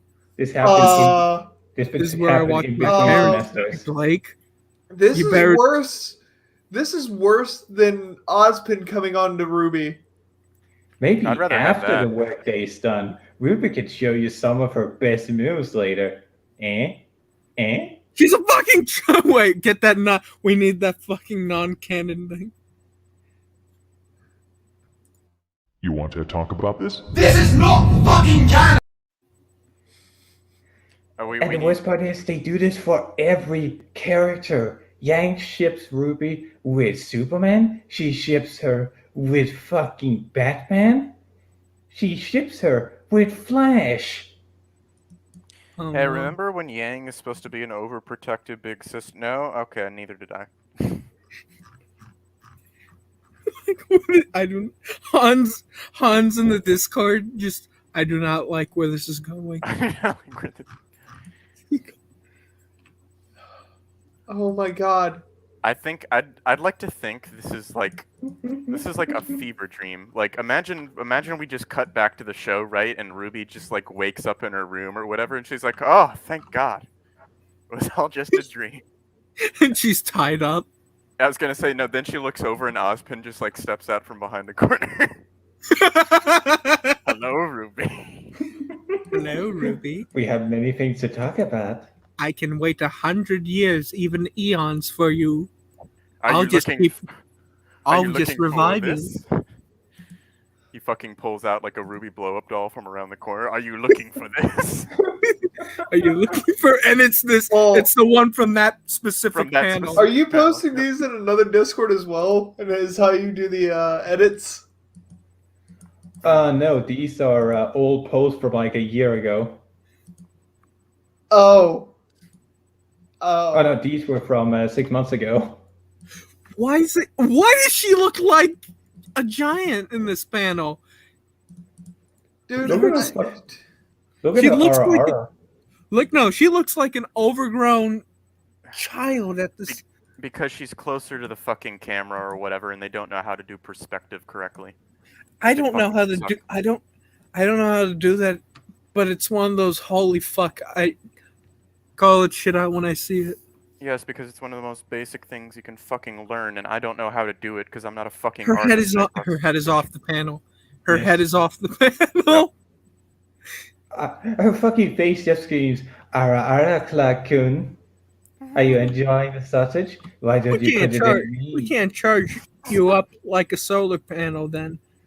So you'll run all night long. Not to my knowledge, but who knows? In the world of remnant, I am not hearing Superman. Yeah, but I the am not- fucking the sun reflects off the moon, so you're still getting fucking whatever. Fuck it. I You're don't care. still the moon doesn't moon. The moon is borrowing light from the sun. Yeah, it's That's reflecting. what the light. moonlight is. Hold on. You know what sounds like Superman? Anyone? What? It sounds like Superman. What we have here is a rare opportunity for me to cut loose and show you just how powerful I really am. Proceeds to beat the fuck out of Ruby. But he can't kill her because remember, he's Superman. Yeah, until Ruby threatens to fucking cut a bunch of innocent people in half with her scythe because she's stupid or something. And he gets to break her neck and we all fucking cheer. And it's not going to be like the Man of Steel bullshit where it's like, are you fucking crying? Are you seriously crying? That motherfucker was going to destroy the planet. Or 1950 Superman. America was founded on the notion that a person should be free to follow his or her destiny. But we can't do that if we're living in fear of our own government. We need to reclaim this country for free men and women everywhere. I want that Superman, you know? I don't like the fucking man. I hate the Man of Steel Superman. It's so stupid. So fucking... It's such a retarded concept. This? Oh god, your lucky chamber is in here. This is not Superman. This is a pretender. This is still very Superman.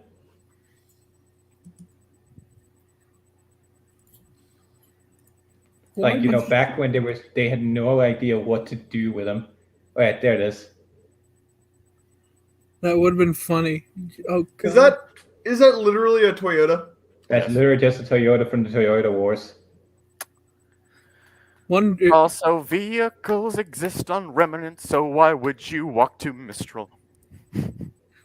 Because they're Also in the novel with Team Coffee, they also walk to Vacuo. They don't take any form of transport. What is wrong with these main characters? Well, no, they literally can walk to Vacuo from Vale. Yes, they could. They can't walk to Mistral, though. They could fucking drive. They got trucks. What is it? What is it? Because they don't have a license? They can't drive. They won't fucking use a license either way. Oh, you're old enough to wield a minigun and fucking blow shit up, but we can't give you your driver's license. Sorry. We can give you a sword and gun combined together, but we can't let you drink or drive. White Fang. Do it! Just do it! White Fang about to bring out the fucking Toyotas. Oh god. Gotta get down to the fucking gotta get this down to the village on the Coral Coast. Hold on. What is this face that Ruby is making? Hey, grandmother Ruby. Clark, want to go for a walk in the woods? No. In the last volume, someone said that. No. Also, bitch, I refuse to fucking believe you can cook, Yang. Fuck you. You cannot cook. Fuck you. Also, That's nice offensive. panty shot. That's not panties. That's not panties. Those aren't panties? Those are lilies. Yeah. No. Like, hold on. Look on. It's That right part, near the. yeah, that's like part of her like underskirt or whatever. It's Yeah, not that's her underskirt. Or pants. That's her pants. They're just white where they should be black. What is she, fucking Arnold? She get her dress. She get her fucking her wardrobe from. Did she take lessons from Hey Arnold? Maybe. The next one's fucking creepy. Let me see. Wait, I want to at least read the. We're gonna gather brambleberries. I'm making cobbler for dessert. No, you're not. Yeah, no. You're not. You can't cook. The only thing you can cook that's up. where the Yang face comes from. Yes. The only thing she can cook is cook up a bullshit story. The only thing she can cook up is I don't know. I don't know what it is. Before we get the immediate copyright strike, sounds great. And Ruby, maybe you could show me some of those huntress moves. Oh my, how lewd! Oh god, that fit. Why does it look like she's sucking her blood? It looks like she's nibbling. She's nibbling on her finger. She's tasting 15. flesh. God damn. God, this is the more I watch this, the more I'm reminded of Rory from Gate, and the more I just want to go back and watch that instead. I'm just. What is this? This. Fuck me.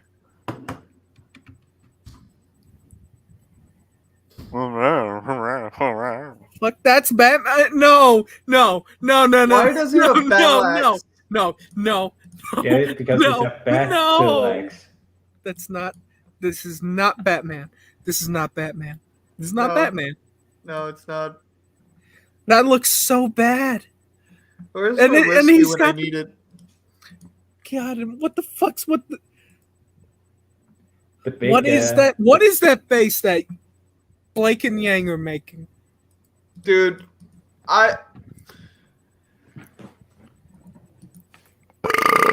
There you go. That's my response to that.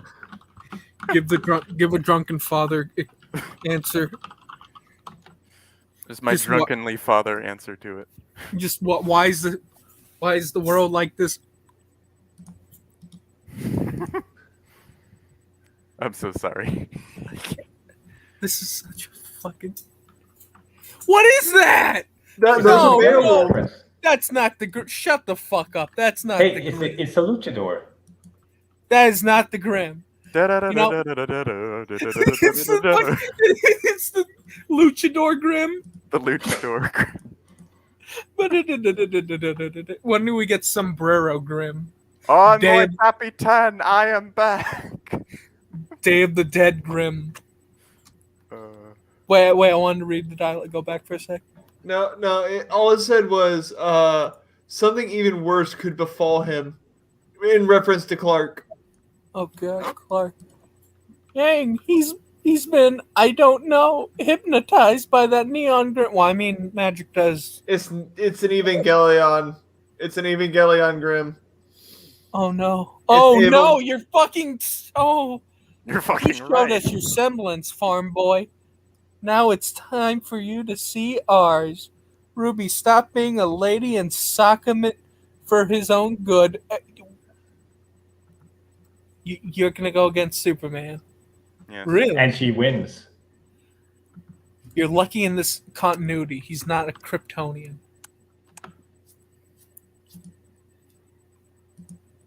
Wrong. Wrong? I think you might have downplayed that semblance of yours. Maybe a tiny bit.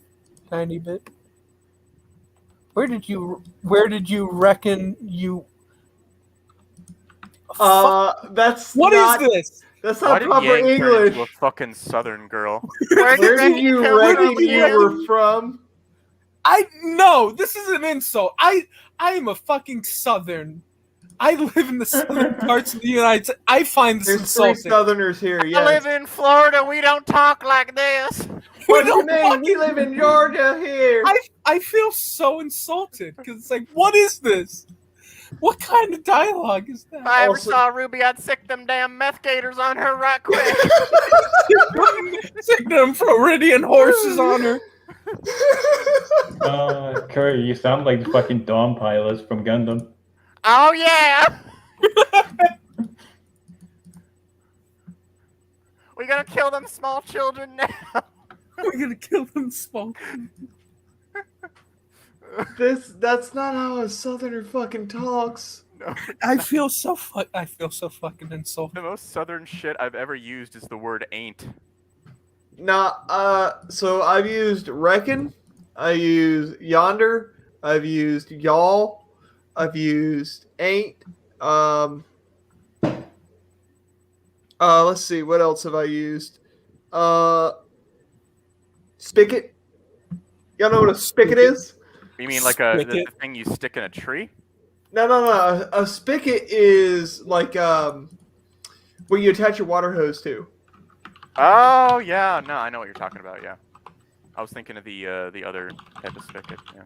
I've heard people call it a faucet. I'm like, no, that's inside. Yeah, it's inside. Now it's a spigot. Welcome to Southern vocabulary lessons. Here we're gonna Today. teach you how to break your English, y'all. Y'all. How y'all doing? Curry's from Florida. I'm from Georgia. I don't know where Mike's from. Florida. Really?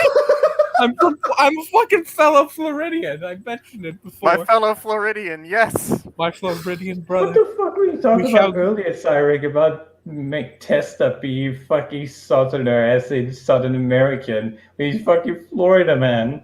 No. So we have designations in the United States. We have Southerners, anyone below from Virginia down, and as west as Texas, but we don't include Oklahoma. We don't include Florida. Oh, okay. No. We don't include Oklahoma. So, if you look at the United States map, you'll see Arkansas, Kentucky, Virginia, West Virginia, South Carolina, North Carolina, Georgia, Mississippi, Alabama, Texas. Stop trying to give him Florida. fucking Southern geography lessons. God damn it. I don't care. I live in the fucking U.S. and I don't give a fuck. Then we have New England, or the Northeast, or the North. Then we have the Midwest. Then we have West Coast. And then we have the Northwest. What are you talking about, West? All I see are bushfires. There's no other states in the West. All I see is the state of California on fire. I can't see anything. No, Courier. It's like that one scene from Flapjack where everything just goes fucking batch how the West would won.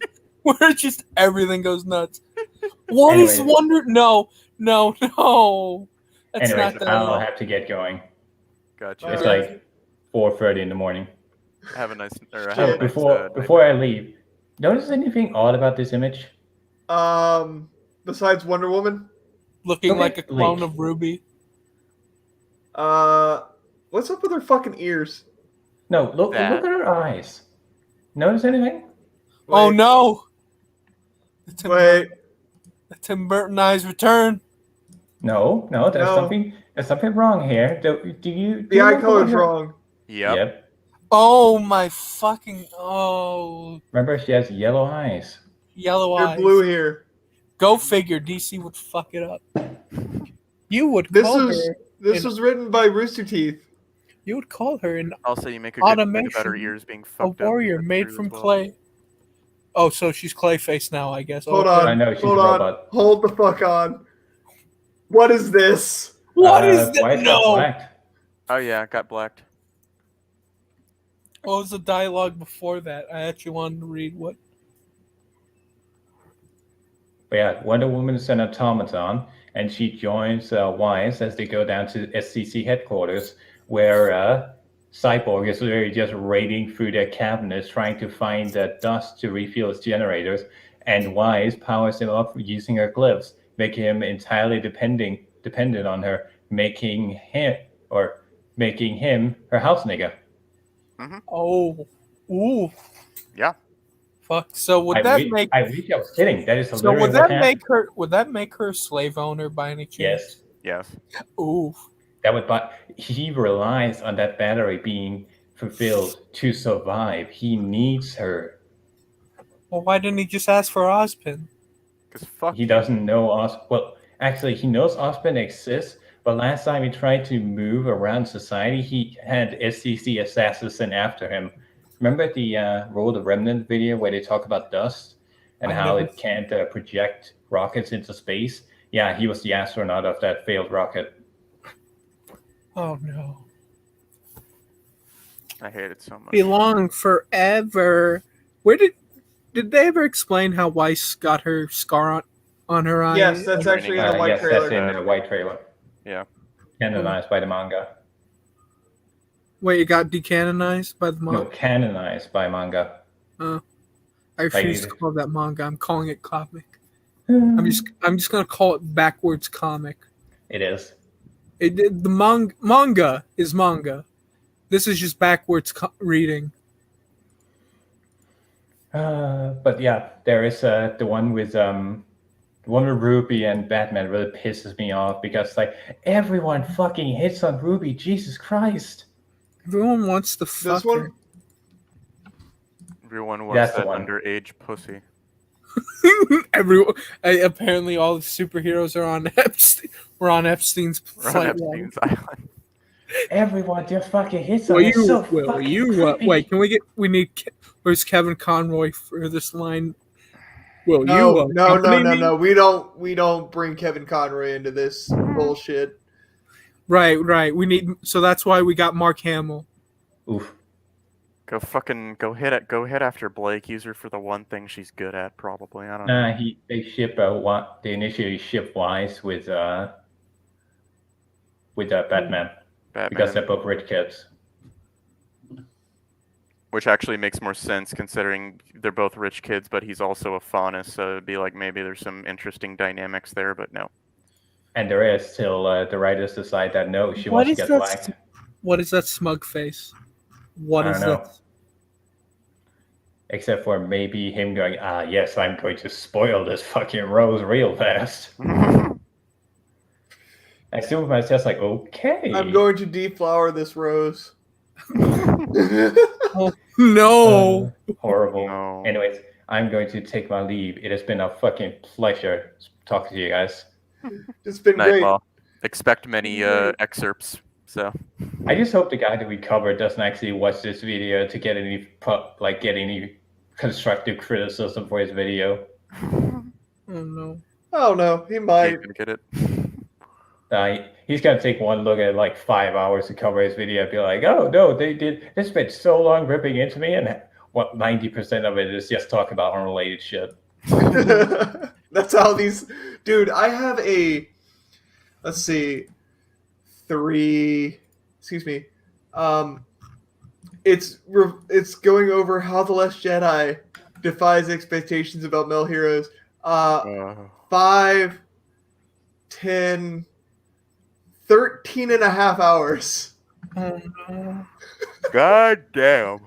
And how many of that is talking about the how many of that is talking about the actual video?